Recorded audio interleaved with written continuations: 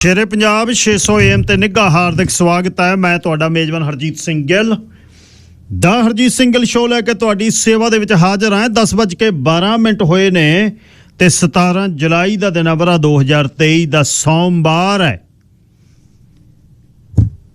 ਤੇ 2 ਸੌਣ ਨਾਨਕ ਸ਼ੇ ਸੰਮਤ 555 ਨਿੱਘਾ ਹਾਰਦਿਕ ਸਵਾਗਤ ਹੈ। ਚਾਹਾਂਗੇ ਪੰਜਾਬ ਨੂੰ ਦੇਸ਼ ਪੰਜਾਬ ਦੇ ਝਰੋਖੇ ਚੋਂ ਸਰਦਾਰ ਨਵਕਿਰਨ ਸਿੰਘ ਪੱਤੀ ਨਾਲ ਕਰਾਂਗੇ ਗੱਲਬਾਤ। 11 ਤੋਂ 12 ਵਜੇ ਤੱਕ ਤੁਹਾਡੇ ਘਰ 'ਚ ਆਉਂਦੇ ਜਿਹੜੇ ਬਿੱਲ ਨੇ, ਕਿਸੇ ਵੀ ਬਿੱਲ ਨੂੰ ਤੁਸੀਂ ਕਿਵੇਂ ਵੇਖਦੇ ਹੋ? ਬੈਂਕਾਂ ਦੀਆਂ ਸਟੇਟਮੈਂਟਸ ਕੀ ਨੇ, ਬੈਂਕਾਂ ਦੇ ਖਰਚੇ ਕਿਵੇਂ ਵਧੇ ਨੇ, ਕਿਵੇਂ ਚਾਰਜ ਕਰ ਰਹੇ ਨੇ ਤੁਹਾਨੂੰ, ਤੇ ਇਸ ਤੇ ਅੱਜ ਗੱਲਬਾਤ ਹੋਣੀ ਹੈ। 11 ਤੋਂ 12, 12 ਤੋਂ 1 ਅੱਜ ਗਦਰੀ ਯੋਧਿਆਂ ਦੀ ਗੱਲਬਾਤ ਹੋਣੀ ਹੈ, ਕਿਉਂਕਿ ਬਾਬਾ ਜਵੰਦ ਸਿੰਘ ਨੰਗਲ ਕਲਾਂ ਦਾ ਅੱਜ ਸ਼ਹੀਦੀ ਦਿਨ ਹੈ। ਇਹਨਾਂ ਪਿੰਡਾਂ ਦੇ ਵਿੱਚ ਉਹਨਾਂ ਦੀ ਜ਼ਿੰਦਗੀ ਮਾਲਪੁਰ ਤੋਂ ਲੈ ਕੇ ਇਸ ਇਲਾਕੇ ਦੇ ਵਿੱਚ ਗੜਸ਼ੰਕਰ ਦੇ ਇਸ ਏਰੀਏ ਦੇ ਵਿੱਚ ਉਹ ਕਿਵੇਂ ਵਿਚਰੇ, ਇਸ ਦੇਸ਼ ਚੋਂ ਕਦ ਮੁੜੇ, ਬਾਬਾ ਪਿਆਰਾ ਸਿੰਘ ਲੰਗੇਰੀ ਦੇ ਨਾਲ ਉਹਨਾਂ ਨੇ ਕੀ ਕੀਤਾ ਤੇ ਡਾਕੇ ਉਹਨਾਂ ਨੇ ਸਾਹਨੇਵਾਲ, ਮਨਸੂਰਾਂ ਤੇ ਚੱਬੇ ਕਿਵੇਂ ਮਾਰੇ, ਉਹਨਾਂ ਦਾ ਕਾਰਨ ਕੀ ਸੀ, ਕਿਵੇਂ ਪੁਲਿਸ ਲੱਭਦੀ ਰਹੀ ਤੇ ਉਹ ਲੱਭੇ ਨਹੀਂ।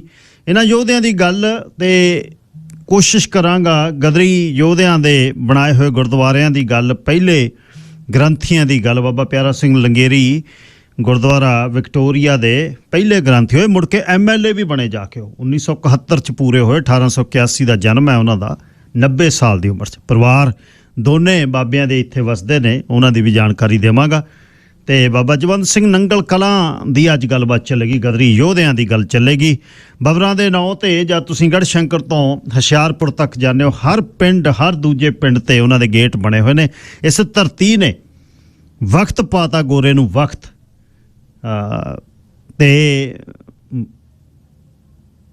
ਬੱਬਰ ਰਤਨ ਸਿੰਘ ਰੱਕੜ, ਉਹਨਾਂ ਦੀ ਤਾਂ ਗੱਲ ਏ ਵੱਡੀ ਹੈ, ਉਹਨਾਂ ਦੀਆਂ ਵੀ ਗੱਲਾਂ ਸੁਣਾਈਆਂ ਨੇ। ਅੱਜ ਇਹ ਗਦਰੀ ਯੋਧਿਆਂ ਦੀ ਵੀ ਇਸ ਧਰਤੀ ਨੂੰ ਠੋਕਰ ਮਾਰ ਕੇ ਉਹ ਕਿਵੇਂ ਤੁਰੇ। ਅੱਜ ਤੋਂ 125 ਸਾਲ ਪਹਿਲਾਂ ਜੇ ਉਹ ਉਰੇ ਰਹਿੰਦੇ ਤਾਂ ਅੱਜ ਉਹ ਕਿੱਥੇ ਹੁੰਦੇ। ਸੋ ਗੱਲਬਾਤ ਉਹਨਾਂ ਦੀ ਚੱਲੇਗੀ। 604 204 0600 ਔਨ ਏਅਰ ਨੰਬਰ ਹੈ, 6042040600 604 729 1224 WhatsApp ਤੇ ਟੈਕਸਟ ਲਈ ਇਹ ਮੇਰਾ ਨੰਬਰ ਹੈ, ਤੁਹਾਨੂੰ ਦਿੱਤਾ ਹੋਇਆ 6047291224। ਸ਼ਬਦ ਪੀਰ ਪੱਥੇ ਤਕਦੀਰ ਹੋਏ, ਸ਼ਬਦ ਪੀਰ ਪੱਥੇ ਤਕਦੀਰ ਹੋਏ, ਜਾਪ ਚੌਪਈ ਆਦ ਜੁਗਾਦ ਗੂੰਜੇ। ਤੇਰੀ ਸੋਹਬਤ ਮਿਲੀ ਜਦ ਨੇਤਰਾਂ ਨੂੰ, ਸਾਹਾਂ ਸੁਰਤ 'ਚ ਇਸ਼ਕ ਦੇ ਨਾਦ ਗੂੰਜੇ। ਕੀ ਨੇ ਠੱਲਣੇ ਵੇਗ ਅਕੀਦਤਾਂ ਦੇ, ਡੱਕੇ ਬੁੱਲਿਆਂ ਕਦੋਂ ਅਕਾਬ ਬਾਬਾ। ਹੁਸਨ ਮੱਥਿਆਂ ਤੇ ਤੇਰੀ ਤੇਗ ਦਾ ਹੈ, ਬੱਜੇ ਦੇਹਾਂ 'ਚ ਤੇਰੀ ਰਵਾਬ ਬਾਬਾ। ਚੜੇ ਹੁਸਨ ਹੌਸਲੇ ਜਜ਼ਬਿਆਂ ਨੂੰ, ਸੁੱਚੇ ਇਸ਼ਕ ਦਾ ਜਦ ਪ੍ਰਕਾਸ਼ ਹੋਇਆ। ਮੱਥੇ ਚਮਕੇ ਸਿਦਕ ਦੀ ਬਾਤ ਚੱਲੀ, ਅਰਪਤ ਦੀਨ ਨੂੰ ਹਰ ਸਵਾਸ ਹੋਇਆ।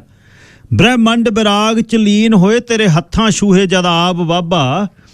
ਹੁਸਨ ਮੱਥਿਆਂ ਤੇ ਤੇਰੀ ਤੇਗ ਦਾ ਹੈ, ਬੱਜੇ ਦੇਹਾਂ 'ਚ ਤੇਰੀ ਰਬਾਬ ਬਾਬਾ। ਉੱਡੀ ਮਹਿਕ ਤੇਰੀ ਰਵਾਬ ਵਿੱਚੋਂ ਢਲਕੇ, ਤੇਗਾਂ 'ਚ ਨਿਰਾ ਜਮਾਲ ਹੋਈ। ਜੋਸ਼ ਗਏ ਤਰਾਸ਼ੇ ਆਣ, ਪੰਧ ਉੱਤੇ ਬੰਦਗੀ ਹੋਰ ਦੀ ਹੋਰ ਕਮਾਲ ਹੋਈ। ਵਾਕ ਬਾਣੀਆਂ ਦੇ ਤਰਨ ਪਾਣੀਆਂ ਤੇ, ਗਾਥਾ ਇਸ਼ਕ ਦੀ ਗਾਏ ਪੰਜਾਬ ਬਾਬਾ। ਹੁਸਨ ਮੱਥਿਆਂ ਤੇ ਤੇਰੀ ਤੇਗ ਦਾ ਹੈ, ਬੱਜੇ ਦੇਹਾਂ 'ਚ ਤੇਰੀ ਰਬਾਬ ਬਾਬਾ। ਨਿਰਭਉ ਨਿਰਵੈਰ ਦੇ ਹੁਕਮ ਹੋਏ, ਮਿਟੇ ਫਾਸਲੇ ਮਜ਼ਹਬ ਤੇ ਜਾਤ ਵਾਲੇ। ਰਤ ਵਿੱਚ ਚੰਡੀ ਦਾ ਵਾਸ ਹੋਇਆ, ਪੀਤੇ ਘੁੱਟ ਤੇਰੀ ਜਦ ਦਾਤ ਵਾਲੇ।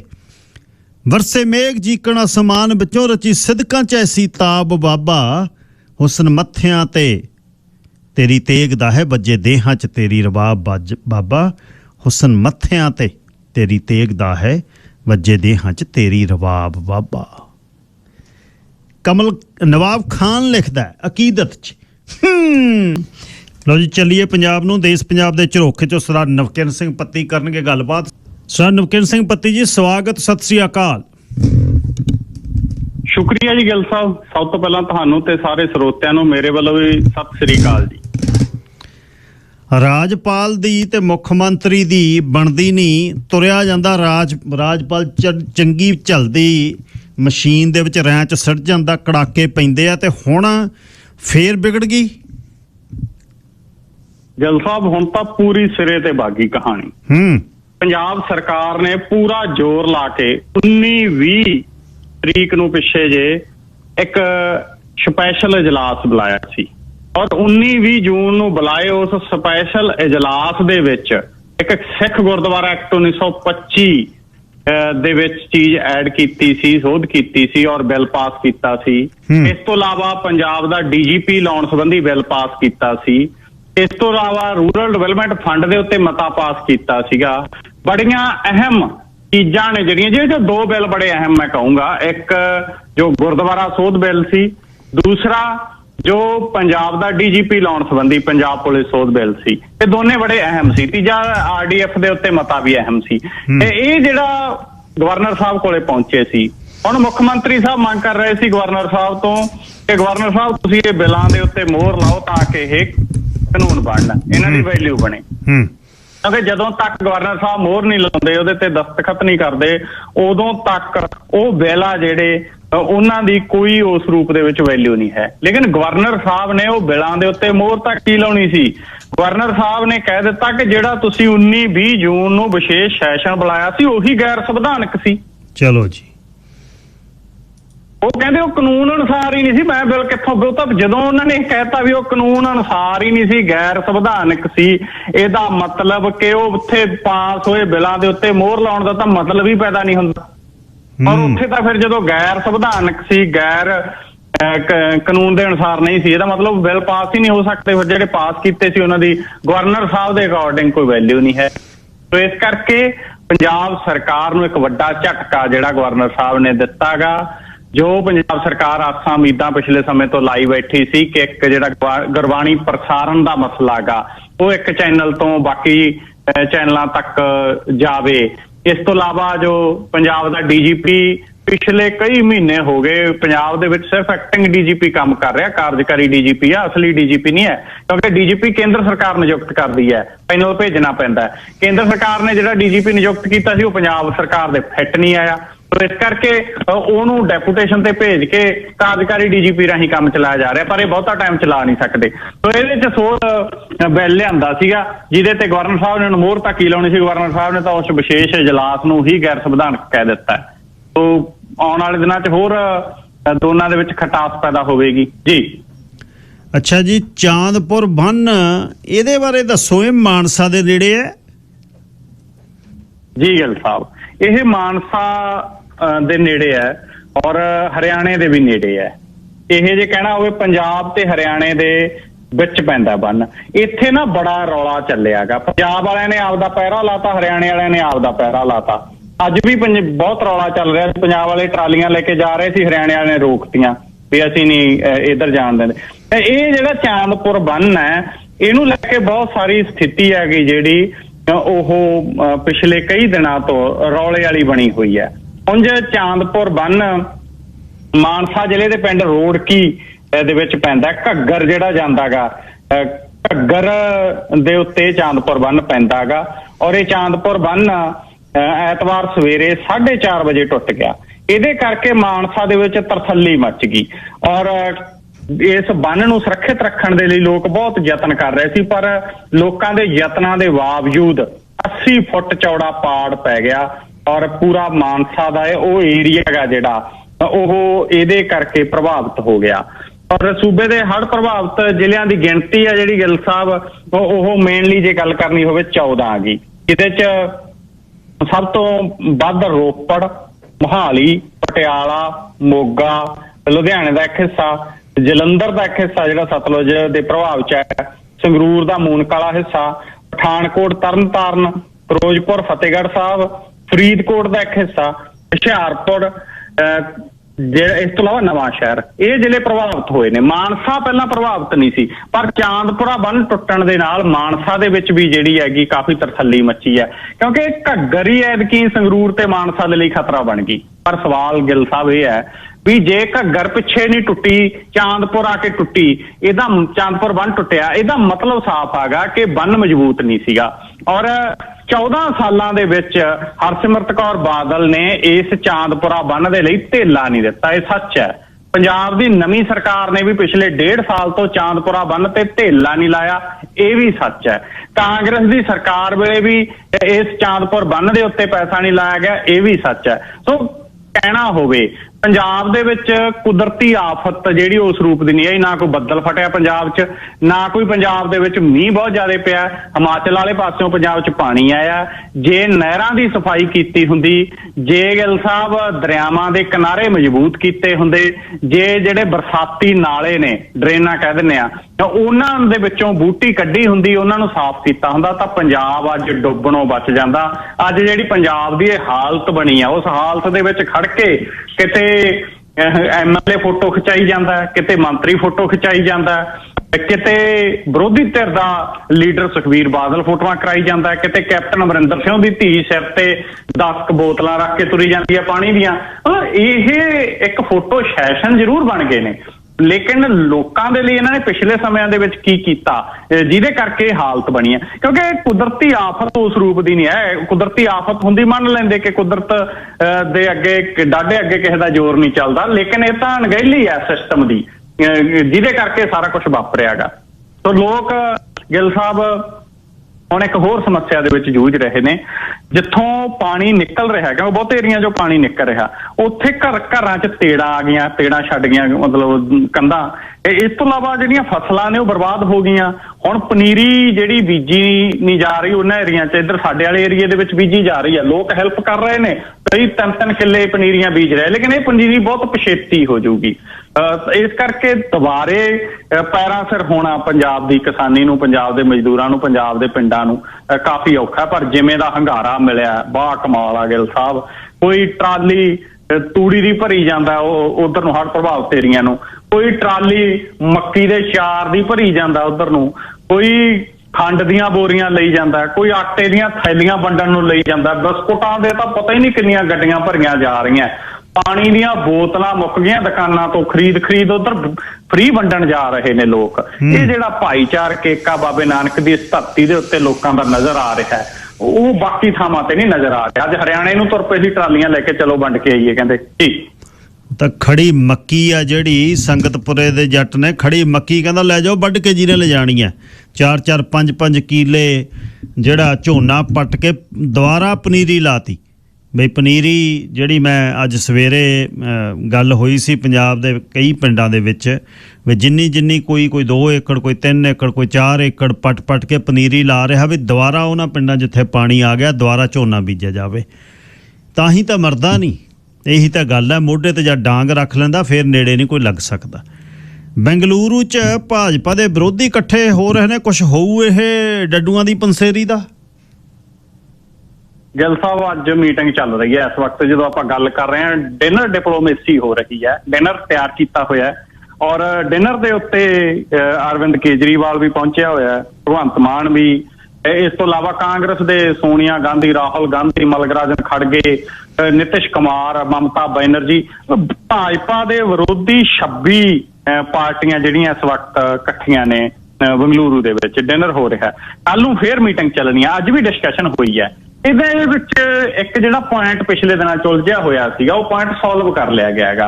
ਪੁਆਇੰਟ ਇਹ ਉਲਝਿਆ ਸੀਗਾ ਕਿ ਦਿੱਲੀ ਦੇ ਵਿੱਚ, ਦਿੱਲੀ ਦੀ ਚੁਣੀ ਹੋਈ ਸਰਕਾਰ ਦੇ ਮੁਕਾਬਲੇ ਗਵਰਨਰ ਨੂੰ ਵੱਧ ਅਧਿਕਾਰਾਂ ਦਾ ਜਿਹੜਾ ਮਸਲਾ ਸੀਗਾ, ਜਿਹਦੇ ਤੇ ਆਰਡੀਨੈਂਸ ਆਇਆਗਾ ਕਿ ਆਖਰੀ ਫੈਸਲਾ ਗਵਰਨਰ ਦਾ ਹੋਊ ਦਿੱਲੀ ਦੇ ਉਪ ਰਾਜਪਾਲ ਦਾ, ਤਾਂ ਉਹਨੂੰ ਲੈ ਕੇ ਆਉਣ ਵਾਲੇ ਦਿਨਾਂ ਦੇ ਵਿੱਚ ਰਾਜ ਸਭਾ ਦੇ ਵਿੱਚ ਬਿੱਲ ਦਾ ਵਿਰੋਧ ਹੋਣਾ ਸੀ।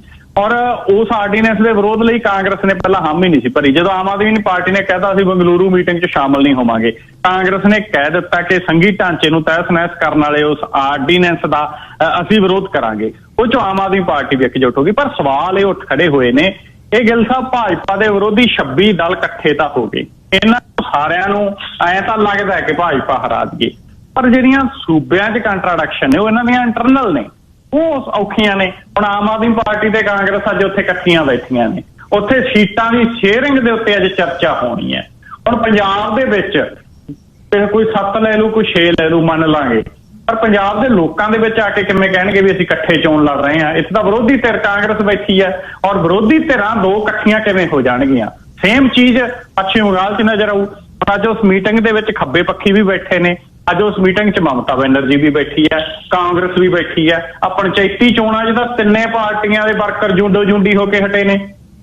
ਅੱਛੇ ਅਖਬਾਰਾਂ ਦੀ ਸ਼ਾਹੀ ਨਹੀਂ ਛੁੱਕੀ, ਪਿਛਲੇ ਦਿਨਾਂ ਦੀ ਗੱਲ ਹੈ। ਤਾਂ ਉਹ ਮਤਲਬ ਜਦੋਂ ਜਾ ਕੇ ਪੱਛਮੀ ਬੰਗਾਲ ਦੇ ਵਿੱਚ ਖੜਨਗੀਆਂ ਉੱਥੇ ਕਿਵੇਂ ਕਹਿ ਦੇਣਗੇ ਵੀ ਅਸੀਂ ਤਿੰਨੇ ਇਕੱਠੇ ਚੋਣ ਲੜ ਰਹੇ ਹਾਂ? ਤਿੰਨੇ ਇੱਕ ਦੂਜੇ ਦੇ ਵਿਰੋਧੀ ਨੇ ਉੱਥੇ। ਮਤਲਬ ਪੱਛਮੀ ਬੰਗਾਲ ਦੇ ਵਿੱਚ ਮਮਤਾ ਬੈਨਰਜੀ ਨੇ ਤਾਂ ਸੱਤਾ ਹੀ CPI CPM ਦੇ ਵਰਕਰਾਂ ਦੇ ਨਾਲ ਲੜ ਕੇ ਹਾਸਲ ਕੀਤੀ ਹੈ। ਤੋ ਇਹੀ ਕੁਛ ਆਏਗਾ ਜਿਹੜਾ ਯੂਪੀ 'ਚ ਨਜ਼ਰ ਆ ਰਿਹਾ। ਯੂਪੀ 'ਚ ਅਖਿਲੇਸ਼ ਕਾਂਗਰਸ ਕਿਵੇਂ ਇਕੱਠੇ ਚੋਣ ਲੜ ਰਹਿਣਗੇ? ਤੋ ਬਹੁਤੇ ਸੂਬਿਆਂ ਦੇ ਵਿੱਚ ਇਹ ਇੰਟਰਨਲ ਫਾਈਟਸ ਨੇ। ਔਰ ਲੇਕਿਨ ਇੱਕ ਗੱਲ ਜ਼ਰੂਰ ਆ ਕਿ ਜਿਹੜੀ ਇਹ 26 ਧਿਰਾਂ ਦੀ ਬੰਗਲੁਰੂ ਮੀਟਿੰਗ ਹੋ ਰਹੀ ਹੈ ਉਹਨੇ ਭਾਜਪਾ ਹਿਲਾ ਕੇ ਧਰਤੀ। ਭਾਜਪਾ ਨੇ ਬਰੋਬਰ ਮੀਟਿੰਗ ਸੱਦ ਲਈ। ਭਾਜਪਾ ਕਹਿੰਦੀ ਵੀ ਜੇ UPA ਨੂੰ ਸੰਗਠਿਤ ਕਰਨ ਲੱਗੇ ਨੇ ਅਸੀਂ NDA ਵਾਲੇ ਪਾਸੇ ਨੂੰ ਵੱਧ ਰਹੇ ਹਾਂ। ਔਰ ਭਾਰਤੀ ਜਨਤਾ ਪਾਰਟੀ ਨੇ ਜਿਹੜੀ ਮੀਟਿੰਗ ਸੱਦੀ ਆ ਉਹ 'ਚ 38 ਪਾਰਟੀਆਂ ਸੱਦ ਲਈਆਂ। ਇਹ ਕਹਿੰਦੇ 26 ਨੇ ਅਸੀਂ 38 ਸੱਦ ਲਏ। 38 ਦੇ ਵਿੱਚ ਢੀਂਡਸਾ ਸਾਹਿਬ ਨੂੰ ਵੀ ਸੱਦ ਲਿਆ ਵੀ ਇਹ ਵੀ ਇੱਕ ਪਾਰਟੀ ਹੈ। 38 ਦੇ ਵਿੱਚ ਬਹੁਤੇ ਉਹ ਵੀ ਨੇ ਜਿਨ੍ਹਾਂ ਦਾ ਕੋਈ ਪੰਚਾਇਤ ਮੈਂਬਰ ਨਹੀਂ ਜਿੱਤਿਆ ਹੋਇਆ, ਉਹ ਵੀ ਉਸ ਮੀਟਿੰਗ ਦੇ ਵਿੱਚ ਬੈਠੇ ਨੇ, ਜਾਣਗੇ ਕੱਲ ਨੂੰ। ਤਾਂ ਇਹ ਦੇ ਮੁਕਾਬਲੇ ਅਸਲ ਦੇ ਵਿੱਚ BJP ਬਹੁਤੇ ਸੂਬਿਆਂ ਦੇ ਵਿੱਚ ਲੋਕਾਂ ਦੇ ਮੂੰਹੋਂ ਲੱਥ ਚੁੱਕੀ ਆ। ਬਹੁਤੇ ਸੂਬਿਆਂ ਦੇ ਵਿੱਚ ਮਤਲਬ ਉਹਨੂੰ ਖਰੀਦ ਲਿਆ, ਇਹਨੂੰ ਖਰੀਦ ਲਿਆ, ਉਹਨੂੰ ਫੜ ਲਿਆਂਦਾ, ਇਹਨੂੰ ਫੜ ਲਿਆਂਦਾ, ਵੱਡੇ ਵੱਡੇ ਲੀਡਰ ਤਾਂ ਸ਼ਾਮਲ ਕਰ ਲਏ, ਲੋਕ ਨਹੀਂ ਜੁੜ ਰਹੇ। ਹੁਣ ਜੇ ਮਹਾਰਾਸ਼ਟਰ ਦੀ ਮੈਂ ਉਦਾਹਰਨ ਦੇਵਾਂ, ਮਹਾਰਾਸ਼ਟਰ ਦੇ ਵਿੱਚ ਪਹਿਲਾਂ BJP ਨੇ ਜਿਹੜਾ ਏਕਨਾਥ ਸ਼ਿੰਦੇ ਲਿਆਂਦਾ ਸ਼ਿਵ ਸੈਨਾ ਤੋੜ ਕੇ, ਫਿਰ ਸ਼ਰਦ ਪਵਾਰ ਦੇ ਨਾਲ ਉਹਦਾ ਭਤੀਜਾ ਤੋੜ ਲਿਆਂਦਾ ਅਜੀਤ ਪਵਾਰ, ਦੋਨੇ ਇਕੱਠੇ ਕਰ ਲਏ। ਦੋਨੇ ਇਕੱਠੇ ਬਹਿੰਦੇ ਨਹੀਂ, ਦੋਨੇ ਇਕੱਠੇ ਤੁਰਦੇ ਨਹੀਂ। ਲੋਕਾਂ ਦੇ ਵਿੱਚ ਇਸ ਗੱਲ ਨੂੰ ਲੈ ਕੇ ਮਹਾਰਾਸ਼ਟਰ ਦੇ ਵਿੱਚ ਇਹ ਹੋ ਰਿਹਾ ਵੀ ਇਹ ਤਾਂ ਤਿੰਨ ਇਕੱਠੇ ਹੋ ਗਏ, ਤਿੰਨੇ ਇੱਕ ਦੂਜੇ ਦੇ ਖਿਲਾਫ ਸੀ ਕੱਲ। ਇਸ ਕਰਕੇ ਇਹ ਇਕਜੁੱਟ ਹੋ ਰਹੀਆਂ ਨੇ। ਕਾਂਗਰਸ ਵੀ ਕਰ ਰਹੀ ਹੈ, ਭਾਜਪਾ ਵੀ ਕਰ ਰਹੀ ਹੈ। ਕਾਂਗਰਸ 'ਚ ਕੁਝ ਸਮੱਸਿਆਵਾਂ ਆਉਣਗੀਆਂ, ਜਿਵੇਂ PM ਕੈਂਡੀਡੇਟ ਕੌਣ ਹੋਊਗਾ, ਚਿਹਰਾ ਕੌਣ ਹੋਊ। ਇਹਨਾਂ ਕੋਲ ਤਾਂ ਹੈਗਾ ਨਰਿੰਦਰ ਮੋਦੀ ਦੇ ਨਾਂ ਤੇ ਚੋਣ ਲੜਾਂਗੇ। ਕਾਂਗਰਸ ਕੋਲੇ ਕੌਣ ਹੈ? ਉਹਦੇ ਚੋਂ ਸਾਰੇ ਉਹ ਨਿਤਿਸ਼ ਕਹਿੰਦਾ ਮੈਨੂੰ ਬਣਾ ਦਿਓ, ਮਮਤਾ ਕਹਿੰਦੀ ਮੈਨੂੰ ਬਣਾ ਦਿਓ, ਸੋਨੀਆ ਕਹਿੰਦੀ ਮੇਰੇ ਮੁੰਡੇ ਨੂੰ ਬਣਾ ਦਿਓ, ਮੁੰਡੇ ਨੂੰ ਨਹੀਂ ਬਣਾਉਣਾ, ਮਾਲਗਰਾਜਨ ਖੜਗੇ ਨੂੰ ਬਣਾ ਦਿਓ, ਕੇਜਰੀਵਾਲ ਕਹਿੰਦਾ ਸਾਰੀ ਪਾਸੇ ਜੋ ਮੈਂ ਹੈਗਾ। ਮੈਂ ਉੱਥੇ ਰੌਲਾ ਗਾ ਜਿਹੜਾ ਉੱਥੇ ਚਿਹਰੇ ਦਾ ਪਊ। ਸੈਕੰਡ ਪੁਆਇੰਟ ਉੱਥੇ ਰੌਲਾ ਗਾ ਜਿਹੜਾ ਸੀਟਾਂ ਦੇ ਸ਼ੇਅਰਿੰਗ ਨੂੰ ਲੈ ਕੇ ਪਊਗਾ। ਹੁਣ ਉੱਥੇ ਜਿਹੜੀ ਪਾਰਟੀ ਸੱਤਾ 'ਚ ਜਿਹੜੇ ਸੂਬੇ 'ਚੋਂ ਕਹਿੰਦੇ ਸਾਨੂੰ ਵੱਧ ਦਿਓ, ਉਹ ਰੌਲਾ ਅੱਜ ਡਿਨਰ ਚੱਲ ਰਿਹਾ, ਕੱਲ ਨੂੰ ਫੇਰ ਹੋਣਾ। ਕੀ ਡਿਸੀਜਨ ਹੁੰਦਾ, ਕੀ ਉਹਦੇ 'ਚ ਨਿਕਲ ਕੇ ਆਉਂਦਾਗਾ, ਇਹ ਦੇਖਣਾ ਹੋਊਗਾ। ਪਰ ਇੱਕ ਗੱਲ ਚੰਗੀ ਹੈ, ਚੰਗਾ ਸੰਕੇਤ ਹੈ, ਜੇ ਵਿਰੋਧੀ ਧਿਰਾਂ ਇਕੱਠੀਆਂ ਹੁੰਦੀਆਂ ਨੇ ਤਾਂ ਇਹ ਹਾਂ ਪੱਖੀ ਹੋਊਗਾ ਜੀ। ਪੰਜਾਬ 'ਚ ਇੱਕ ਮਜ਼ਦੂਰ ਨੂੰ ਪੁੱਠਾ ਲਮਕਾ ਕੇ ਕੁੱਟਿਆ, ਕਿਹਨੇ ਕੀਤਾ ਮਾੜਾ ਕਾਰਾ? ਦੇਖੋ ਗਿੱਲ ਸਾਹਿਬ, ਇੱਕ ਪਾਸੇ ਪੰਜਾਬੀਆਂ ਦਾ ਅੱਜ ਦੁਨੀਆ ਭਰ ਦੇ ਵਿੱਚ ਸਿਰ ਉੱਚਾ ਹੋ ਰਿਹਾ ਹੈਗਾ ਕਿ ਪੰਜਾਬੀ ਨਾ ਜਾਤ ਦੇਖਦੇ ਆ ਨਾ ਧਰਮ ਦੇਖਦੇ ਆ। ਜਿਹੜਾ ਸਿੱਖ ਭਾਈਚਾਰਾ ਅੱਜ ਵੱਡੀ ਪੱਧਰ ਦੇ ਉੱਤੇ ਲੰਗਰ ਲਾ ਰਿਹਾ ਹੈਗਾ, ਹੜ੍ਹ ਪੀੜਤਾਂ ਦੀ ਮਦਦ ਕਰ ਰਿਹਾ। ਪਰ ਦੂਜੇ ਪਾਸੇ ਜਲੰਧਰ ਦੇ ਫਲੌਰ ਨੇੜੇ ਪਿੰਡ ਪੈਂਦਾ ਪਲਕਦੀਮ, ਉੱਥੇ ਇੱਕ ਪ੍ਰਵਾਸੀ ਮਜ਼ਦੂਰ ਦੀ ਜਿਹੜੀ ਕੁੱਟਮਾਰ ਦਾ ਮਸਲਾ ਸਾਹਮਣੇ ਆਇਆ ਹੈਗਾ। ਔਰ ਇਹ ਕੁੱਟਮਾਰ ਦੀ ਵੀਡੀਓ ਵਾਇਰਲ ਹੋ ਗਈ। ਵੀਡੀਓ ਦੇ ਵਿੱਚ ਦੇਖਿਆ ਜਾ ਸਕਦਾ ਹੈ ਕਿ ਇੱਕ ਨੌਜਵਾਨ ਕਿਸਾਨ ਵੱਲੋਂ ਪ੍ਰਵਾਸੀ ਮਜ਼ਦੂਰ ਨੂੰ ਰੱਸੀ ਨਾਲ ਬੰਨ੍ਹ ਕੇ ਪੁੱਠਾ ਲਮਕਾ ਲਿਆ ਜਾਂਦਾ, ਦਰਖਤ ਦੇ ਨਾਲ ਰੱਸੀ ਫੜੀ ਜਾਂਦੀ ਹੈ ਔਰ ਉਹਨੂੰ ਕੁੱਟਿਆ ਜਾਂਦਾ ਬੇਰਹਿਮੀ ਨਾਲ। ਮੁੰਡੇ ਦੀ ਉਮਰ 18 ਸਾਲ ਦੱਸੀ ਜਾ ਰਹੀ ਹੈ। ਦਰਅਸਲ ਮਸਲਾ ਇਹ ਹੈ ਕਿ ਕਿਸਾਨ ਮਨਵੀਰ ਸਿੰਘ ਨੇ ਆਪਦੇ ਖੇਤਾਂ ਦੇ ਵਿੱਚ ਕੰਮ ਕਰਨ ਲਈ ਇੱਕ ਪ੍ਰਵਾਸੀ ਮਜ਼ਦੂਰ ਨੂੰ 35,000 ਰੁਪਏ ਪਹਿਲਾਂ ਦਿੱਤੇ ਸੀ ਪੇਸ਼ਗੀ ਵਜੋਂ, ਵੀ ਆਹ ਚੱਕ 35,000। ਕੁਝ ਦਿਨਾਂ ਬਾਅਦ ਉਹ ਪ੍ਰਵਾਸੀ ਮਜ਼ਦੂਰ ਉੱਥੋਂ ਭੱਜ ਗਿਆ ਔਰ ਇਹ ਪਤਾ ਲੱਗਿਆਗਾ ਕਿ ਕਿਸਾਨ ਮਨਵੀਰ ਸਿੰਘ ਨੇ ਭੱਜਣ ਵਾਲੇ ਪ੍ਰਵਾਸੀ ਮਜ਼ਦੂਰ ਦੇ ਹੀ ਪਿੰਡ ਦੇ ਇੱਕ ਹੋਰ ਮੁੰਡੇ ਨੂੰ, ਉਹਦੇ ਨਾਲ ਦੇ ਨੂੰ, ਉਹਦੇ ਦੋਸਤ ਨੂੰ ਚੱਕ ਲਿਆਂਦਾ, ਲਿਆ ਕੇ ਉਸ ਨੂੰ ਜਿਹੜਾ ਗਾ ਬੰਨਿਆ ਗਿਆ, ਬੰਨ ਕੇ ਦਰਖਤ ਨਾਲ ਪੁੱਠਾ ਲਮਕਾ ਕੇ ਗਾਲਾਂ ਦੁੱਪੜ ਕੱਢ ਕੇ ਉਹਨੂੰ ਕਹਿੰਦਾ ਗਾ ਵੀ ਮੇਰੇ ਪੈਸੇ ਜਿਹੜੇ ਨੇ ਉਹ ਤੁਸੀਂ ਲੈ ਕੇ ਹੁਣ ਭੱਜੋਗੇ। ਤਾਂ ਦੇਖੋ, ਪੈਸੇ ਲੈ ਕੇ ਭੱਜਣ ਵਾਲੀ ਗੱਲ ਸੀਗੀ ਤਾਂ ਉਹਨੂੰ ਕੋਈ ਮਤਲਬ ਕਾਨੂੰਨੀ ਢੰਗ ਅਪਣਾ ਲੈਣਾ ਚਾਹੀਦਾ ਸੀ। ਜਿਹੜਾ ਬੇਰਹਿਮੀ ਦੇ ਨਾਲ ਕੁੱਟਿਆ ਗਿਆ ਗਾ, ਉਹਨੂੰ ਬੰਨ ਕੇ ਪੁੱਠਾ ਲਮਕਾ ਕੇ ਵੀਡੀਓ ਵਾਇਰਲ ਕੀਤੀ ਗਈ ਹੈ, ਤਾਂ ਉਹਦੇ ਨਾਲ ਮਤਲਬ ਪੰਜਾਬੀਆਂ ਦਾ ਜਿਹੜਾ ਗਾ ਉਹ ਸੁਭਾਅ ਨਹੀਂ ਰਲਦਾ, ਨਾ ਸਾਡਾ ਇਤਿਹਾਸ ਇਦਾਂ ਦਾ ਰਿਹਾ ਗਾ। 35,000 ਐਡੀ ਗੱਲ ਨਹੀਂ ਸੀ ਜਿੱਦਾਂ ਮਤਲਬ ਬੇਰਹਿਮੀ ਦੇ ਨਾਲ ਉਹਦੀ ਕੁੱਟਮਾਰ ਕੀਤੀ ਗਈ ਹੈ। ਬੜੀ ਮੰਦਭਾਗੀ ਗੱਲ ਹੈ ਜੀ ਇਹ ਜੀ। ਇਹ ਅਸ਼ਵਨੀ ਸ਼ੇਖੜੀ ਜੀ ਜਾ ਵੜੇ ਭੱਜ ਫਿਰ ਮਾਰ ਗਿਆ ਜੀ ਛਾਲ। ਇਹ ਅਸਲ ਦੇ ਵਿੱਚ ਜਿਹੜਾ ਪਿਛਲੇ ਦਿਨਾਂ ਦੇ ਵਿੱਚ ਸੁਨੀਲ ਜਾਖੜ ਨੂੰ ਭਾਜਪਾ ਨੇ ਪੰਜਾਬ ਦਾ ਪ੍ਰਧਾਨ ਬਣਾਇਆ, ਉਹ ਅਸਲ 'ਚ ਭਾਜਪਾ ਦੀ ਕਾਂਗਰਸ ਮੁਕਤ ਭਾਰਤ ਦਾ ਜਿਹੜਾ ਇਹਨੇ ਨਾਅਰਾ ਦਿੱਤਾ ਸੀ, ਉਹ ਉਸ ਵਾਲੇ ਪਾਸੇ ਨੂੰ ਗੱਲ ਹੈ ਵੀ ਇਹਦੇ ਨਾਲ ਜਿਹੜੇ ਕਾਂਗਰਸੀ ਮਾੜੇ ਮੋਟੇ ਰਹਿ ਗਏ ਹੋਰ ਖਿੱਚ ਲਿਆਓ। ਔਰ 7 ਦਹਾਕਿਆਂ ਤੋਂ, ਲਗਭਗ 70 ਸਾਲਾਂ ਤੋਂ ਕਾਂਗਰਸ ਪਾਰਟੀ ਦੇ ਨਾਲ ਇਹ ਸ਼ੇਖੜੀ ਪਰਿਵਾਰ ਜੁੜਿਆ ਹੋਇਆ ਸੀਗਾ, ਲੇਕਿਨ ਹੁਣ ਕਾਂਗਰਸ ਛੱਡ ਕੇ ਭਾਜਪਾ ਦੇ ਵਿੱਚ ਸ਼ਾਮਲ ਹੋ ਗਿਆ। ਕੇਂਦਰੀ ਗ੍ਰਹਿ ਮੰਤਰੀ ਅਮਿਤ ਸ਼ਾਹ ਨੇ ਜਿਹੜਾ ਅਸ਼ਵਨੀ ਸੇਖੜੀ, ਉਹਦੀ ਪਤਨੀ ਤੇ ਪੁੱਤਰਾਂ ਨੂੰ ਪਾਰਟੀ 'ਚ ਸ਼ਾਮਲ ਕੀਤਾ। ਅਸ਼ਵਨੀ ਸੇਖੜੀ ਬਟਾਲਾ ਤੋਂ 3 ਵਾਰ MLA ਰਿਹਾ। ਉਹਦੇ ਮਰਹੂਮ ਪਿਤਾ ਜਿਹੜਾ 2 ਵਾਰ MLA ਰਿਹਾ। ਔਰ ਸੇਖੜੀ ਦਾ ਜਿਹੜਾ ਜਾਣ ਦਾ ਕਾਰਨ ਹੈ, ਉਹ ਕਹਿੰਦਾ ਵੀ ਮੈਂ ਤਾਂ ਸਾਬਕਾ ਕੈਬਨਿਟ ਮੰਤਰੀ ਤ੍ਰਿਪਤ ਰਜਿੰਦਰ ਬਾਜਵਾ ਤੋਂ ਦੁਖੀ ਹੋ ਕੇ ਪਾਰਟੀ ਛੱਡੀ ਆ। ਉਹ ਕਹਿੰਦਾ 7 ਦਹਾਕਿਆਂ ਦਾ ਸਾਡਾ ਰਿਸ਼ਤਾ ਜ਼ਰੂਰ ਹੈ, ਲੇਕਿਨ ਮੈਂ ਤ੍ਰਿਪਤ ਰਜਿੰਦਰ ਬਾਜਵਾ ਤੋਂ ਅੱਕ ਕੇ ਪਾਰਟੀ ਛੱਡੀ ਆ। ਅਸਲ 'ਚ ਤ੍ਰਿਪਤ ਰਜਿੰਦਰ ਬਾਜਵਾ ਨਹੀਂ, ਇਹ ਤਾਂ ਵਿੱਚ ਏਜੰਸੀਆਂ ਦੇ ਮਸਲੇ ਨੇ, ਇਹ ਤਾਂ ਵਿੱਚ ਮਸਲੇ ਨੇ ਜਿਹੜੇ ਗਿੱਲ ਸਾਹਿਬ ਭਾਜਪਾ ਕਣੀ ਨੂੰ ਜਾਣਦੇ। ਉਹ ਕਹਿੰਦੇ ਆ ਜਾਓ ਛੇਤੀ ਦੇ ਕੇ। ਔਰ ਭਾਜਪਾ ਨੇ ਸੁਨੀਲ ਜਾਖੜ ਨੂੰ ਸੂਬਾ ਪ੍ਰਧਾਨ ਬਣਾ ਕੇ ਸੰਕੇਤ ਦਿੱਤੇ ਸੀਗੇ ਤੇ ਜਿਹੜੇ ਛੱਡ ਕੇ ਆਉਣਗੇ ਉਹਨਾਂ ਨੂੰ ਅਸੀਂ ਮਾਣ ਤਾਣ ਦੇਵਾਂਗੇ ਪਾਰਟੀ ਦੇ ਵਿੱਚ। ਇਹ ਗਾਹਾਂ ਦੇਖਣਾ ਹੋਊ ਵੀ ਜਦੋਂ ਖਾਸੇ ਛੱਡ ਕੇ ਆ ਜਾਂਦੇ ਨੇ ਤਾਂ ਫੇਰ ਉਹ ਕਿੰਨਾ ਕੁ ਮਾਣ ਤਾਣ ਦਿੰਦੇ ਨੇ। ਠੀਕ, ਦੀਨਾ ਨਗਰ ਦੇ ਨੇੜਲੇ ਕਿਹੜੇ ਪਿੰਡ 'ਚ ਜ਼ਬਰ ਤਖਤ ਦੇ ਮਾਲਕ ਸਾਹਿਬ ਸ੍ਰੀ ਗੁਰੂ ਗ੍ਰੰਥ ਸਾਹਿਬ ਜੀ ਦੀ ਬੇਅਦਬੀ ਦਾ ਮਾਮਲਾ ਆਇਆ ਜੀ? ਗਿੱਲ ਸਾਹਿਬ, ਇਹ ਬੜੀ ਮੰਦਭਾਗੀ ਘਟਨਾ ਹੈਗੀ ਜਿਹੜੀ ਉਹ ਸਾਹਮਣੇ ਆਈ ਹੈ। ਗੁਰਦਾਸਪੁਰ ਦੇ ਦੀਨਾ ਨਗਰ ਦਾ ਪਿੰਡ ਹੈ ਬਹਿਰਾਮਪੁਰ। ਬਹਿਰਾਮਪੁਰ ਦੇ ਵਿੱਚ ਇਤਿਹਾਸਕ ਗੁਰਦੁਆਰਾ ਸਾਹਿਬ ਆ 6ਵੀਂ ਪਾਤਸ਼ਾਹੀ ਸ੍ਰੀ ਗੁਰੂ ਹਰਗੋਬਿੰਦ ਸਾਹਿਬ ਜੀ ਦਾ। ਔਰ ਉੱਥੇ ਸ੍ਰੀ ਗੁਰੂ ਗ੍ਰੰਥ ਸਾਹਿਬ ਜੀ ਦੀ ਬੇਅਦਬੀ ਦਾ ਮਸਲਾ ਗਾ ਜਿਹੜਾ ਸਾਹਮਣੇ ਆਇਆ ਹੈਗਾ। ਔਰ ਪੁਲਿਸ ਇਸ ਮਸਲੇ ਦੇ ਵਿੱਚ CCTVਆਂ ਨੂੰ ਖੰਗਾਲ ਰਹੀ ਹੈ। ਔਰ ਇਹ ਪਤਾ ਲੱਗਿਆ ਗਾ ਕਿ ਇਹ ਜਿਹੜਾ ਮਸਲਾ ਗਾ ਬੜਾ ਮੰਦਭਾਗਾ ਗਾ। ਔਰ ਇਹ ਕਿਸੇ ਨੌਜਵਾਨ ਦੇ ਵੱਲੋਂ ਅੰਜਾਮ ਦਿੱਤਾ ਗਿਆ ਨਜ਼ਰ ਆ ਰਿਹਾ ਗਾ। ਉਧਰ ਦੂਜੇ ਪਾਸੇ ਇਹ ਵੀ ਪਤਾ ਲੱਗਿਆ ਕਿ ਪਿਛਲੇ ਦਿਨਾਂ ਦੇ ਵਿੱਚ ਕਈ ਥਾਵਾਂ ਦੇ ਉੱਤੇ ਜਿਹੜਾ ਏਦਾਂ ਦੀ ਗੱਲਬਾਤ ਸਾਹਮਣੇ ਆਈ ਸੀ। ਜਿਵੇਂ ਸ਼ਨਿਚਰਵਾਰ ਨੂੰ ਰਾਜਪੁਰਾ ਦੇ ਇੱਕ ਪਿੰਡ ਦੇ ਵਿੱਚ ਗੁਰੂ ਘਰ ਦੇ ਵਿੱਚ ਇੱਕ ਸ਼ਖਸ ਹੈਗਾ ਜਿਹੜਾ ਉਹ ਸ੍ਰੀ ਗੁਰੂ ਗ੍ਰੰਥ ਸਾਹਿਬ ਜੀ ਦੇ ਪ੍ਰਕਾਸ਼ ਵਾਲੀ ਥਾਂ ਦੇ ਉੱਤੇ ਜਾ ਕੇ ਬੈਠ ਗਿਆ ਸੀਗਾ। ਇਸ ਤੋਂ ਇਲਾਵਾ ਹੋਰ ਵੀ ਕਈ ਥਾਵਾਂ ਦੇ ਉੱਤੇ ਜਿਹੜੀ ਇਹ ਗੱਲ ਸਾਹਮਣੇ ਆਈ ਹੈ। ਠੀਕ, ਇਹ ਦੱਸੋ ਜੀ, ਪਰਵਿੰਦਰ ਸਿੰਘ ਝੋਟੇ ਦੀ ਗੱਲਬਾਤ ਸੁਣਾਓ। ਹਰ ਦੂਜੀ ਵੀਡੀਓ ਉਹਦੀ ਆ ਰਹੀ ਹੈ, ਇਹਦੇ ਬਾਰੇ ਦੱਸੋ। ਦੇਖੋ, ਇਹ ਗਿੱਲ ਸਾਹਿਬ ਅਸਲ ਦੇ ਵਿੱਚ ਜਿਹੜੀ ਸਰਕਾਰ ਹੈ ਗੱਲ ਤਾਂ ਇਹ ਕਰਦੀ ਹੈ ਵੀ ਅਸੀਂ ਨਸ਼ਾ ਮੁਕਤੀ ਦੇ ਆਲੇ ਪਾਸੇ ਨੂੰ ਵੱਧ ਰਹੇ ਹਾਂ, ਪਰ ਹਕੀਕਤ ਦੇ ਵਿੱਚ ਇਦਾਂ ਦੀ ਗੱਲ ਨਜ਼ਰ ਨਹੀਂ ਆ ਰਹੀ। ਅੱਜ ਅਮਿਤ ਸ਼ਾਹ ਨੇ ਵੱਖ-ਵੱਖ ਸੂਬਿਆਂ ਦੇ ਚੀਫ ਮਿਨਿਸਟਰਾਂ ਦੇ ਨਾਲ ਆਨਲਾਈਨ ਮੀਟਿੰਗ ਕੀਤੀ। ਉਹ 'ਚ ਪੰਜਾਬ ਵਾਲੇ ਚੀਫ ਮਿਨਿਸਟਰ ਸਾਹਿਬ ਵੀ ਜੁੜੇ ਸੀ ਔਰ ਕਹਿੰਦੇ ਦੇਖੋ ਜੀ ਅਸੀਂ ਨਸ਼ਿਆਂ ਖਿਲਾਫ ਆਹ ਕਰ ਰਹੇ ਹਾਂ। ਲੇਕਿਨ ਹਕੀਕਤ ਇਹ ਹੈ ਕਿ ਨਸ਼ਿਆਂ ਦੇ ਖਿਲਾਫ ਸਰਕਾਰ ਨੇ ਕੋਈ ਵੱਡੀ ਕਾਰਵਾਈ ਨਹੀਂ ਕੀਤੀ। ਅੱਜ ਵੀ ਚਿੱਟੇ ਨਾਲ ਪੰਜਾਬ ਦੇ ਮੁੰਡੇ ਮਰ ਰਹੇ ਨੇ। ਅੱਜ ਵੀ ਪੰਜਾਬ ਦੇ ਵਿੱਚ ਨਸ਼ਾ ਤਸਕਰ ਨੇ ਜਿਹੜੇ ਉਹ ਸ਼ਰੇਆਮ ਫਿਰਦੇ ਨੇ। ਔਰ ਜਿਹੜਾ ਪਰਵਿੰਦਰ ਸਿੰਘ ਝੋਟਾ ਗਾ, ਇਸ ਨੇ ਮਾਨਸਾ ਏਰੀਏ ਦੇ ਵਿੱਚ ਨਸ਼ਿਆਂ ਨੂੰ ਠੱਲ ਪਾਉਣ ਦੇ ਲਈ ਇੱਕ ਮੁਹਿੰਮ ਚਲਾਈ ਪਿਛਲੇ ਦਿਨਾਂ ਦੇ ਵਿੱਚ। ਉਹਦੇ ਚੋਂ ਗਿੱਲ ਸਾਹਿਬ ਇਹ ਪਿੰਡ ਦੇ ਵਿੱਚ ਜਾਂਦਾ ਸੀ ਵੀ ਕਿਹੜਾ ਨਸ਼ਾ ਤਸਕਰ ਆ, ਸਿੱਧਾ ਡਾਂਗ ਲੈ ਕੇ ਉਹਦੇ ਘਰੇ ਔਰ ਫੜ ਲਓ, ਚੱਕ ਲਓ। ਹੁਣ ਅੱਕੇ ਲੋਕ ਕੀ ਕਰਨ? ਤੁਸੀਂ ਦੇਖੋ ਕਿ ਜਦੋਂ ਤੁਰਦਾ ਸੀ ਉਹਦੇ ਨਾਲ ਸੈਂਕੜੇ ਲੋਕਾਂ ਦਾ ਇਕੱਠ ਸੀ। ਉਹਦੇ ਤੋਂ ਇਹ ਸਾਫ਼ ਆ ਕਿ ਲੋਕ ਨਸ਼ਿਆਂ ਤੋਂ ਅੱਕੇ ਹੋਏ ਨੇ। ਲੋਕ ਇਹ ਸਮਝ ਰਹੇ ਨੇ ਕਿ ਸਾਡੇ ਘਰ ਨਸ਼ਿਆਂ ਦੇ ਨਾਲ ਉੱਜੜ ਰਹੇ ਨੇ ਔਰ ਉਹਦੇ ਚੋਂ ਲੋਕ ਸਪੋਰਟ ਕਰ ਰਹੇ ਸੀ। ਹੁਣ ਮਾਨਸਾ ਦੇ ਵਿੱਚ ਮਸਲਾ ਕੀ ਹੋਇਆ? ਮਾਨਸਾ ਦੇ ਵਿੱਚ ਪਰਵਿੰਦਰ ਝੋਟਾ ਹੋਰਾਂ ਨੇ ਇੱਕ 12ਵੀਂ ਦਾ ਮੁੰਡਾ ਫੜ ਲਿਆ, ਗੋਲੀਆਂ ਵੇਚਦਾ। ਉਹਦੇ ਕੋਲੇ ਭਰਿਆ ਹੋਇਆ ਸੀ ਝੋਲਾ। ਉਹਨੂੰ ਕਹਿੰਦੇ ਹਾਂ ਵੀ ਤੂੰ ਗੋਲੀਆਂ ਵੇਚਦਾ? ਕਹਿੰਦਾ ਜੀ ਮੈਂ ਤਾਂ 200 ਰੁਪਏ ਦਿਹਾੜੀ ਲੈਣਾ ਗਾ, ਮੈਂ ਤਾਂ ਵਿਦਿਆਰਥੀ ਹਾਂ, ਮੈਨੂੰ ਤਾਂ ਉਹ ਫਲਾਨਾ ਮੈਡੀਕਲ ਸਟੋਰ ਵਾਲਾ ਗਾ ਜਿਹੜਾ ਉਹ ਬਕਿਆਉਣ ਲਈ ਖੜਾ ਕਰਿਆ। ਇਹ ਉਹ ਮੈਡੀਕਲ ਸਟੋਰ ਵਾਲੇ ਕੋਲੇ ਵਗ ਗਏ ਔਰ ਮੈਡੀਕਲ ਸਟੋਰ ਵਾਲੇ ਤੇ ਪਹਿਲਾਂ ਵੀ ਦੋਸ਼ ਸੀਗੇ ਵੇਚਣ ਦੇ। ਔਰ ਇਹ ਕਹਿੰਦੇ ਸੀ ਪਹਿਲਾਂ ਵੀ ਉਹਨੂੰ ਤਾੜਨਾ ਕੀਤੀ। ਫਿਰ ਉਹਦੇ ਗਲ ਦੇ ਵਿੱਚ ਨੌਜਵਾਨ ਛਿੱਤਰਾਂ ਦਾ ਹਾਰ ਪਾ ਕੇ ਉਹਨੂੰ ਸਾਰੇ ਸ਼ਹਿਰ 'ਚ ਘੁਮਾਉਂਦੇ ਨੇ ਔਰ ਉਹਨੂੰ ਤਾੜਨਾ ਕਰਦੇ ਨੇ ਵੀ ਅੱਗੇ ਤੋਂ ਜੇ ਤੂੰ ਵੇਚਿਆ ਦੇਖ ਲੈ ਬੰਦੇ ਦਾ ਪੁੱਤ ਬਣਾ ਦੇਂਗੇ। ਉਦੋਂ ਬਾਅਦ ਅਗਲੇ ਦਿਨ ਨਸ਼ਾ ਤਸਕਰਾਂ ਖਿਲਾਫ ਕਾਰਵਾਈ ਕਰਨ ਦੀ ਬਜਾਏ ਵੱਡੀ ਗਿਣਤੀ ਪੁਲਿਸ ਮੁਲਾਜ਼ਮ ਜਾ ਕੇ ਪਰਵਿੰਦਰ ਸਿੰਘ ਝੋਟੇ ਨੂੰ ਘਰੋਂ ਲੈ ਆਉਂਦੇ ਨੇ। ਉਹਨੂੰ ਜੇਲ੍ਹ ਬੰਦ ਹੈ ਜੀ। ਉਹਦੇ ਤੇ ਹੁਣ ਇੱਕ ਹੋਰ FIR ਦਰਜ ਹੋ ਗਈ ਆ। ਪੁਰਾਣੇ ਕੇਸ ਉਹਦੇ ਖੋਲੇ ਜਾ ਰਹੇ ਨੇ।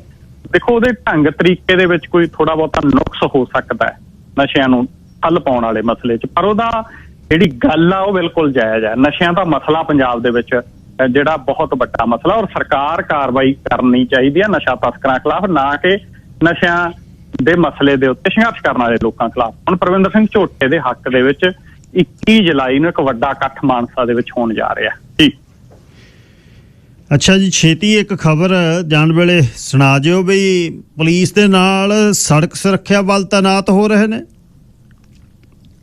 ਜੀ ਗਿੱਲ ਸਾਹਿਬ, ਇਹ ਪੰਜਾਬ ਦੇ ਵਿੱਚ ਕਹਿੰਦੇ ਐਕਸੀਡੈਂਟ ਘਟਾਉਣਗੇ। ਪੰਜਾਬ ਦੇ ਵਿੱਚ ਸੜਕ ਹਾਦਸਿਆਂ ਦੇ ਵਿੱਚ ਬਹੁਤ ਵੱਡੀ ਪੱਧਰ ਦੇ ਉੱਤੇ ਮੌਤਾਂ ਹੋ ਰਹੀਆਂ ਨੇ। ਪੰਜਾਬ ਦੀ ਹਾਲਤ ਗਿੱਲ ਸਾਹਿਬ ਇਹ ਹੈਗੀ ਕਿ ਪੰਜਾਬ ਦੇ ਵਿੱਚ ਹਰ ਰੋਜ਼ ਔਸਤ 12 ਤੋਂ 14 ਮੌਤਾਂ ਸੜਕ ਹਾਦਸੇ ਦੇ ਵਿੱਚ ਹੁੰਦੀਆਂ ਨੇ। ਪੰਜਾਬ ਸਰਕਾਰ ਇੱਕ ਨਵੀਂ ਤਜਵੀਜ਼ ਲਿਆਈ ਆ। ਉਹ ਕਹਿੰਦੀ ਵੀ ਸੜਕਾਂ ਦੇ ਉੱਤੇ ਸੜਕੀ ਸੁਧਾਰ ਦੇ ਲਈ, ਸੜਕ ਹਾਦਸਿਆਂ ਨੂੰ ਠੱਲ ਪਾਉਣ ਦੇ ਲਈ ਇੱਕ ਵਿਸ਼ੇਸ਼ ਬਲ ਗਠਨ ਕਰਾਂਗੇ। ਉਹਨੂੰ ਕਹਾਂਗੇ ਸੜਕ ਸੁਰੱਖਿਆ ਬਲ, ਰੋਡ ਸੇਫਟੀ ਫੋਰਸ। ਔਰ ਇਹ ਜਿਹੜੀ ਨਵੀਂ ਫੋਰਸ ਹੋਊ ਪੰਜਾਬ ਪੁਲਿਸ ਦਾ ਹਿੱਸਾ ਹੋਊ।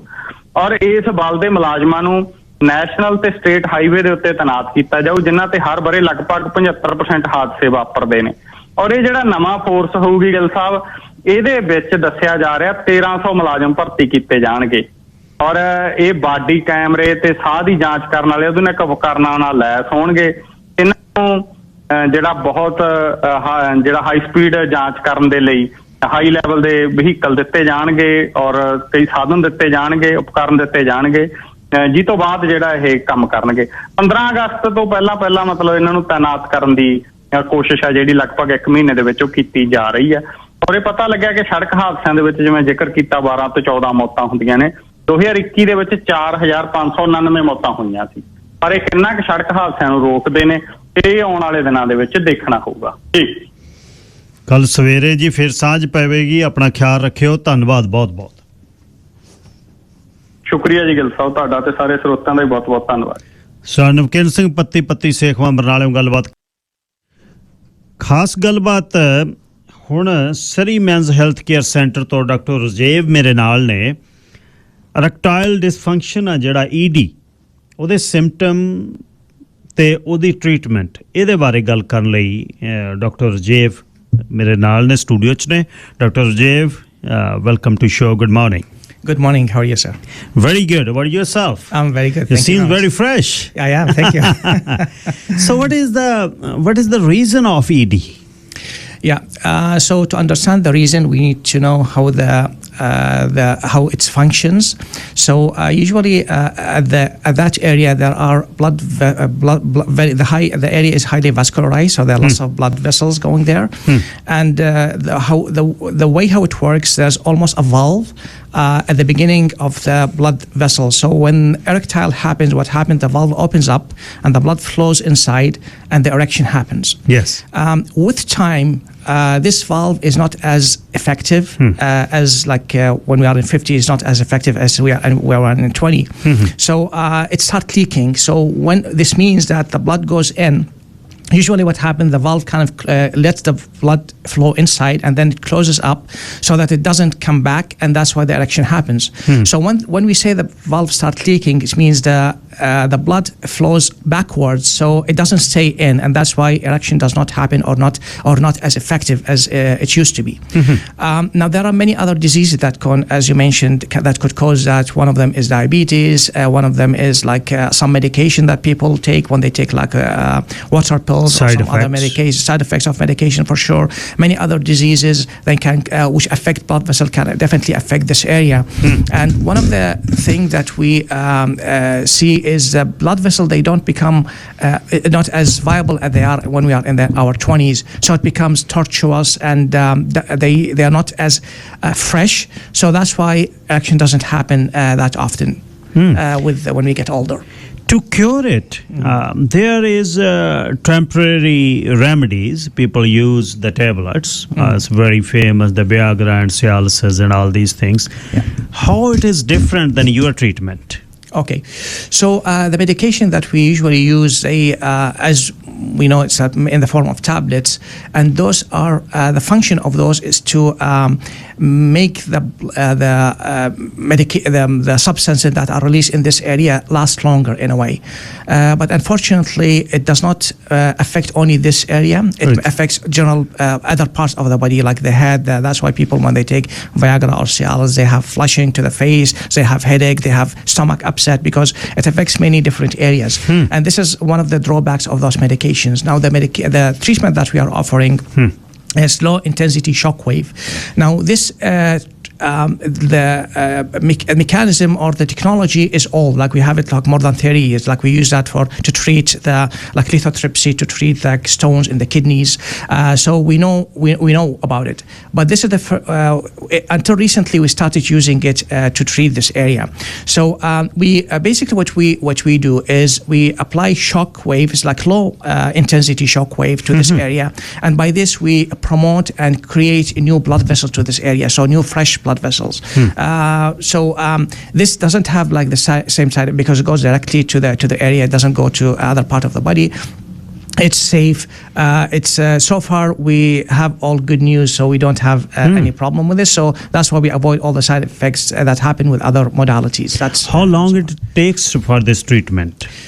It's about once to twice a week. It takes about 6 to 8 sessions. Okay. And each session takes about like few minutes, like about less than 10 minutes. Okay. We apply shock at different area, and specifically genital area. Genital, exactly, genital area, male genital area, and people they barely feel it. They don't feel any like pain or anything.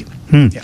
If someone have existing health issues, diabetes or blood pressure, is there any issue with this shockwave therapy? No, and we also don't have the same precaution that we have with the medication like Cialis and Viagra. So we know that people who are taking some medication for heart issues like nitroglycerin or so, this is contraindicated. They should not take Cialis or Viagra.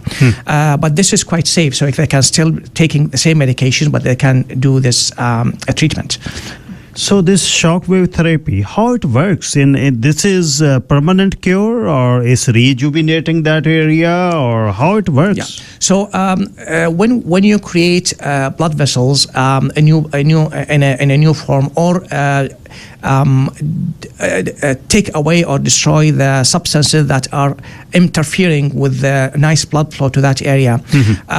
Usually it gives a very good result for like years. Now it varies from person to person, like how many sessions they need, how depending on their baseline to state. If they have like mild erectile dysfunction, then they don't need so many sessions, and the outcome is very good. If people have like significant erectile dysfunction and for a long time, like not treated for like 10-20 years, they may need longer treatment course, and they may need more than one course. But the patient will, like most of the patient, they will definitely have significant improvement. But is it like 70%? Is it 90%? Is it 100%? That kind of depends on many other factors. But usually they have very good response with that. Some people have childhood injuries, some have childhood trauma, some have sports injuries. Do we treat those patients also? If that depends on the area itself. Like if the area is healthy, then we treat it. Say if they have psychological trauma or something like that, we can treat that area. But if they have specifically injury to the same like area, then we have some precautions. Also, I forgot to mention that people who are taking blood thinners, because again you are applying shock waves to create a new blood vessels. So if patients they have like say blood condition, if they are taking blood thinners, probably this is not a treatment for them. But other than those kind of direct injury to this area, or say cancer in that area, or some few congenital anomalies that specifically affecting this area, this might not be the right treatment. But what we do initially, we do an assessment, because like me or like one of the doctors, he has really to look at the area and make sure that this is okay to treat, and then we will not take any risk. And I also want to mention that there are lots of embarrassment with that. Like people with ER, they like I know from my experience, unless they know the doctor very well and he asks them specifically about that issue, they are in a way afraid to talk about it. They feel embarrassed to talk about it. In fact, they are more embarrassed to talk about their issue than female talking about their menstrual cycle. Yeah. Like we know that many women, they come talk about their menstrual cycle and no problem. But men to talk about like erectile dysfunction is really an issue. They feel very embarrassed. And even like I know that when they even want to take that prescription, they want to be on a separate prescription, so they get it from another pharmacist who does not know them. That's the level of embarrassment. Yes. And I always tell them, nothing to be embarrassed about. We know that this is part of the aging. Like in our 50s or 60s, we cannot perform the same as we were when we are 20. And this is part of it slightly. The muscles are not the same, the knees are not the same. This is also part of the thing. So nothing to be embarrassed about. Just come, present yourself, and we can examine you, can make the assessment and see if this is, I can say from now, that is maybe 95%, if not more, of the patients are eligible. They can get significant benefit from that treatment. There are few, of course, in like with any other treatment, there's all few people who we tell them right like upfront, this is not for you, but nothing to be embarrassed about. And also we keep everything very confidential. So if the patient comes in, nobody will know about it. We have separate department for that to treat those issues. So this is nothing. Again, I have to emphasize, nothing to be embarrassed about. This is part of the aging. Just present aging and this is disease sort Absolutely. of that. Other we have blood pressure, we have diabetes, we have some heart issues, and this is part of a disease. And cultural background, it hurts the manhood. Yeah. But if a man doesn't seems to be active in this part, man is man, woman is woman. That's what God made us, and they have to open it up as we are opening with the doctor on any other disease. Absolutely. And it should be treated like that. Any side effect of this, doctor, this therapy? So far we have very, very limited side effects, if any. So usually it's again, it's pain free. It doesn't cause definitely doesn't cause the side effects that we have with other medications, and it's well tested, and it is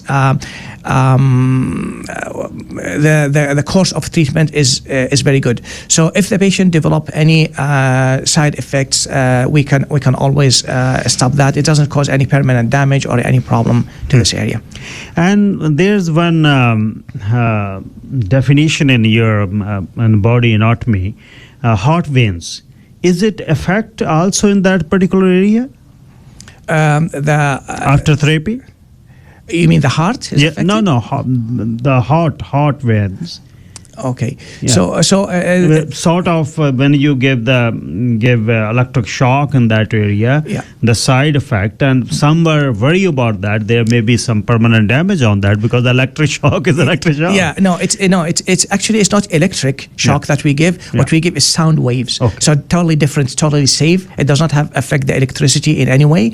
It's shock wave. It's almost the same wave that we give to treat or dissolve the stones in a kidney. So it's basically sound wave. It's very safe. Like we know that for a fact that the lithotripsy, or sending shock wave to the kidney, to the stones, is very safe, very effective, and people love it because it saves surgeries. It saves it's not invasive. It's not considered invasive. So, and this is the thing. You can apply it even to any part. You can apply it to the chin. You apply it to the hand, and you barely feel it. You just hear the sound, but it's all what you hear. So you wouldn't feel it. You wouldn't have any pain or anything. It's pain-free procedure. How proven this treatment is? So this is now that we don't have because it's recently it's kind of relatively new. So we don't have say 10 years or 20 years follow up to know exactly whether it's 100% safe or so. But so far the few years that this has been in use, we did not hear any thing that will hold us back from using it. Okay. Anything you would like to say in closing? No, I just want people to not to feel shy about it, just to present, and hopefully they will have good results with it, for both men and their spouses. Dr. Rajeev, thank you for joining us. It's a pleasure. Thank you very much. Dr. Rajeev ਗੱਲਬਾਤ ਕਰ ਰਹੇ ਸੀ ਜਿਹੜਾ erectile dysfunction ਹੈ ਨਾ, ED ਹੈ, ਬੰਦਿਆਂ ਨੂੰ ਇਹ ਮੁਸ਼ਕਲ ਆਉਂਦੀ ਹੈ ਤਾਂ ਉਹਦੇ ਇਲਾਜ ਦੇ ਲਈ ਜਿਹੜੀ ਇਹ low intensity shock wave therapy ਹੈ, ਉਹਦੀ ਗੱਲ ਕਰ ਰਹੇ ਸੀ ਵੀ ਕਿਸ ਤਰ੍ਹਾਂ ਇਹ ਥੈਰੇਪੀ ਹੁੰਦੀ ਹੈ, ਕਿਸ ਤਰ੍ਹਾਂ, ਕਿਉਂਕਿ ਬੰਦਿਆਂ ਨੂੰ ਇਹ ਲਈ ਸ਼ਰਮ ਹੈ, ਉਹਨਾਂ ਦਾ ਇੱਜ਼ਤ ਦਾ ਜੀ ਅਸੀਂ ਮਰਦ ਹੁੰਨੇ ਆ, ਅਸੀਂ ਜੇ ਹੁੰਨੇ ਆ, ਅਸੀਂ ਬਹੁਤ ਜੇ ਕੋਈ ਬਾਕੀ ਅੰਗ ਵੀ ਹਾਰਟ ਦਾ, ਕਿਡਨੀ ਦਾ, ਲਿਵਰ ਦੇ ਇਸ਼ੂ ਹੁੰਦੇ ਨੇ, ਮਰਦਾਂ ਨੂੰ ਇਹ ਇਸ਼ੂ ਹੋ ਸਕਦੇ ਨੇ ਉਮਰ ਦੇ ਨਾਲ, ਕੋਈ ਬੋਡੀ ਦੇ ਵਿੱਚ ਜ਼ਿੰਦਗੀ ਦੇ ਵਿੱਚ ਕੋਈ ਮੁਸ਼ਕਲ ਆ ਗਈ, ਕੋਈ ਸੱਟ ਪੇਟ ਲੱਗ ਗਈ, ਕੋਈ ਕੁਛ ਵੀ ਹੋ ਗਿਆ, ਸੋ ਇਹਦੇ ਲਈ ਸਰੀ ਮੈਨਸ ਹੈਲਥ ਕੇਅਰ ਸੈਂਟਰ ਤੇ ਤੁਸੀਂ ਗੱਲਬਾਤ ਕਰ ਰਹੇ ਹੋ, ਡਾਕਟਰ ਰਜੇਵ ਗੱਲਬਾਤ ਕਰ ਰਹੇ ਸੀ। ਈਡੀ ਜਿਹੜੀ ਇੱਕ ਕਾਮਨ, ਕਿਉਂਕਿ ਆਪਾਂ ਭਾਈਚਾਰੇ 'ਚ ਇਹਨਾਂ ਨੂੰ ਇਹ ਚੀਜ਼ਾਂ ਨੂੰ ਖੁੱਲ੍ਹ ਕੇ ਨਹੀਂ ਬੋਲਦੇ, ਆਮ ਕੰਸਰਨ ਹੈ ਕਿ ਤੁਸੀਂ ਇਹਦੇ ਲਈ ਲੋਕ ਵਿਆਗਰਾ ਖਾਈ ਜਾਂਦੇ ਨੇ, ਇੰਡੀਆ ਤੋਂ ਵਿਆਗਰਾ ਲਿਆ ਕੇ, ਜਿਨ੍ਹਾਂ ਦਾ ਨਾਂ ਕੋਈ ਪਨਾਗਰਾ, ਕੋਈ ਸ਼ਨਾਗਰਾ, ਪਤਾ ਨਹੀਂ ਕਿਹੜੇ ਕਿਹੜੇ ਨਾਂ ਨੇ, ਮੁੜ ਕੇ ਲਾਲ ਮੂੰਹ ਹੋ ਜਾਂਦੇ ਨੇ ਤੇ ਧਮਣੀਆਂ ਦੁਖਦੀਆਂ ਨੇ, ਕੋਈ ਕਿਸੇ ਨੂੰ ਸਕਿਨ ਦੀਆਂ ਮੁਸ਼ਕਲਾਂ ਹੁੰਦੀਆਂ ਨੇ। ਇਹਨਾਂ ਚੀਜ਼ਾਂ ਤੋਂ ਬਚਣਾ ਚਾਹੀਦਾ। ਉਹ ਠੀਕ ਹੈ, ਉਹ ਪਰਮਾਨੈਂਟ ਕਿਉਰ ਨਹੀਂ। ਸੋ ਪਰਮਾਨੈਂਟ ਕਿਉਰ ਦੇ ਲਈ ਸਰੀ ਮੈਨਸ ਹੈਲਥ ਕੇਅਰ ਸੈਂਟਰ ਤੇ ਗੱਲਬਾਤ ਕਰਨ ਦੀ ਲੋੜ ਹੈ, ਤੇ ਇਹਦੇ ਤੇ ਸ਼ਾਈ ਨਹੀਂ ਹੋਣ ਦੀ ਲੋੜ। ਤੇ ਇਹਦੇ ਨਾਲ ਕੁਛ ਇਹ ਵੀ ਨਹੀਂ ਹੈ ਬਈ ਤੁਸੀਂ ਕੋਈ ਲੜਾਈ ਲੜ ਰਹੇ ਹੋ। ਇਹ ਬਹੁਤ ਸੈਂਸਿਟਿਵ ਇਸ਼ੂਜ਼ ਨੇ, ਤੇ ਤੁਸੀਂ ਜ਼ਿੰਦਗੀ ਦੇ ਵਿੱਚ ਆਪਣਾ ਤੁਹਾਡਾ ਜੀਵਨ ਸਾਥੀ ਹੈ, ਤੇ ਉਹ ਬਹੁਤ ਕੁਝ ਤੁਹਾਡੀਆਂ ਚੀਜ਼ਾਂ ਦੀ ਸਾਂਝ ਹੈ ਉੱਥੇ। ਇਕੱਲੀ ਇੱਕੋ ਹੀ ਚੀਜ਼ ਨਹੀਂ ਹੈ ਜਿਹਦੇ ਨਾਲ ਜਿੱਤ ਤੇ ਹਾਰ ਹੁੰਦੀ ਹੈ। ਜ਼ਿੰਦਗੀ ਦੇ ਵਿੱਚ ਵਧੀਆ ਗੁਣ ਮਿਲਣਾ, ਗਿਲਣਾ, ਸਤਿਕਾਰ ਦੇਣਾ ਆਪਣੇ ਪਾਰਟਨਰ ਨੂੰ, ਉਹ ਬਹੁਤ ਜ਼ਰੂਰੀ ਹੈ। ਇਹ ਚੀਜ਼ਾਂ ਦੋਮ ਨੇ। ਪਹਿਲ ਇਹ ਹੈ ਨਿੱਜੀ ਜੀਵਨ ਦੇ ਵਿੱਚ ਸਤਿਕਾਰ, ਮਾਣ, ਸੇਫਟੀ, ਸਾਰਾ ਕੁਝ ਦੇਣਾ। ਸੋ ਪਰ ਫਿਰ ਵੀ ਜੇ ਕਿਸੇ ਨੂੰ ਇਹ ਮੁਸ਼ਕਲ ਹੈ ਤਾਂ ਉਹ ਸਰੀ ਮੈਨਸ ਹੈਲਥ ਕੇਅਰ ਸੈਂਟਰ ਤੇ ਜਾ ਸਕਦਾ। ਕਈ ਬੰਦਿਆਂ ਦੇ ਸੁਭਾਅ 'ਚ, ਆਰਗੇਨਾਈਜੇਸ਼ਨ ਦੇ ਸੁਭਾਅ ਦੇ ਵਿੱਚ ਇਹ ਹੁੰਦਾ ਹੈ ਕਿ ਉਹ ਕਰਦੇ ਬਹੁਤ ਨੇ, ਦੱਸਦੇ ਘੱਟ ਨੇ, ਦਿਖਾਵਾ ਨਹੀਂ ਕਰਦੇ। ਪਰ ਅੱਜ ਦੀ ਦੁਨੀਆ ਜਿਹੜੀ ਹੈ ਉਹ ਕਰਨਾ ਘੱਟ ਤੇ ਦਿਖਾਵਾ ਵੱਧ। ਇਹਦੇ ਵਿੱਚ ਬਹੁਤ ਜਿਹੜਾ ਹੈ ਉਹ ਜ਼ੋਰ ਲਾ ਗਏ, ਤੇ ਅਸੀਂ ਉਹਨੂੰ ਵਿਜ਼ੂਅਲਾਈਜ਼ ਕਰਦੇ, ਕੰਨਾਂ ਨਾਲ ਸੁਣਦੇ, ਦੇਖ ਵੀ ਲੈਣਾ ਵੀ ਹਾਂ ਬਈ ਬੱਲੇ ਬੱਲੇ ਹੋ ਗਈ, ਫਲਾਣੇ ਐਂ ਕਰ ਰਹੇ ਨੇ, ਫਲਾਣੇ ਐਂ ਕਰ। ਸਰਬੱਤ ਦਾ ਭਲਾ ਸਾਡੀ ਜਿਹੜੀ ਸੁਸਾਇਟੀ ਅਸੀਂ ਜਦ ਬਣਾਈ, ਜਦ ਕੋਵਿਡ ਦੇ ਵਿੱਚ ਸਾਡੇ ਡਰੱਗ ਐਡਿਕਟ ਸਰੀ ਡਾਊਨਟਾਊਨ ਦੇ ਵਿੱਚ ਕੋਈ ਨਹੀਂ ਸੀ ਜਾਂਦਾ। ਗੱਡੀਆਂ ਦੇ ਵਿੱਚ ਪੀਸੇ ਰੱਖ ਕੇ ਬਲਜਿੰਦਰ ਸਿੰਘ ਸੰਘਾ ਨੇ ਤੇ ਸਾਰੇ ਉਹਨਾਂ ਦੇ ਸਾਥੀਆਂ ਨੇ, ਲਾਲੀ ਬਸਰਾ ਉਹਨਾਂ ਨੇ ਤੇ ਤਾਜ ਗਿੱਲ ਉਹਨਾਂ ਨੇ, ਸੁਖੀ ਸਰੋਏ ਉਹਨਾਂ ਨੇ, ਇਹਨਾਂ ਨੇ ਸ਼ੁਰੂ ਕਰਤਾ। ਚਲੋ 2 ਮਹੀਨੇ ਬਾਅਦ ਅਸੀਂ ਜੁੜ ਗਏ ਨਾਲ, ਸਰ ਬਲਜਿੰਦਰ ਸਿੰਘ ਸੰਘਾ ਉਹਨਾਂ ਨਾਲ ਪਿਆਰ ਆ, ਭਰਾ ਨੇ ਸਕਰੂਲੀ ਤੋਂ। ਤੇ ਅੱਜ ਆਪਾਂ ਪੂਰਾ ਉਸ ਦਾ ਇੱਕ ਟਰੱਕ ਬਣਾ ਕੇ ਐਤਵਾਰ ਦੀ ਐਤਵਾਰ ਉੱਥੇ ਸੇਵਾ ਕਰਦੇ ਹਾਂ। ਤੇ ਨਾਲ ਜਵਾਹਰ ਸਿੰਘ ਪੱਡਾ ਹੁਣੀ ਜੁੜ ਗਏ, ਤੇ ਗੇਟਵੇ ਤੋਂ ਪੀਸਾ ਜਾਂਦਾ ਹੈ, ਜਲੇਬੀਆਂ, ਤੇ ਉਸ ਤੋਂ ਬਾਅਦ ਖੀਰ ਕੋਈ ਬਣਾ ਕੇ ਲਿਆਉਂਦਾ, ਨਾਲ ਕੋਕ, ਤੇ ਜਿਹੜਾ ਵੀ ਕੁਛ ਉਹ ਖਾਂਦੇ ਆ। ਸਾਰੇ ਟਰਾਈ ਕੀਤੇ ਪਹਿਲਾਂ, ਬਟਰ ਚਿਕਨ, ਚੌਲ ਵਗੈਰਾ ਲਿਜਾ ਕੇ ਉਹਨਾਂ ਨੂੰ, ਰਾਈਸ ਵਗੈਰਾ, ਉਹ ਨਹੀਂ ਗੱਲ ਨਹੀਂ ਬਣੀ ਉਹਨਾਂ ਦੇ। ਨਾਨ ਟਰਾਈ ਕੀਤੇ, ਸੁੱਟ ਜਾਂਦੇ ਸੀ। ਹੁਣ ਉਹ ਉਡੀਕਦੇ ਆ, ਤੇ 300 ਬਣਨ ਦਾ ਖਾਣਾ ਹੁੰਦਾ। ਤੇ ਸਾਰਿਆਂ ਦਾ ਹੀ ਧੰਨਵਾਦ ਹੈ। ਤੇ ਵੱਡੀ ਟੀਮ ਹੋ ਰਹੀ ਹੈ ਹੁਣ। ਛੇਤੀ ਅਸੀਂ ਹਫ਼ਤੇ 'ਚ 2-3 ਦਿਨ ਤੇ ਇੱਕ ਦਿਨ ਆਊਗਾ ਵੀ ਹਰ ਰੋਜ਼ ਸ਼ੁਰੂ ਕਰਾਂਗੇ। ਪਰ ਉਹਦੇ ਲਈ ਦਾਨੀਆਂ ਨੂੰ ਬੇਨਤੀ ਹੈ ਕਿ ਵੀ ਜ਼ਰੂਰ ਅਸੀਂ ਸ਼ੁਰੂ ਜਦ ਕਰਨਾ ਚਾਹੁੰਦੇ ਹਾਂ ਜਦ ਉਹ ਪੂਰਾ ਐਨ ਸਹੀ ਹੋ ਜਾਵੇ, ਫਿਰ ਚੱਲਦਾ ਰਹੇ। ਜਵਾਹਰ ਸਿੰਘ ਪੱਡਾ ਹੋਣੀ ਪਿਛਲੇ ਦਿਨੀ, ਮੈਂ ਬਰੀ ਤਾਂ ਸ਼ਬਦ ਨਾ ਕਹਾਂ, ਕੇਸ ਹੀ ਨਹੀਂ ਚੱਲਿਆ, ਉਹਨਾਂ ਦੇ ਦੋਸ਼ ਲਾਏ ਸੀ। ਉਹ ਦੋਸ਼ ਸਾਬਤ ਤਾਂ ਅਦਾਲਤ 'ਚ ਹੋਣੇ ਸੀ। ਸਾਬਤ ਕੀ, ਪਹਿਲਾਂ ਜਦ ਕ੍ਰਾਸ ਐਗਜ਼ਾਮੀਨੇਸ਼ਨ ਹੁੰਦਾ ਉੱਥੇ ਹੀ ਵਿਰੋਧੀ ਧਿਰ ਜਿਹੜੀ ਭੱਜ ਚੱਲੀ। ਤੇ ਹੁਣ ਉਹ ਜਿਹੜਾ ਉਹਨਾਂ ਦੇ ਨਾਲ ਹੋਰ ਖੁੱਲ੍ਹ ਕੇ ਅਸੀਂ ਕਰਾਂਗੇ। ਤੇ ਇੱਥੇ ਖੁਸ਼ੀ ਦੀ ਗੱਲ ਹੈ ਕਿ ਅਖੰਡ ਪਾਠ ਸਾਹਿਬ ਪ੍ਰਾਰੰਭ ਅੱਜ ਉਹਨਾਂ ਨੇ ਕੀਤੇ ਨੇ ਇਸ ਸ਼ੁਕਰਾਨੇ ਲਈ। ਸਿੰਘ ਸਭਾ ਗੁਰਦੁਆਰਾ ਸਾਹਿਬ 'ਚ ਪੱਡਾ ਪਰਿਵਾਰ ਨੇ, ਤੇ ਬੁੱਧਵਾਰ ਨੂੰ ਭੋਗ ਪੈਣੇ ਨੇ। ਜਿੰਨੇ ਵੀ ਉਹਨਾਂ ਦੇ ਸਨੇਹੀ ਨੇ, ਜਵਾਹਰ ਸਿੰਘ ਪੱਡਾ ਉਹਨਾਂ ਨੇ ਕਿਹਾ ਵੀ ਮੈਂ ਸਾਰਿਆਂ ਨੂੰ ਸੁਨੇਹੇ ਨਹੀਂ ਭੇਜਣੇ, ਸਾਰਿਆਂ ਨੂੰ ਬੇਨਤੀ ਹੈ ਬੁੱਧਵਾਰ ਨੂੰ ਸਵੇਰੇ ਜ਼ਰੂਰ ਕੰਮ ਤੋਂ ਜਾਣ ਤੋਂ ਪਹਿਲਾਂ, ਜਾਂ ਜਿਹੜੇ ਘਰੇ ਨੇ ਉਹ ਜ਼ਰੂਰ ਗੁਰਦੁਆਰਾ ਸਾਹਿਬ ਪਹੁੰਚਣ। ਜਵਾਹਰ ਸਿੰਘ ਪੱਡਾ ਉਹਨਾਂ ਨੇ ਬੇਨਤੀ ਕੀਤੀ ਹੈ ਵੀ ਉਹਨਾਂ ਪਰਿਵਾਰ ਵੱਲੋਂ, ਤੇ ਜੁਲਾਈ 19 ਨੂੰ ਇਹ ਭੋਗ ਪੈਣੇ ਨੇ ਸ਼੍ਰੀ ਗੁਰੂ ਸਿੰਘ ਸਭਾ ਗੁਰਦੁਆਰਾ ਸਾਹਿਬ 8115-132 ਸਟਰੀਟ ਤੇ ਸ਼ੋਅ ਆਫ ਜਿਹੜਾ ਕੰਮ ਘੱਟ ਕਰਨਾ, ਰੌਲਾ ਵੱਧ ਪਾਉਣਾ, ਕਈ ਵਾਰ ਇਹਨਾਂ 'ਚ ਆਰਗੇਨਾਈਜੇਸ਼ਨ ਆਪਣੇ ਆਪ ਨੂੰ ਵੱਡੀਆਂ ਕਰ ਜਾਂਦੀਆਂ ਨੇ, ਪਰ ਇਸ ਤਰ੍ਹਾਂ ਨਹੀਂ ਹੈ। ਸੇਵਾ ਹੋਣੀ ਚਾਹੀਦੀ ਹੈ, ਬਾਕੀ ਗੱਲਾਂ ਜਿਹੜੀਆਂ ਉਹ ਬਾਅਦ ਦੀਆਂ ਚੱਲਦੀਆਂ ਰਹਿੰਦੀਆਂ ਨੇ। ਇਹ ਨਹੀਂ ਗੱਲ ਹੈ ਕਿ ਕਿਉਂਕਿ ਤੁਸੀਂ ਆਪਣੇ ਆਪ ਨੂੰ ਫੀਡ ਕਰਨ ਲਈ ਇਹ ਕਰ ਰਹੇ ਹੋ। ਸੇਵਾ ਦੀ ਭਾਵਨਾ ਜਿਹੜੀ ਆਪਣੀ ਸੰਤੁਸ਼ਟੀ ਲਈ ਆ, ਆਪਣੀ ਰੂਹ ਦੇ ਲਈ। ਤੇ ਮੈਂ ਇਸ ਗੱਲ ਦੇ ਪਿਛਲੇ 2-3 ਸਾਲਾਂ 'ਚ ਨੋਟਿਸ ਕੀਤੀ ਹੈ ਕਿ ਪੈਸੇ ਪੂਸੇ ਵਾਲੀਆਂ ਗੱਲਾਂ ਨਹੀਂ ਹੈ। ਸਮਾਂ ਕੱਢਣਾ ਆਪਣੇ ਦਿਨ ਦਾ, ਇੱਕ ਕੁਛ ਵੀ ਹੋ ਜਾਵੇ 5 ਵਜੇ ਨੂੰ ਉੱਥੇ ਪਹੁੰਚਣਾ, ਉਹ ਬਹੁਤ ਵੱਡੀ ਗੱਲ ਹੈ। ਕੰਮ ਛੱਡ ਕੇ ਤੇ ਮੀਂਹ ਪੈਂਦੇ 'ਚ ਜਾਂ ਹੁਣ ਧੁੱਪ 'ਚ ਜਾਂ ਸਮਰ ਦੇ ਵਿੱਚ ਵੱਡੇ ਫੰਕਸ਼ਨ ਹੁੰਦੇ ਨੇ, ਪਰ ਉੱਥੇ ਜਾਣਾ ਬਹੁਤ ਜ਼ਰੂਰੀ। ਸੋ ਇਹ ਸਾਰਿਆਂ ਦਾ ਹੀ ਧੰਨਵਾਦ ਹੈ। ਅਤੇ ਤੁਸੀਂ ਹੋਰ ਪਲੀਜ਼ ਇਸ ਦੇ ਨਾਲ ਹੋਰ ਜੇ ਦਾਨੀ ਜੁੜ ਜਾਣ ਤਾਂ ਆਪਾਂ ਹਰ ਰੋਜ਼ ਦਾ ਖਾਣਾ ਸ਼ੁਰੂ ਕਰ ਸਕੀਏ। ਬਾਹਲਾ ਨਹੀਂ ਹੈ ਹਰ ਰੋਜ਼, ਆਮ ਦਿਨਾਂ 'ਚ ਵੀਕਐਂਡ 'ਤੇ ਸਾਡਾ ਵੱਧ ਹੁੰਦਾ, ਵੀਕਡੇ 'ਚ ਤਾਂ ਜੇ ਭੇਜਿਆ ਕਰੀਏ $200-250 'ਚ ਸੜ ਜਾਣਾ। ਜੇ 25-30 ਆਪਾਂ ਡੋਨਰ ਲੱਭ ਲਈਏ ਅਤੇ ਮਹੀਨੇ ਬਾਅਦ ਵਾਰੀ ਆਇਆ ਕਰੇ $100-200 ਜਿਹੜਾ ਜੇ ਕੋਈ ਡੋਨੇਟ ਕਰ ਸਕਦਾ ਹੈ ਤਾਂ ਜ਼ਰੂਰ ਗੱਲਬਾਤ ਕਰਿਓ ਸੰਘਾ ਸਾਹਿਬ ਨਾਲ। ਤੁਸੀਂ ਆਪ ਬਲਜਿੰਦਰ ਸਿੰਘ ਸੰਘਾ ਨਾਲ 778 882 6149 ਤੇ 7788826149। ਸੋ ਇਹਦੇ ਲਈ ਦੂਜਾ ਕੱਲ ਪੰਜਾਬ ਟਾਈਗਰਸ ਕਲੱਬ ਦਾ BC ਜਿਹੜੀ ਯੂਨਾਈਟਿਡ ਫੈਡਰੇਸ਼ਨ ਆ ਕਬੱਡੀ ਦੀ, ਉਹਦਾ ਟੂਰਨਾਮੈਂਟ ਹੋਇਆ। ਐਵਸਫੋਰਡ ਦਾ ਟੂਰਨਾਮੈਂਟ ਸਦਾ ਹੀ ਰੋਟਰੀ ਸਟੇਡੀਅਮ ਦਾ ਟੂਰਨਾਮੈਂਟ ਬਹੁਤ ਵੱਡਾ ਟੂਰਨਾਮੈਂਟ ਹੋ ਜਾਂਦਾ, ਇਕੱਠ ਹੋ ਜਾਂਦਾ ਬਹੁਤ ਜ਼ਿਆਦਾ। ਕੱਲ ਹੋਊ 14-15 ਹਜ਼ਾਰ ਬੰਦਾ ਘੱਟੋ ਘੱਟ। ਪੰਜਾਬ ਟਾਈਗਰਸ ਕਲੱਬ ਦੇ ਹਰਦੀਪ ਢਿੱਲੋਂ, ਫੁੱਲ ਹੋਣਾ ਨੇ, ਬਿੰਦਰ ਜਗਰਾਓ ਨੇ, ਨੀਟਾ ਰਾਊਕਿਆ ਨੇ ਮਿਹਨਤ ਕੀਤੀ ਬਹੁਤ, ਅਤੇ ਬਹੁਤ ਇਕੱਠ ਸੀ। ਅਤੇ ਜਿਹੜਾ ਫਾਈਨਲ ਮੈਚ ਸੈਮੀਫਾਈਨਲ ਬਹੁਤ ਇੱਕ ਵੱਡਾ ਹੋਇਆ। ਜਿਹੜਾ ਫਾਈਨਲ ਅਸਲ ਹੁੰਦਾ ਪੰਜਾਬ ਕੇਸਰੀ ਅਤੇ ਕੈਲਗਰੀ ਅਤੇ BC ਦੀ ਜਿਹੜੀ ਇਕੱਠੀ ਸਾਂਝੀ ਟੀਮ ਹੈ, ਉਸ ਟੀਮ ਦੇ ਨਾਲ ਅੱਗੇ ਫਾਈਨਲ ਹੁੰਦਾ। ਪਰ ਕੱਲ੍ਹ ਸੈਮੀਫਾਈਨਲ ਦੇ ਵਿੱਚ ਕੈਲਗਰੀ ਜਦ ਜਿੱਤ ਗਈ, ਫਿਰ ਫਾਈਨਲ ਉਹਦਾ ਵੈਨਕੂਵਰ ਕਬੱਡੀ ਕਲੱਬ ਨਾਲ ਹੋਇਆ। ਅਤੇ ਸਿਰੇ ਦੀਆਂ ਕਹਾਣੀਆਂ ਜਿਹੜੀਆਂ, ਸ਼ੀਲੂ ਦੀ ਖੇਡ ਆ ਜਿਹੜੀ ਧਾ ਕੇ ਜਦ ਉਹ ਢਾਉਂਦਾ ਨਾ ਬੰਦੇ ਨੂੰ, 20 ਸਾਲ ਦੀ ਹਲੇ ਉਮਰ ਹੈ ਅਤੇ ਭਲਵਾਨੀ ਦਾ ਨੇ, ਭਲਵਾਨੀ ਉਹ ਸਰੀਰ ਆ। ਰਵੀ ਦਿਓੜਾ ਮੁੰਡਾ ਬਹੁਤ ਵਧੀਆ ਖੇਲਦਾ। ਅਤੇ ਨਵੇਂ ਮੁੰਡੇ ਜਿਹੜੇ ਸੀਚੇ ਵਾਲੀਏ ਵਾਹਿਗੁਰੂ ਹੋਣੀ ਆਏ ਨੇ, ਦੋਨੇ ਭਾਈਆਂ ਨੇ, ਉਹਨਾਂ ਨੇ ਬੱਲੇ ਬੱਲੇ ਕਰਤੀ। ਅਤੇ ਦੋਦੇ ਵਾਲੇ ਦਾ ਨਹੀਂ ਤੋੜ ਕੋਈ ਮੁੰਡੇ ਦਾ, ਬਹੁਤ ਸੋਹਣੀਆਂ ਕਬੱਡੀਆਂ ਮੁਕਤਸਰ ਸਾਹਿਬ ਦੇ ਨੇੜੇ ਰੁਪਿੰਦਰ ਦੋਦਾ। ਲੋਕ ਆਨੰਦ ਕਰਦੇ ਨੇ ਜਦੋਂ ਕਬੱਡੀ ਪਾਉਂਦਾ ਹੈ, ਲੋਕ ਪਸੰਦ ਕਰਦੇ ਨੇ। ਬੁਲਟ ਦੀ ਰੇਟ 'ਤੇ ਵੀ ਬੜਾ ਰੌਲਾ ਪੈਂਦਾ, ਫੜ ਲਓ ਹੁੰਦੀ ਆ। ਅਤੇ ਇਸ ਤਰ੍ਹਾਂ ਹੀ ਪੰਜਾਬੀਆਂ ਦੇ ਇੱਕ ਮਨ ਦੀ ਕਹਾਣੀ ਆ, ਜਿਹੜਾ ਵੱਡਾ ਹੋ ਜਾਂਦਾ ਉਹਦੇ ਖਿਲਾਫ ਹੁੰਦੇ ਨੇ, ਉਹਨੂੰ ਕਹੇ ਨਹੀਂ ਇਹਨੂੰ ਢਾਹੋ ਜ਼ਰੂਰ। ਅਤੇ ਇਸੇ ਤਰ੍ਹਾਂ ਹੀ ਜਿਹੜਾ ਆਪਣਾ ਜਿੰਨੇ ਵੀ ਵੱਡੇ ਲੁੱਧਰ ਹੈ, ਲੁੱਧਰ ਨੂੰ ਫੜਾਉਣ ਲਈ ਵੀ ਖੁਸ਼ੀ ਉਹ ਫੜੇ ਇਹਨੂੰ।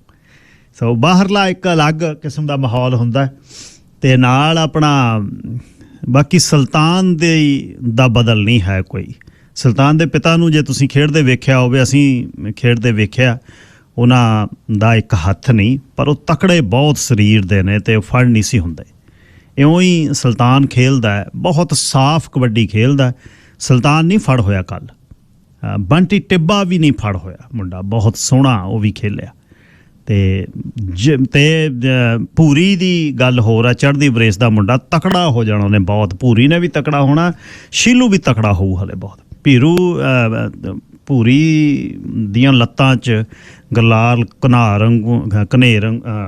ਆਪਣੇ ਗਰਲਾਲ ਵਾਂਗੂ ਘਨੌਰ ਵਾਂਗੂ ਪੱਟਾਂ 'ਚ ਬਹੁਤ ਜਾਨ ਆ ਮੁੰਡੇ ਦੇ, ਹਲੇ ਚੜ੍ਹਦੀ ਬਰੇਸ ਦੇ ਨੇ। ਸੱਟ ਪੇਟ ਤੋਂ ਗੁਰੂ ਪਾਤਸ਼ਾਹ ਬਚਾ ਕੇ ਰੱਖੇ। ਇਹ ਕਬੱਡੀ ਦੇ ਜਿਹੜੇ ਸਾਡੇ ਪਲੇਅਰ ਨੇ ਨਾ, ਇਹ 5-7 ਨੇ 2 ਕਰੋੜ ਆਬਾਦੀ 'ਚ। ਜਦ ਤੁਸੀਂ ਕਿਤੇ ਲਾਈਨ 'ਤੇ ਬੈਠਦੇ ਹੋ, ਕੋਲ ਦੀ ਲੰਘਦੇ ਨੂੰ ਵੇਖਿਓ ਸਰੀਰ ਕਿਵੇਂ ਬੰਨੇ ਹੋਏ ਨੇ, ਅਤੇ ਥੱਲੇ ਪੱਥਰ ਹੈ ਗਿੱਟਿਆਂ 'ਤੇ ਗੋਡਿਆਂ 'ਤੇ ਡਿੱਗਦੇ ਜਾਂ ਸਰੀਰ ਨੇ, ਸੱਟਾਂ ਬਹੁਤ ਲੱਗਦੀਆਂ, ਸੌਖੀਆਂ ਨਹੀਂ। ਕਈ ਵਾਰ ਆਪਾਂ ਨੂੰ ਲੱਗਦਾ ਵੀ ਪੈਸੇ ਬਹੁਤ ਇਹਨਾਂ ਪਲੇਅਰਾਂ ਨੂੰ ਮਿਲਦੇ ਨੇ, ਪੈਸੇ ਪੂਸਿਆਂ ਦੀ ਨਹੀਂ ਗੱਲ, ਸਰੀਰ ਤੋੜਨਾ ਬਹੁਤ ਔਖਾ।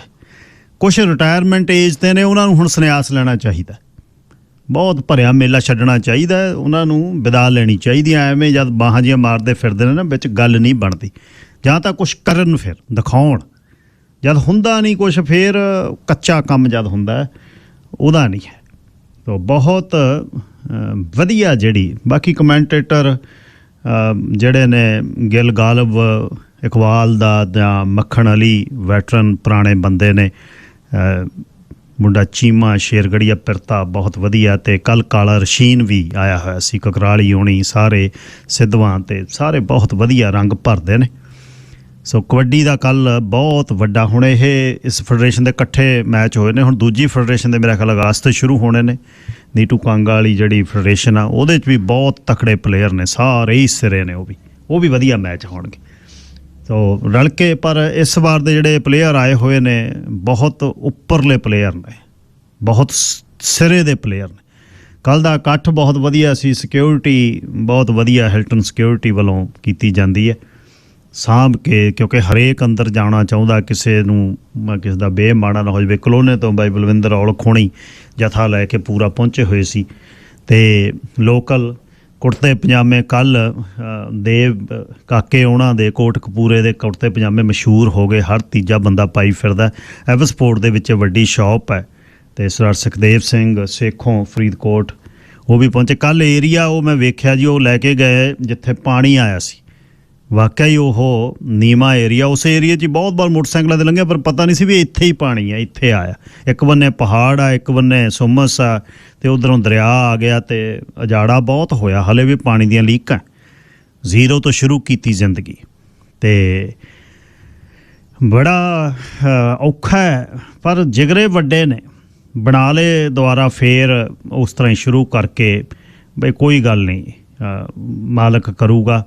ਉਦੋਂ ਵਧੀਆ ਬਣਾ ਲਏ ਸਾਰਿਆਂ ਨੇ, ਅਤੇ ਪਰ ਇਸ ਦਾ ਹੁਣ ਤੋਂ ਹੀ ਨਿਗਾਹ ਰੱਖਣ ਦੀ ਲੋੜ ਹੈ, ਬਈ ਕੋਈ ਜਿਹੜੀ ਕੋਈ ਕਮੀ ਜੇ ਰਹਿੰਦੀ ਆ ਤੁਸੀਂ ਬੰਨ੍ਹ ਦੀ, ਇਸ ਦਰਿਆ ਜਿਹੜਾ ਨਾਲ ਜਾਂਦਾ ਹੈ, ਤਾਂ ਹੁਣੇ ਹੀ ਦੱਸੋ ਅਤੇ ਆਪਾਂ ਗੱਲਬਾਤ ਕਰਕੇ ਸਿੱਟੀਏ। ਡਾਕਟਰ ਰੇਸ਼ਮ ਸਿੰਘ ਢਿੱਲੋਂ ਬਰਗਾੜੀ ਤੋਂ ਕੈਲਗਰੀਓਂ ਆਏ ਹੋਏ ਸੀ, ਬਹੁਤ ਵਧੀਆ ਵੈਲ ਨੋਨ ਹੋਮਿਓਪੈਥ ਨੇ ਕੈਲਗਰੀ ਦੇ ਵਿੱਚ। ਡਾਕਟਰ ਸਾਹਿਬ ਬਹੁਤ ਚੰਗੇ ਇਨਸਾਨ ਨੇ, ਉਹਨਾਂ ਨੂੰ ਵੀ ਮਿਲਣ ਦਾ। ਬਾਕੀ ਤੁਸੀਂ ਬਹੁਤ ਮਾਣ ਦਿੰਦੇ ਹੋ ਇਸ ਮੰਚ ਨੂੰ ਜਿੱਥੋਂ ਤੁਹਾਡੇ ਲਈ ਸੁਨੇਹਾ ਦਿੱਤਾ ਜਾਂਦਾ। ਸੋ ਕੱਲ੍ਹ ਦਾ ਇਹ ਕਬੱਡੀ ਕੱਪ ਫੁੱਲ ਹੋਣਾ ਨੂੰ ਬਹੁਤ ਵਧਾਈਆਂ ਸਿਰੇ ਦਾ, ਅਤੇ ਵੈਨਕੂਵਰ ਕਬੱਡੀ ਕਲੱਬ ਨੇ ਇਹ ਕੱਲ੍ਹ ਦਾ ਟੂਰਨਾਮੈਂਟ ਜਿੱਤਿਆ। ਬਹੁਤ ਚਿਰਾਂ ਦੇ ਉਹ ਟਰਾਈ ਕਰਦੇ ਸੀ ਕਿ ਉਹਨੇ ਕੈਲਗਰੀ ਨੇ ਵੱਡੇ ਕੱਪ ਜਿੱਤੇ ਨੇ। ਕੈਲਗਰੀ ਦੀ ਲਾਈਨ ਬਹੁਤ ਵਧੀਆ, ਜਾਫੀ ਬਹੁਤ ਕਾਇਮ ਨੇ, ਅਤੇ ਦੂਜੇ ਬੰਨਿਓ ਪੰਜਾਬ ਕੇਸਰੀ ਦੇ ਜਿਹੜੇ ਰੇਡਰ ਬਹੁਤ ਤਕੜੇ ਨੇ। ਥੋੜ੍ਹਾ ਜਿਹਾ ਮਾਨੇ ਕਪੂਰੇ ਉਹਨਾਂ ਦੀ ਇਸ ਟੀਮ ਦੇ ਵਿੱਚ ਥੋੜ੍ਹੀ ਜਿਹੀ ਜਾਫ ਲਾਈਨ ਦੀ ਕਮੀ ਹੈ, ਉਹ ਠੀਕ ਹੋਣੀ ਚਾਹੀਦੀ ਹੈ। ਪਰ ਇਸ ਤਰ੍ਹਾਂ ਹੀ ਆ, ਵੰਡਵੇਂ ਪਲੇਅਰ ਨੇ, ਕਿਸੇ ਕੋਲ ਰੇਡਰ ਵਧੀਆ ਨੇ, ਜਾਫੀ ਘੱਟ ਨੇ, ਕਿਸੇ ਕੋਲ ਜਾਫੀ ਵਧੀਆ, ਰੇਡਰ ਘੱਟ ਨੇ, ਇਸ ਤਰ੍ਹਾਂ ਹੀ, ਕਿਉਂਕਿ ਵੰਡ ਕੇ ਪਲੇਅਰ ਲੈਣੇ ਨੇ। ਪਰ ਬਹੁਤ 1 ਮਿੰਟ ਵੀ ਕੋਈ ਲੂਜ਼ ਨਹੀਂ ਕਰਨਾ ਚਾਹੁੰਦਾ, ਇੰਨਾ ਚੰਗੇ ਟੂਰਨਾਮੈਂਟ ਹੋ ਰਹੇ ਨੇ। ਸੋ ਬਹੁਤ ਵਧੀਆ, ਵਧਾਈਆਂ ਸਾਰਿਆਂ ਨੂੰ। ਪਿਆਰ ਦੇ ਨਾਲ, ਸਤਿਕਾਰ ਦੇ ਨਾਲ ਰਹੋ, ਕਿਸੇ ਨਾਲ ਲੜਾਈ ਝਗੜਾ ਨਹੀਂ ਕਰਨ ਦੀ ਲੋੜ। ਦੋਨੇ ਫੈਡਰੇਸ਼ਨਾਂ ਆਪਣਾ ਆਪਣਾ ਕੰਮ ਕਰਨ, ਪਲੇਅਰਾਂ ਦੇ ਲਈ ਬਾਹਰ ਸਪੌਂਸਰ ਨਾ ਲੜਨ, ਨਸ਼ਾ ਕਰਕੇ ਸ਼ਰਾਬ ਪੀ ਕੇ ਉੱਥੇ ਲਲਕਰੇ ਨਾ ਆਪਾਂ ਇਕੱਠਾਂ 'ਚ ਮਾਰੀਏ, ਅਤੇ ਆਪਣੀਆਂ ਪੀਤਾ ਹੋਇਆ ਪਾਣੀ ਜਿਹੜਾ ਘਰੇ ਗਲਾਸਾਂ 'ਚ ਪੀਂਦੇ ਆ, ਉੱਥੇ ਬੋਤਲਾਂ ਮਿਲਦੀਆਂ, ਅਤੇ ਬੋਤਲਾਂ ਪੀ ਕੇ ਅਤੇ ਬਾਹਰ ਕਾਲੇ ਬੈਗ ਲੱਗੇ ਨੇ, ਉਹ 'ਚ ਪਾ ਕੇ ਜਾਇਆ ਕਰੀਏ। ਇਉਂ ਨਾ ਹੋਵੇ ਵੀ ਇੱਥੇ ਝੱਖੜ ਆ ਕੇ ਹਟਿਆ। ਬਾਕੀ ਐਵਸਫੋਰਡ ਸ਼ਹਿਰ ਦੀਆਂ ਕੀ ਗੱਲਾਂ, ਉਹ ਤਾਂ ਬੱਲੇ ਬੱਲੇ ਹੈ। ਕਮਾਲ ਇਹ ਹੋਈ ਜਾਂਦੀ ਹੈ, ਕਬੂਤਰਬਾਜ਼ ਸਰੀ ਤੋਂ ਲਿਆ ਕੇ ਕਬੂਤਰ ਮੇਰਠ ਉਡਾਉਂਦੇ ਆ ਜਾ ਕੇ। ਇੱਥੇ ਬਾਜ਼ ਬਹੁਤ ਪੈਂਦਾ, ਮੇਰਠ ਦੀ ਵਾਦੀ ਦੇ ਵਿੱਚ ਉਡਾਉਂਦੇ ਆ। ਇੱਥੋਂ ਦੇਖ ਜਾਂਦੇ ਆ ਪਹਿਲਾਂ ਗੱਡੀਆਂ 'ਚ, ਫਿਰ ਕਬੂਤਰ ਉਡਾਉਣੇ ਆ, ਫਿਰ ਲਾਉਣੇ ਆ, ਫਿਰ ਲੈ ਕੇ ਆਉਣੇ ਆ। ਪਹਿਲਾਂ ਕਬੂਤਰ ਖਾਲੀ ਕਰਨਾ, 1 ਰਾਤ ਪਹਿਲਾਂ ਸਫਾਈ ਕਰਨੀ ਹੈ, ਫਿਰ ਨਲਕੀਆਂ ਨਾਲ ਪਾਣੀ ਦੇਣਾ, ਫਿਰ ਬਦਾਮ ਚਾਰਨੇ ਨੇ, ਅਤੇ ਕਬੂਤਰ ਵੀ ਉੱਡੇ ਨੇ, ਹੁਣ ਫੇਰ ਉੱਡਣੇ ਨੇ। ਪਰ ਇਹਨਾਂ ਕਬੂਤਰ 40 ਉੱਡੇ 15 ਜੁਲਾਈ ਨੂੰ, 40 ਦੇ ਵਿੱਚੋਂ 6 ਵਜੇ ਇੱਕੋ ਹੀ ਰਹਿ ਗਿਆ ਕਬੂਤਰੀ ਆ, ਕਬੂਤਰ ਨਹੀਂ, ਜੱਗੇ ਸਵੱਦੀ ਦਾ। ਅਸੀਂ ਮਹਿੰਦਰ ਵੀ ਕਹਿੰਦੇ ਆ, ਜੱਗਾ ਸਵੱਦੀ ਸੋਨੇ ਦਾ ਕੜਾ ਜਿੱਤਿਆ। ਪਲੰਬਰ ਵੀ ਸਿਰੇ ਦਾ ਮੁੰਡਾ ਸਾਡਾ ਇਹ, ਅਤੇ ਕਬੂਤਰ ਵੀ ਸਿਰੇ ਦੇ ਨੇ ਉਹਦੇ ਕੋਲ। ਅਤੇ ਜੱਗਾ ਸਵੱਦੀ ਕਬੂਤਰਾਂ ਦੀ ਉਡਾਨ ਜਿਹੜੀ ਹੈ ਉਹ ਹੋਈ, ਉਹ ਬਾਈ ਨੂੰ ਫੇਰ ਹੋਣੀ ਆ। ਸੋਨੇ ਦਾ ਕੜਾ ਕੱਲ੍ਹ ਗੁੱਟ 'ਤੇ ਪਾਈ ਫਿਰੇ ਨਿੱਕੇ ਕੋਲ, ਕੁਲਦੀਪ ਗਿੱਲ ਰੂਮੀ ਕੋਲ। ਮੈਂ ਕਿਹਾ ਕਿਵੇਂ ਆ? ਕਹਿੰਦਾ ਆ ਵੇਖ ਬਾਈ ਜਿੱਤ ਕੇ ਲਿਆਂਦਾ। ਅਤੇ ਮੈਂ ਕਬੂਤਰੀ ਵੀ ਦਿਖਾ, ਕਹਿੰਦਾ ਆ ਵੇਖ ਕਬੂਤਰੀ, ਬਦਾਮ ਖਿਲਾਉਂਦਾ ਨਹੀਂ, ਚਾਰਦਾ। ਕਹਿੰਦਾ ਗੱਲਬਾਤ ਸ਼ੁਰੂ ਕਰਦੇ ਹਾਂ ਜੀ, ਵੀ ਬਿੱਲ ਜਿਹੜੇ ਆਉਂਦੇ ਨੇ ਘਰਾਂ 'ਚ ਉਹਨਾਂ ਨੂੰ ਦੇਖਦੇ ਆ ਕਿ ਨਹੀਂ, ਕਿਵੇਂ ਲੱਭ ਸਕਦੇ ਹੋ ਗੜਬੜ? ਪਹਿਲਾਂ ਮਮਤਾਜ ਜੀ ਉਡੀਕ ਰਹੇ ਨੇ। ਮਮਤਾਜ ਜੀ ਸਤਿ ਸ਼੍ਰੀ ਅਕਾਲ। ਸਤਿ ਸ੍ਰੀ ਅਕਾਲ ਯਾਰ, आपके स्पॉन्सर्स इतने हैं कि जो बात मेरे को करनी है ਉਹ ਭੁੱਲ आपसे ਗਏ ਤੁਸੀਂ वो भी भूल जाते हैं। ਮੈਂ यार ਕੀ इतनी ਕਰਾਂ ਜੀ चर्ची हो गई है ਜਿਹੜੀ आपकी। ਰੋਗ ਨਾਲ ਪੱਠ ਮਰ ਗਈ ਉਹ ਰੋਗ ਪਠੋਰੇ ਨੂੰ ਮੈਂ ਤਾਂ ਐਡਵਰਟਾਈਜ਼ਮੈਂਟ ਪੜਦਾ ਹੀ ਥੱਕ ਜਾਂਦਾ ਮੁਮਤਾਜ਼ ਜੀ अभी ਦੱਸੋ मेरा तो दिमाग में वही एडवर्टाइजमेंट चलती है। अभी मेरे को बिजनेस भी देना है, एक होए तो मैं दे सकती हूँ थोड़ा बिजनेस, पर इतने लोग है, कितने लोग को मैं संभालूं, ये मेरी समझ नहीं आती है। इतने स्पॉन्सर्स रेड एफएम से भी आप आगे बढ़ चुके हैं। ਬਾ ਹੁਣ ਕਰਦੇ ਆ ਸੂਤ ਜੀ ਇਹ ਆਹ ਗਰਮੀ ਦੇ ਵਿੱਚ ਮੁਮਤਾਜ਼ ਜੀ ਥੋੜਾ ਜਿਹਾ ਮੁਸ਼ਕਲ ਹੁੰਦੀ ਆ ਝਾੜ ਦੇਾਂਗੇ ਆਉਣ ਵਾਲੇ ਦਿਨਾਂ 'ਚ कोई फिक्र नहीं करो आप, बिल्कुल फिक्र नहीं करो। मेरी दुआ है चढ़ती हो शेरे पंजाब की। अभी देखो आप जो ये कबूतर की बात किए, एक कबूतर जो आप बोले बच्चे हैं, वो कबूतर बकरा ईद से मेरे इधर आती है पेटियों में। अच्छा। और ये कबूतर को वो वही एक कबूतर है, वो आपकी आती है, आपका संदेश लेके आती है, मेरे को उसको दाना देना पड़ता है। आपको पता है अभी कबूतर का भी दाना बहुत महंगा पड़ गया, महंगा हो गया जी। हाँ, तो अभी आपको थोड़ा दाना भेजने का है मेरे को, तो मैं ये कबूतर को खिलाऊं क्योंकि ये आपका मैसेज लाती है मेरे पास। जी तो ये प्यार का सब मैसेज आप भेजते हैं इधर, तो रेडियो में तो सुनते, पर ये कबूतर लाती है आपका संदेश। Okay Mumtaz ji, thank you ji, thank you Mumtaz ji, अल्लाह हाफ़िज़। मुमताज जी बहुत पुराने साडे कॉलर ने ते नॉर्थ वैन रहंदे ने, जिथों आपां ਇਹ देश ਦੀ नौकरी शुरू की उत्थे ही टैक्सी चलाई, सारा भाईचारा उत्थे दा सारे पुराने बंदे उत्थे ने, बाई निज्जर होनी, निज्जर फैमिली दियां वड्डियां टैक्सियां उत्थे, सारे बिट्टू होनी, बाई बलवीर होनी, गुरमुख सिंह साडा सॉकर प्लेयर, होर मित्र प्यारे बहुत ने उत्थे, वधिया शहर। अच्छा जिहड़ी गल मैं करा हुण तुहाडे नाल ਉਹ ਇਹ ਆ ਵੀ ਬੈਂਕਾਂ ਵਾਲੇ ਨਾਲੇ ਤਾਂ 2-2 300 400 ਮਿਲੀਅਨ 40 ਕਰੋੜ 4 ਮਹੀਨੇ ਦਾ ਬਣਾਈ ਜਾਂਦੇ ਨੇ, ਨਾਲੇ ਫੀਸਾਂ ਵਧਾਈ ਜਾਂਦੇ ਨੇ। ਫੀਸਾਂ ਵਧਾਉਣ ਤੋਂ ਵੱਡੀ ਗੱਲ, ਤੁਸੀਂ ਜਾਓ ਉੱਥੇ, ਉਹ ਕਹਿੰਦੇ ਲਾਈਨ 'ਚ ਖੜੇ ਹੋ ਜਾਓ, ਮੂਹਰੇ ਕਾਊਂਟਰ 7 ਹੋਣਗੇ ਤੇ ਬੰਦੇ ਉੱਥੇ 3 ਖੜੇ ਹੁੰਦੇ ਨੇ, 4 ਹੁੰਦੇ ਨੇ, ਲਾਈਨਾਂ ਲੱਗੀਆਂ ਰਹਿੰਦੀਆਂ ਨੇ, ਅੱਧਾ ਘੰਟਾ ਲੋਕ ਉਡੀਕਦੇ ਨੇ। ਤੇ ਮਹੀਨੇ ਦੀ ਫੀਸ ਕਿਸੇ ਦੇ ਲਾਈਨ ਆਫ ਕ੍ਰੈਡਿਟ ਦੇ $30, ਕਿਸੇ ਦੇ $35, ਕਿਸੇ ਦੇ $40, ਅੱਗੇ $2-4 ਹੁੰਦੇ ਜੇ ਕੋਈ ਕੈਸ਼ ਜਿਹੜਾ ਚੈੱਕ ਹੈ ਉਹ ਬਾਉਂਸ ਹੋ ਜਾਣਾ, ਉਹਨੇ ਉੱਭੜ ਜਾਣਾ। ਹੁਣ $40 $45 ਜਿਹੜਾ ਲਿਖਾਉਣਾ, ਇੱਕ ਜਿਹੜਾ ਪ੍ਰਿੰਟਰ 'ਚ ਕੱਢ ਕੇ ਇੱਕ ਡਰਾਫਟ ਜਿਹੜਾ ਬਣਾਉਣਾ ਹੈ, ਉਹਦੇ 'ਤੇ ਆਪਣਾ ਉਹਦੀ $12 ਫੀਸ। ਯਾਰ ਐਡਾ ਕਿੱਡਾ ਕੁ ਕੰਮ ਇਹ ਚੱਲਿਆ ਹੋਇਆ। ਅੱਛਾ ਇਨਕਰੇਜ ਪਤਾ ਕੀ ਕਰਦੇ ਨੇ ਵੀ ਘਰੇ ਬਹਿ ਕੇ ਕੰਪਿਊਟਰ 'ਤੇ ਹੀ ਕਰੋ ਸਾਰਾ ਕੁਛ, ਇੱਥੇ ਨਾ ਆਓ। ਕਈ ਤਾਂ ਇਹ ਕਹਿੰਦੇ ਨੇ ਚੈੱਕ ਜਿਹੜਾ ਜਮ੍ਹਾਂ ਕਰਾਉਣਾ ਹੈ ਉਹ ਕੰਪਿਊਟਰ ਇਹਦੇ ਰਾਹੀਂ ਫੋਟੋ ਖਿੱਚ ਕੇ ਭੇਜੋ, ਬਸ ਸਾਡੇ ਕੋਲ ਨਾ ਆਓ, ਸਾਡਾ ਖਰਚਾ ਹੋਰ ਘਟੇ ਤੇ ਸਾਡੇ ਜਿਹੜੇ ਮਹੀਨੇ ਦੇ ਪ੍ਰੋਫਿਟ ਵਧਣ।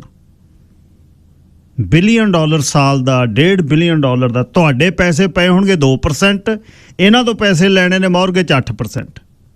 ਤੁਹਾਡੇ ਵਾਲੇ, ਕਿਉਂਕਿ ਤੁਹਾਡੇ ਵਾਲੇ ਮੈਲੇ ਨੇ, ਇਹਨਾਂ ਵਾਲੇ ਚਿੱਟੇ ਨੇ, ਕਿਉਂਕਿ ਹੁਣ ਸਰਦਾ ਹੈ ਨਹੀਂ। ਗੱਲ ਤਾਂ ਇਹ ਆ ਵੀ ਆੜਤੀਏ ਬਿਨਾਂ ਸਰਦਾ ਨਹੀਂ, ਹੀਲਾ ਕੋਈ ਨਹੀਂ ਹੈ।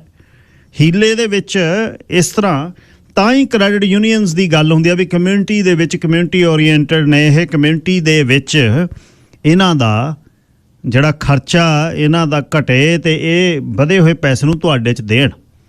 ਬਹੁਤ ਕੁਝ ਚੱਲਿਆ, ਭਾਈਚਾਰੇ ਨੇ ਕੋਸ਼ਿਸ਼ ਕਰਕੇ ਆਪਣੀਆਂ ਕ੍ਰੈਡਿਟ ਯੂਨੀਅਨਾਂ ਖੋਲ੍ਹਤੀਆਂ, ਪਰ ਉੱਥੇ ਫਿਰ ਪੱਖਪਾਤ ਦੀ ਗੱਲਾਂ ਚੱਲ ਪਈਆਂ, ਜਿਹਦਾ ਜ਼ੋਰ ਹੋਣਾ ਉਹਦਾ ਲੋਨ ਹੋਣਾ, ਮਾਤਰ ਨੂੰ ਕਹਿਣਾ ਉੱਥੇ ਬਹਿ ਜਾ ਕੇ ਸਟੂਲ 'ਤੇ ਬਾਹਰ। ਸੋ ਇਹ ਜਿਹੜਾ, ਪਰ ਉਹ ਚੱਲੀ ਨਹੀਂ ਗੱਲ। ਨਹੀਂ ਤਾਂ ਜਿੰਨੀ ਕਮਿਊਨਿਟੀ ਵੱਸਦੀ ਆ, ਜਿੰਨੇ ਪੈਸੇ ਸਾਡੇ ਇੱਧਰ ਉੱਧਰ ਅਸੀਂ ਦਿੰਦੇ ਹਾਂ, ਅਸੀਂ ਜਿੱਡਾ ਮਰਜ਼ੀ ਵੱਡਾ ਕੋਈ ਵਿੱਤੀ ਅਦਾਰਾ ਸ਼ੁਰੂ ਕਰ ਸਕਦੇ, ਪਰ ਜਦ ਅਦਾਰੇ ਬਣ ਜਾਂਦੇ ਨੇ, ਪਹਿਲੀ ਤਾਂ ਗੱਲ ਚੱਲਦੀ ਆ ਬਹੁਤ ਵੀ ਕੌਮ ਦੇ ਨੇ ਜੀ ਕੌਮ, ਪਰ ਜਿੱਦਣ ਉਹ ਸਥਾਪਿਤ ਹੋ ਜਾਂਦੀਆਂ ਚੀਜ਼ਾਂ ਬਦਲ ਜਾਂਦੀਆਂ ਤੇ ਫਿਰ ਉਹਦੇ ਵਿੱਚ ਇਹਦੇ ਨਾਂ ਦੀ, ਇਹਦੇ ਸ਼ਬਦਾਂ ਦੀ, ਇਹਦਾ ਆਹ ਬਦਲੋ ਜੀ, ਇਹਦਾ ਉਹ ਬਦਲੋ, ਫਿਰ ਉਹ ਲੋਕਾਂ ਦੇ ਵਿੱਚ ਨਾ ਫਿਰ ਬਣਨਾ ਚਾਹੁੰਦੇ ਵੀ ਵੈਸਟਰਨਾਈਜ਼ ਬਣੀ। ਐਨੀਵੇਜ਼ ਮੇਰਾ ਜਿਹੜਾ ਅੱਜ ਵਿਸ਼ਾ ਅੱਜ ਦਾ ਉਹ ਇਹ ਆ ਵੀ ਜਦ ਤੁਸੀਂ ਬਿੱਲ ਜਿਹੜੇ ਆਉਂਦੇ ਨੇ ਘਰ ਦੇ ਵਿੱਚ, ਉਹ ਬਿੱਲ ਕਿਵੇਂ ਦੇਖਦੇ ਹੋ, ਉਹਦੇ 'ਚ ਕੀ ਪੜ੍ਹਦੇ ਹੋ, ਉਹਦੇ ਵਿੱਚ ਤੁਹਾਨੂੰ ਕੀ ਮਹਿਸੂਸ ਹੁੰਦਾ?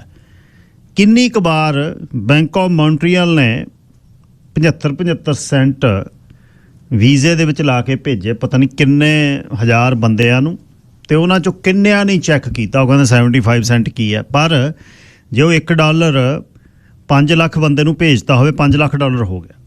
ਉਹਨਾਂ 'ਚ ਬਹੁਤਿਆਂ ਨੇ ਰਿਸਪੌਂਸ ਕੀਤਾ ਵੀ ਆ 75 ਸੈਂਟ ਕਾਹਦੇ ਨੇ। ਸੋ ਇਸੇ ਤਰ੍ਹਾਂ ਹੀ ਇਹ ਤੁਹਾਨੂੰ ਚੈੱਕ ਕਰਦੇ ਨੇ ਤੁਹਾਡੇ ਕ੍ਰੈਡਿਟ ਕਾਰਡ 'ਤੇ। ਤੁਸੀਂ ਉਹਨੂੰ ਪ੍ਰੋਪਰ ਕਿਵੇਂ ਵੇਖਣਾ, ਕਿਵੇਂ ਉਹਨੂੰ ਚੈੱਕ ਕਰਨਾ, ਅਤੇ ਉਹਦੇ 'ਤੇ ਪਾਏ ਹੋਏ ਜਿਹੜੇ ਬਿੱਲ ਨੇ, ਬਿੱਲ ਵਧਿਆ ਹੋਇਆ, ਉਹਨੂੰ ਕਿਵੇਂ ਠੀਕ ਕਰਨਾ। ਬਿੱਲ ਜਿਹੜੇ ਨੇ ਬੈਂਕਿੰਗ ਦੇ ਵਿੱਚ ਜਿਹੜਾ ਇਹਨਾਂ ਦਾ ਪ੍ਰੋਫਿਟ ਜਿਹੜਾ ਹਰ ਸਾਲ ਵੱਧ ਰਿਹਾ ਹੈ, ਉਹਦੇ ਬਾਰੇ, ਬੈਂਕ ਦੀਆਂ ਫੀਸਾਂ ਬਾਰੇ, ਬੈਂਕ ਤੇ ਮਿਲਦੇ ਲੋਨ ਦੇ ਬਾਰੇ ਕਿਹੜੇ ਚੱਕਰਾਂ 'ਚ ਪਾਉਂਦੇ ਆ। ਤੁਸੀਂ ਦੇ ਦਿਓ $2 ਲੱਖ, ਉਹ ਕਹਿੰਦੇ 2% ਦੇ ਦਿੰਦੇ ਆ, ਪਿਆ ਰਹਿਣ ਦੇ। ਉਹ ਕਹਿੰਦੇ ਵੀ ਜੇ 2 ਲੱਖ ਮੇਰਾ ਦਿੱਤਾ ਮੈਨੂੰ ਮੌਰਗੇਜ 'ਚ ਮੋੜਨਾ, ਕਹਿੰਦਾ 8% ਤੇ ਲਾਗੂ ਉਠਾ। 604 204 0600 ਬੈਂਕਿੰਗ ਦੇ ਖਰਚੇ, ਬੈਂਕਿੰਗ ਦੀਆਂ ਫੀਸਾਂ, ਬੈਂਕਿੰਗ ਦੀਆਂ ਸੇਵਾਵਾਂ। ਬੈਂਕ 'ਚ ਤੁਹਾਡੀ ਜਿਹੜੀ ਜਾਂਦੇ ਹੋ ਉੱਥੇ ਸੇਵਾਵਾਂ ਮਿਲਦੀਆਂ ਨੇ, ਟੈਲਰ ਕਿੰਨੇ ਕੁ ਮਿਲਦੇ ਨੇ, ਉਹਨਾਂ 'ਚੋਂ ਕਿੰਨੇ ਕੁ ਤੁਹਾਡੀ ਭਾਸ਼ਾ ਬੋਲਦੇ ਆ। 604 204 0600। ਸਰ ਮਨਮੀਤ ਸਿੰਘ ਗਰੇਵਾਲ ਜੀ, ਲਾਈਨ ਨੰਬਰ 1। ਸਤਿ ਸ਼੍ਰੀ ਅਕਾਲ ਬਾਈ ਜੀ। ਸਤਿ ਸ਼੍ਰੀ ਅਕਾਲ। ਇੱਕ ਨਾ ਮੇਰਾ ਰੀਸੈਂਟਲੀ ਹੈਪਨ ਹੋਇਆ, ਮੇਰਾ ਜਾਨੀ ਚੈੱਕ ਬਾਉਂਸ ਹੋ ਗਿਆ ਨਾ, ਮਤਲਬ ਮੈਂ ਡਿਪੋਜ਼ਿਟ ਕੀਤਾ ਸੀ ਤੇ ਬਾਉਂਸ ਹੋ ਗਿਆ, ਤੇ ਜਿਹਦਾ ਬਾਉਂਸ ਹੋਇਆ ਸੀ ਉਹ ਵੀ ਆਪਣਾ ਖਾਸ ਮਿੱਤਰ ਆ ਮਤਲਬ। ਤੇ ਮੈਂ ਫੋਨ ਕਰਕੇ ਪੁੱਛਿਆ, ਮੈਂ ਕਿਹਾ ਵੀ ਰੀਜ਼ਨਿੰਗ ਕੀ ਆ, ਕਿਉਂਕਿ ਕਹਿੰਦੇ ਇਨਸਫੀਸ਼ੀਐਂਟ ਫੰਡਸ। ਮੈਂ ਉਹਨਾਂ ਨੂੰ ਸਕਰੀਨਸ਼ਾਟ ਭੇਜਤਾ ਉਹਨਾਂ ਦੀ, ਉਹਦਾ, ਕਿਉਂਕਿ ਉਹਨੇ ਮੈਨੂੰ ਭੇਜਤਾ ਰਾਈਟ ਵੇ। ਇਨਸਫੀਸ਼ੀਐਂਟ ਫੰਡਸ ਹੈ ਨਹੀਂ ਸੀ, ਤੇ ਚਾਰਜ ਦੋਨਾਂ ਨੂੰ $25 ਪਾਤੇ, ਦੇਖ ਲਓ ਜੀ, ਦੋਨੇ ਬੈਂਕਾਂ ਨੇ। ਤੁਸੀਂ ਦੇਖੋ ਵੀ ਕੋਈ ਮਤਲਬ ਇਹ ਰੀਜ਼ਨਿੰਗ ਵੀ ਹੋਣੀ ਚਾਹੀਦੀ, ਜੈਨੂਇਨ ਹੋਵੇ। ਇੱਕ ਦੂਜੀ ਗੱਲ, ਹੁਣ ਰੀਸੈਂਟਲੀ ਇਹਨਾਂ ਨੇ ਸ਼ੁਰੂ ਕੀਤਾ, ਤੁਸੀਂ ਡਰਾਫਟ ਵੀ ਬਣਾਉਂਦੇ ਹੋ, ਤੁਹਾਨੂੰ ਉਹਨੂੰ ਵੀ 5 ਦਿਨ ਹੋਲਡ ਕਰ ਲੈਂਦੇ ਨੇ ਜੀ।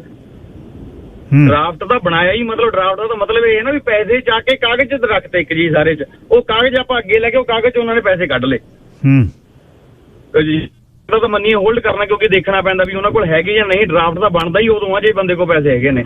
ਉਹ ਵੀ 5 ਦਿਨ ਹੋਲਡ ਕਰਦੇ ਨੇ। ਉਧਰ ਬੰਦੇ ਦੀ ਕੰਪਲੀਸ਼ਨ ਕਰਾਉਣੀ ਹੁੰਦੀ ਹੈ ਕੋਈ ਚੀਜ਼ ਦੀ, ਉਹ ਕਹਿੰਦੇ 5 ਦਿਨ ਹੋਲਡ ਕਰਾਂਗੇ ਜੀ।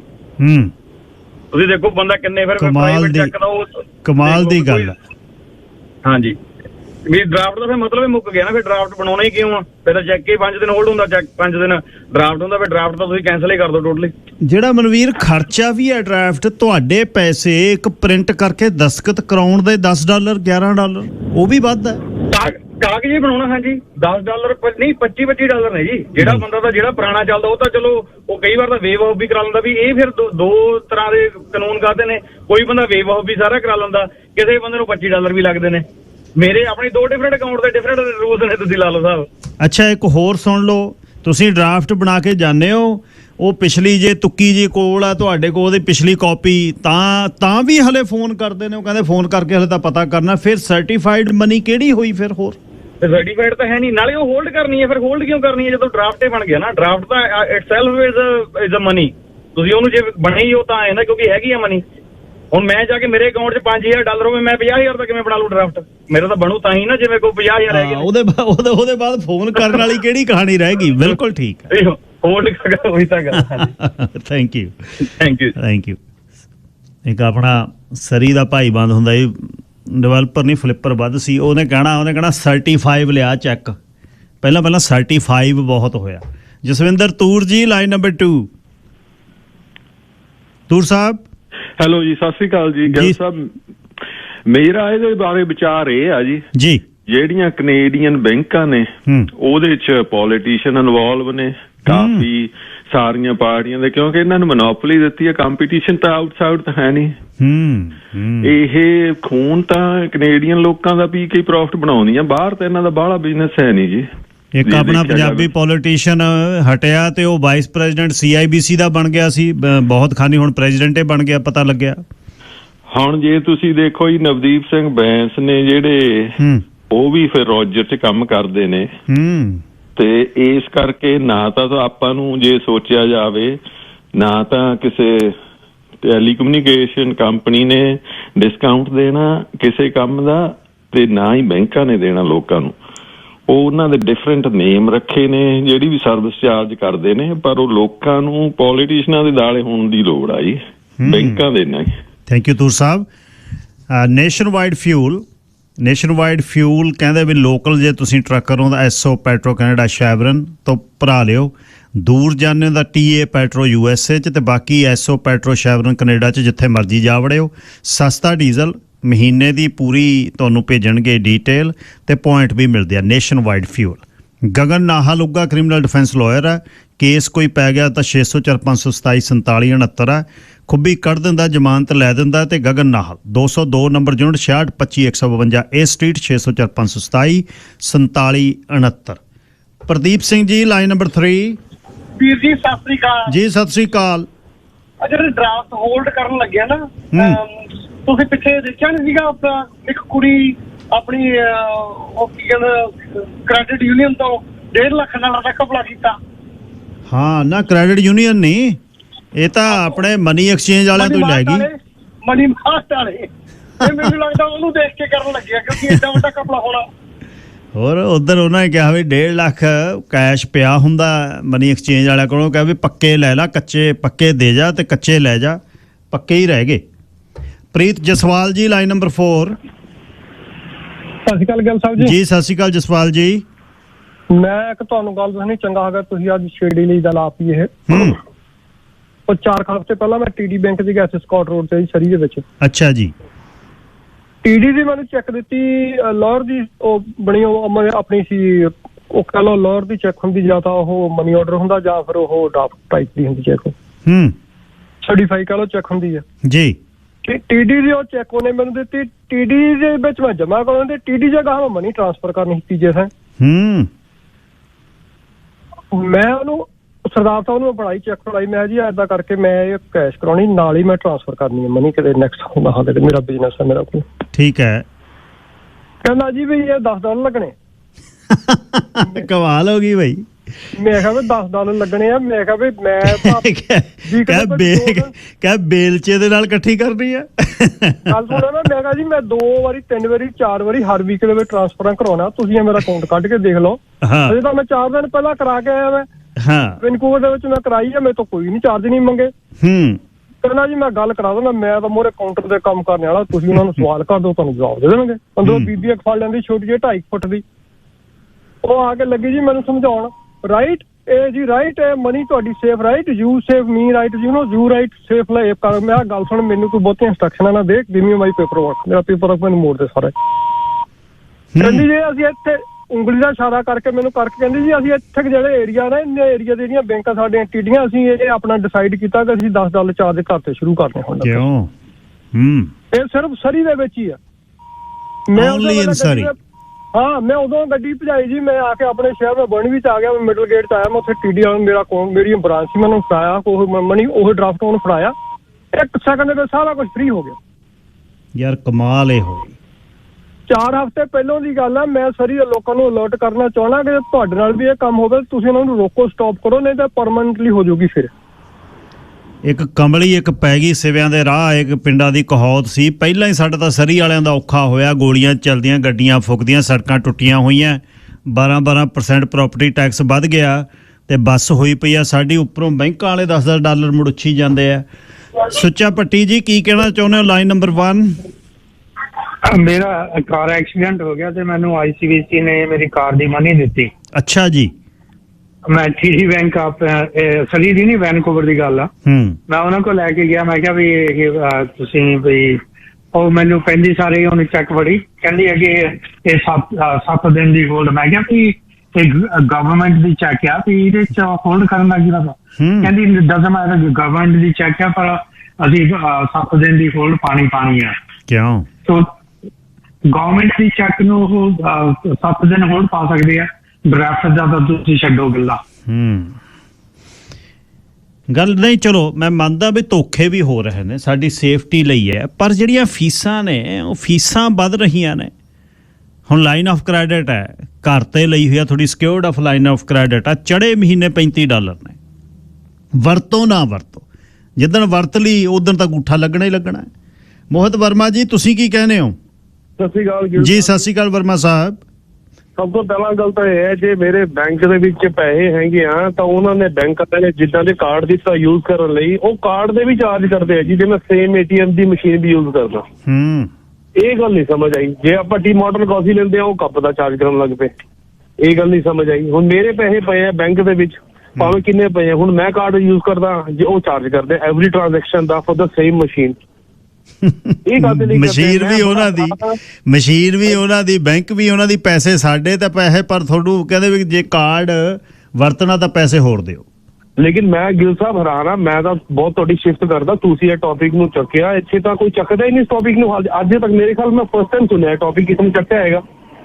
ਸੋ ਪਲੀਜ਼ ਤੁਸੀਂ ਆਪਣੀ ਪੂਰੀ ਫਟੇ ਚੱਕ ਦਿਓ ਇਹਨਾਂ ਦੇ, ਬਸ ਹੁਣ ਬਹੁਤ ਹੋ ਗਿਆ ਜੀ ਇਹਨਾਂ ਦਾ।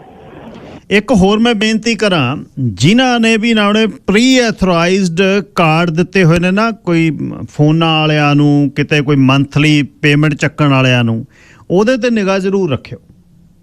ਇੱਕ ਦਿਨ ਸੈੱਲ ਫੋਨ ਵਾਲਿਆਂ ਦੀ ਵੀ ਗੱਲ ਕਰਨੀ ਆ ਮੈਂ, ਚਾਹੇ ਇਹ ਬਿਜ਼ਨਸ ਦਿੰਦੇ ਨੇ, ਸਾਡੀਆਂ ਲਾਈਵ ਔਨ ਹੁੰਦੀਆਂ, ਮੈਂ ਗੱਲ ਕਰਨੀ ਆ ਜ਼ਰੂਰ ਬਈ ਇਹ ਡੀਲਸ ਦੇ ਨਾਲ ਕੀ ਆ ਤੇ ਡੀਲਸ ਤੋਂ ਬਿਨਾਂ ਕੀ ਆ ਤੇ ਬਾਅਦ 'ਚ ਕੀ ਆ। ਬਾਰਡਰ ਟੱਪੇ ਤੇ ਕਿੰਨੇ ਪੈਸੇ ਨੇ, ਬਾਰਡਰ ਤੋਂ ਉਰਲੇ ਬੰਨੇ ਕਿੰਨੇ ਪੈਸੇ ਨੇ। $2 ਤਾਂ ਅਗਲਾ ਬਚਾ ਕੇ ਲਿਆਉਂਦਾ, ਮਸਾਂ ਜਿਹੜਾ ਗੈਲਨ ਦੁੱਧ ਦੇ 5 ਚੱਕ ਕੇ ਲਿਆਉਂਦਾ, ਤੇ ਫੋਨ ਕਰਦਾ ਕਰਦਾ ਜੇ ਟੱਪ ਗਿਆ, ਜਿਹੜੀ ਰੋਮਿੰਗ ਹੈ ਉਹ ਕਹਿੰਦੇ ਵੀ ਬਸ ਤੂੰ ਬਹਿ ਜਾ ਫਿਰ। Mukhtiar Singh ji, line number 3। ਸਤਿ ਸ਼੍ਰੀ ਅਕਾਲ ਅੰਕਲ ਜੀ। ਜੀ ਸਤਿ ਸ਼੍ਰੀ ਅਕਾਲ ਮੁਖਤਿਆਰ। ਮੈਂ ਕਿਹਾ ਜੀ ਇੱਕ ਚੀਜ਼ ਜ਼ਰੂਰ ਖਿਆਲ ਰੱਖੋ, ਵੈਸਟਰਨ ਕੰਟਰੀਆਂ ਦੇ ਵਿੱਚ ਨਾ ਇੱਕ ਆਪਣਾ ਅਕਾਊਂਟ ਕ੍ਰੈਡਿਟ ਯੂਨੀਅਨ ਦੇ ਵਿੱਚ ਬਹੁਤ ਖਿਲਾਓ। ਅੱਛਾ। ਤੇ ਆਪਣੀ ਜਿਹੜੀ ਜ਼ਿਆਦਾ ਮਨੀ ਆ ਉਹ 'ਚ ਰੱਖੋ, ਕਿਉਂਕਿ ਮੈਂ ਪੜ੍ਹਿਆ ਸੀਗਾ ਵੀ ਜਿਹੜੀਆਂ ਇਹ ਪ੍ਰਾਈਵੇਟ ਬੈਂਕਾਂ ਜਾਂ ਕੋਈ ਵੀ ਬੈਂਕਸ ਆ, ਜੇ ਕੱਲ ਨੂੰ ਇਹ ਬੈਂਕਾਂ ਡੁੱਬਦੀਆਂ ਤੇ ਤੁਹਾਡਾ ਜੇ $5 ਲੱਖ ਜੇ ਉਹ ਬੈਂਕ 'ਚ ਆ ਤੇ ਤੁਹਾਨੂੰ ਸਿਰਫ $1 ਲੱਖ ਦੀ ਬੈਂਕ ਲਾਇਬਲ ਆ। ਅੱਛਾ। ਤੇ ਕ੍ਰੈਡਿਟ ਯੂਨੀਅਨ ਜਿਹੜੀਆਂ ਆ ਉਹ ਹਾਂ $25-20 ਲੈਂਦੀ ਆ ਜ਼ਰੂਰ ਆ, ਬਟ ਉਹ ਤੁਹਾਨੂੰ ਪੂਰਾ ਪੈਸਾ ਦੇਣ ਦੇ ਲਾਇਬਲ ਆ। ਅੱਛਾ, ਕਿਉਂਕਿ ਤੁਹਾਡੀ ਆਪਣੀ ਯੂਨੀਅਨ ਆ ਨਾ, ਉਹ ਤੁਸੀਂ ਮੈਂਬਰ ਹੋ। ਹਾਂਜੀ, ਜਿੱਦਾਂ ਹੁਣ ਸਾਡੇ ਇੱਥੇ ਮੈਂ ਤਾਂ ਆਪ ਇੱਕ ਅਕਾਊਂਟ ਰੱਖਿਆ, ਚਲੋ ਦੂਆ, ਬਾਕੀ ਮੈਂ ਕ੍ਰੈਡਿਟ ਯੂਨੀਅਨ 'ਚ ਜ਼ਰੂਰ ਖਿਲਾਓ ਅਕਾਊਂਟ। ਪਰ ਮੁਖਤਿਆਰ ਕ੍ਰੈਡਿਟ ਯੂਨੀਅਨ ਲੋਨ ਵੇਲੇ ਬਹੁਤ ਲਿਚਕੜੀਚੀਆਂ ਕਰਦੀ ਆ, ਕੀ ਕਰੀਏ?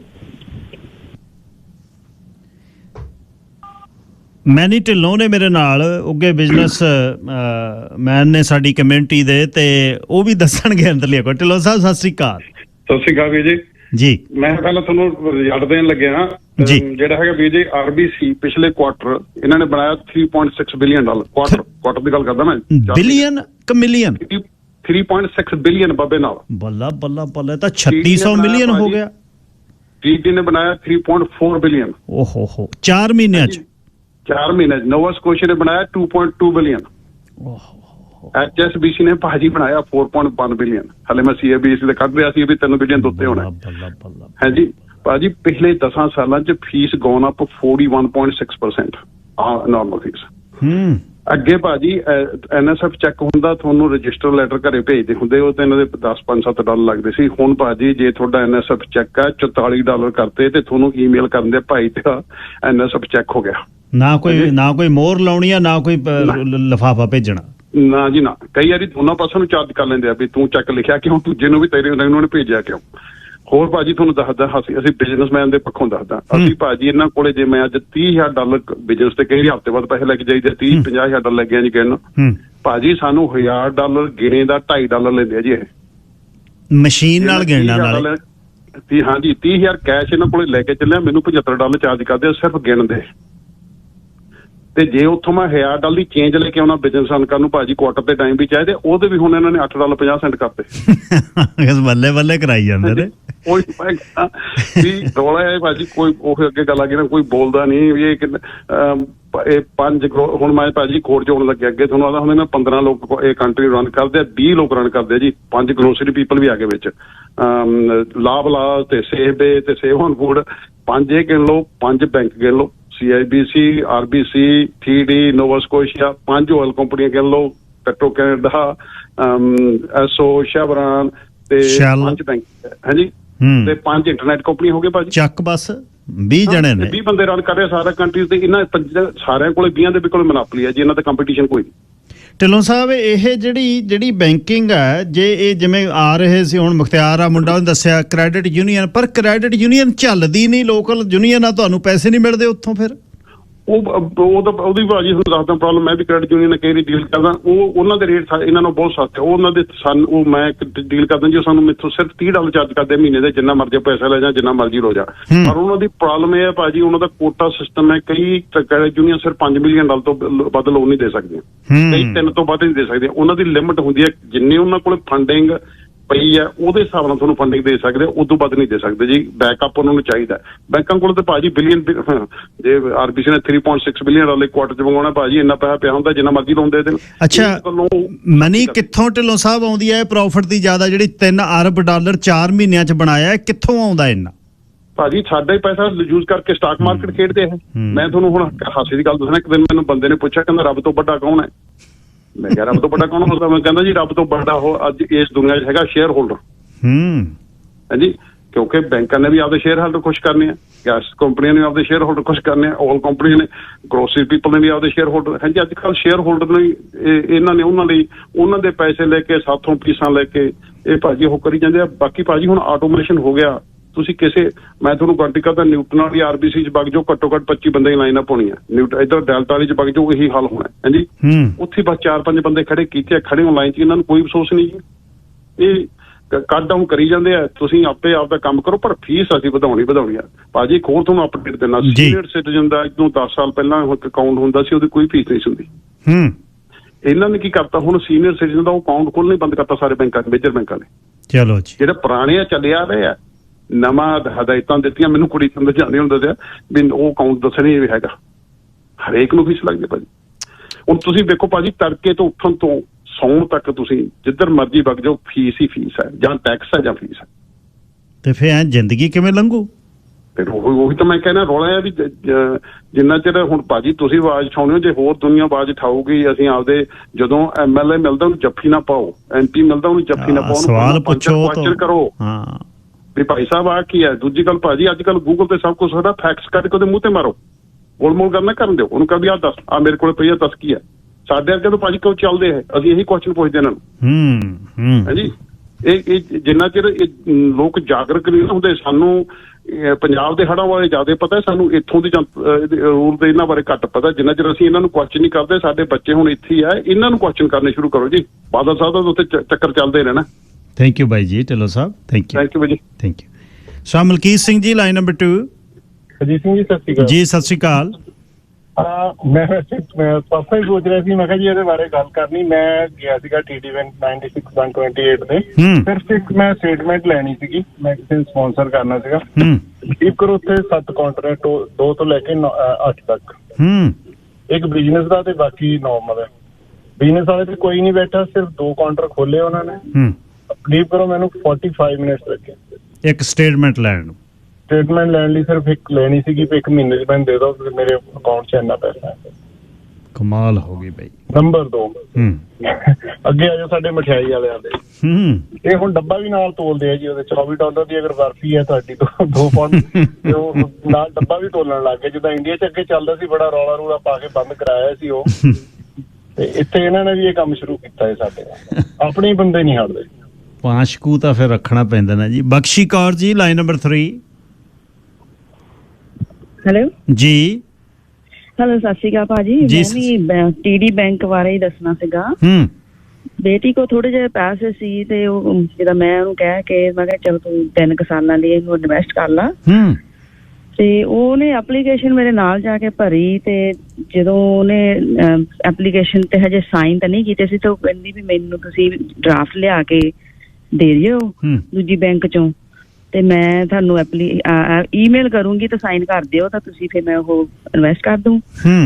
ਉਹ ਸਾਰਾ ਕੁਝ ਹੋ ਗਿਆ, ਤੇ ਕੁੜੀ ਨੇ ਈਮੇਲ ਹਜੇ ਸਾਈਨ ਨਹੀਂ ਕੀਤੀ ਸੀਗੀ, ਤੇ ਉਹ ਜਿੱਦਾਂ ਨਿਆਣੇ ਤੁਹਾਨੂੰ ਪਤਾ ਵੀ ਲੇਜ਼ੀ ਜਾਂ ਕੁਛ ਕਹਿ ਲਓ, ਵੀ ਧਿਆਨ ਨਹੀਂ ਦਿੱਤਾ। ਜੀ ਜੀ। ਉਹ ਮਹੀਨਾ ਲੰਘ ਗਿਆ, ਕੱਲ ਬੈਂਕ ਗਈ, ਕਹਿੰਦੀ ਵੀ ਮੈਂ ਪੈਸੇ ਉਹ ਕੱਢ ਕੇ ਆਪਣੀ ਦੂਜੀ ਬੈਂਕ 'ਚ ਹੀ ਰੱਖਣੇ ਆ, ਉਹ ਮੈਨੂੰ ਵਾਪਸ ਦੇ ਦਿਓ $30,000। ਉਹ ਕਹਿੰਦੇ ਉਹਦਾ ਤੇਰਾ ਇਨਵੈਸਟ ਹੋਇਆ ਆ, ਮਹੀਨਾ ਹੋ ਗਿਆ। ਵਾਹ। ਤੇ ਇਹ ਕਹਿੰਦੀ ਵੀ ਮੈਂ ਤਾਂ ਸਾਈਨ ਹੀ ਨਹੀਂ ਕੀਤੇ, ਉਹ ਇਨਵੈਸਟ ਕਿੱਦਾਂ ਹੋ ਗਏ? ਉਹ ਕਹਿੰਦੇ ਦਿਖਾ, ਤੇਰੇ ਈਮੇਲ 'ਚ ਤੂੰ ਕੀਤੇ ਨੇ, ਇਹਨੇ ਦਿਖਾਏ ਸਾਰਾ ਕੁਛ। ਇਹ ਜਿਹੜਾ ਡਿਫਰੈਂਟ ਬੈਂਕ 'ਚ ਜਾ ਕੇ ਨੇ ਪੈਸੇ ਮੰਗੇ ਸੀ, ਤੇ ਉਹ ਕਹਿੰਦੇ ਵੀ ਜੇ ਤੂੰ ਸਾਈਨ ਨਹੀਂ ਕੀਤੇ, ਤੇਰੇ ਵੱਲੋਂ ਸਾਈਨ ਨਹੀਂ ਹੋਏ, ਪਰ ਤੇਰੀ ਮਨੀ 3 ਸਾਲਾਂ ਦੀ ਲੌਕ ਹੋ ਚੁੱਕੀ ਆ, ਉਹ ਮਹੀਨਾ ਪਹਿਲਾਂ ਹੀ। ਵਾਹ। ਏਦਾਂ ਵੀ ਕਰ ਦਿੰਦੇ ਆ। ਉਹ ਕਹਿੰਦੀ ਵੀ ਮੈਂ ਹੁਣ ਉਹ ਕੁੜੀ ਨੂੰ ਪੁੱਛਣਾ ਵਾਪਸ ਉਸ ਬੈਂਕ 'ਚ ਜਾ ਕੇ ਵੀ ਤੂੰ ਮੇਰੀ ਸਾਈਨਾਂ ਤੋਂ ਬਗੈਰ ਕਿੱਦਾਂ ਭੇਜ ਦਿੱਤੇ। ਹੈਰਾਨੀ ਦੀਆਂ ਗੱਲਾਂ ਜੀ ਨਵੀਆਂ ਸੁਣ ਰਹੇ ਹਾਂ। ਖਬਰਾਂ ਸੁਣਾ ਕੇ ਇੱਕ ਦੋ ਕਾਲਰ ਹੋਰ ਤੇ ਫਿਰ ਅੱਜ ਗਦਰੀ ਦੇਸ਼ ਭਗਤਾਂ ਦੀ ਗੱਲ ਹੋਣੀ ਆ, ਸੁਣਾਈ ਹੋਣੀ ਆ, ਕਿਉਂਕਿ ਰਤਨ ਸਿੰਘ ਰੱਕੜ ਉਹਨਾਂ ਦੀ ਵਰਸੀ ਲੰਘ ਕੇ ਗਈ ਆ 15 ਜੁਲਾਈ ਨੂੰ, ਤੇ ਅੱਜ ਬਾਬਾ ਜਵੰਦ ਸਿੰਘ ਨੰਗਲ ਕਲਾਂ ਦੀ ਵਰਸੀ ਹੈ ਤੇ ਪਿਆਰਾ ਸਿੰਘ ਲੰਗੇਰੀ, ਇਹਨਾਂ ਬਾਬਿਆਂ ਦੀ ਗੱਲ ਹੋ ਜਿਹੜੇ 1904 'ਚ 5 'ਚ ਆ ਕੇ 1914-15 'ਚ ਮੁੜ ਗਏ ਆਪਣੇ ਪੰਜਾਬ ਨੂੰ ਬਚਾਉਣ ਲਈ, ਆਪਣੇ ਦੇਸ਼ ਨੂੰ ਬਚਾਉਣ ਲਈ। ਗੋਰਿਆਂ ਦੇ ਪੈਰਾਂ ਹੇਠ ਭੱਠ ਬਾਲ ਤੇ ਭੱਠ ਅਗਲਿਆਂ ਨੇ ਜਾ ਕੇ ਗੜਸ਼ੰਕਰ, ਮਾਲਪੁਰ, ਬਲਾਚੌਰ ਦੇ ਏਰੀਏ 'ਚ ਪਲਟਨਾਂ ਦੀਆਂ ਪਲਟਨਾਂ ਲਾਉਣੀਆਂ ਪਈਆਂ ਰਤਨ ਸਿੰਘ ਰੱਕੜ ਬੱਬਰ ਨੂੰ ਫੜਨ ਲਈ, ਤੇ ਕੰਧਾਂ ਪਾੜ ਕੇ ਧਰਤੀ ਜਿਵੇਂ ਬੇਲ ਦਿੰਦੀ ਆ, ਕਹਿੰਦੇ ਖਵਾਜੇ ਨੂੰ। ਇਉਂ ਯੋਧਾ ਲੰਘਿਆ ਤੇ ਦੁਨੀਆ ਕੁਮਕ ਚਾੜੀ ਹੋਈ ਸੀ ਸਾਰੀ। ਰੁੜਕੀ ਪਿੰਡ ਦੇ ਵੱਡਾ ਪਿੰਡ ਹੈ, ਸਾਰੇ ਪਿੰਡ ਦੇ ਬੱਚੇ ਕੋਲੂ ਪੀੜਨ ਤੱਕ ਗਈ ਪੁਲਿਸ ਵੀ ਦੱਸੋ ਕਿੱਥੇ ਹੋ, ਕਹਿੰਦੇ ਸਾਨੂੰ ਨਹੀਂ ਪਤਾ ਓਏ, ਜਾਂ ਲੱਭ ਲੋ। ਹਰਪਾਲ ਸਿੰਘ ਜੀ ਕੀ ਕਹਿਣਾ ਚਾਹੁੰਦੇ ਹੋ? ਹਰਪਾਲ ਸਿੰਘ ਜੀ। ਹੈਲੋ ਜੀ ਜੀ ਜੀ ਸਤਿ ਸ਼੍ਰੀ ਅਕਾਲ। ਹਾਂਜੀ ਬਾਈ, ਲਾਸਟ ਮੰਥ ਨਾ ਜੀ ਚੈੱਕ RBC ਚ ਲਾਇਆ ਜੀ TD ਦਾ ਸਿਰਫ $4000 ਦਾ ਜੀ। ਚੈੱਕ ਹੋਲਡ ਕਰ ਲਿਆ ਜੀ। ਮੈਂ ਕਿਹਾ ਵੀ ਇਹ ਕਾਰਨ ਵੀ ਸਾਡੇ ਅਕਾਊਂਟ ਚ ਤਾਂ ਮਨੀ ਚੱਕ ਲਈ, ਕਹਿੰਦੇ ਜੀ ਰੀਇਸ਼ੂ ਕਰਵਾ ਲਓ ਚੈੱਕ ਬਾਈ ਜੀ। ਅੱਛਾ ਜੀ ਰੀਇਸ਼ੂ ਕਰਵਾ ਲਿਆ ਜੀ। ਇਹ ਚੈੱਕ ਕਹਿੰਦੇ ਉੱਥੇ ਤੁਸੀਂ ਪੇਮੈਂਟ ਬਲੌਕ ਕਰ ਦਿਓ। ਮੈਂ ਕਿਹਾ ਵੀ ਕੋਈ ਕ੍ਰੈਡਿਟ ਸਕੋਰ ਵਗੈਰਾ ਤੇ ਤਾਂ ਕੋਈ ਫਰਕ ਪਊਗਾ? ਕਹਿੰਦੇ ਨਹੀਂ ਜੀ, ਥੋੜੀ ਜਿਹੀ ਫੀਸ ਚਾਰਜ ਹੋਊਗੀ ਤੁਹਾਨੂੰ $45 ਜੀ। ਠੀਕ ਹੈ ਜੀ। ਤੇ ਬਾਕੀ ਕਹਿੰਦੇ 4000 ਚ ਤੁਹਾਨੂੰ 750 ਕਰਤੇ ਜੀ ਰਿਲੀਜ਼, ਤੁਸੀਂ ਉਹ ਯੂਜ਼ ਕਰ ਲਓ। 4000 3200 ਤੁਹਾਡੇ 50 ਰੱਖੇ ਹੋਏ ਨੇ। ਮੈਂ ਕਿਹਾ ਵੀ ਇਹ ਕਾਹਦੋਂ? ਕਹਿੰਦੇ ਜੀ ਤੁਹਾਡੀ ਸੇਫਟੀ ਵਾਸਤੇ ਨੇ। ਦੋ ਦਿਨ ਕੋਈ ਮੈਂ ਕਿਹਾ ਵੀ ਜੇ 750 ਵੀ ਖਰਚਿਆ ਗਿਆ ਫਿਰ ਉਹਦੀ ਸੇਫਟੀ ਕਿੱਥੇ ਆ?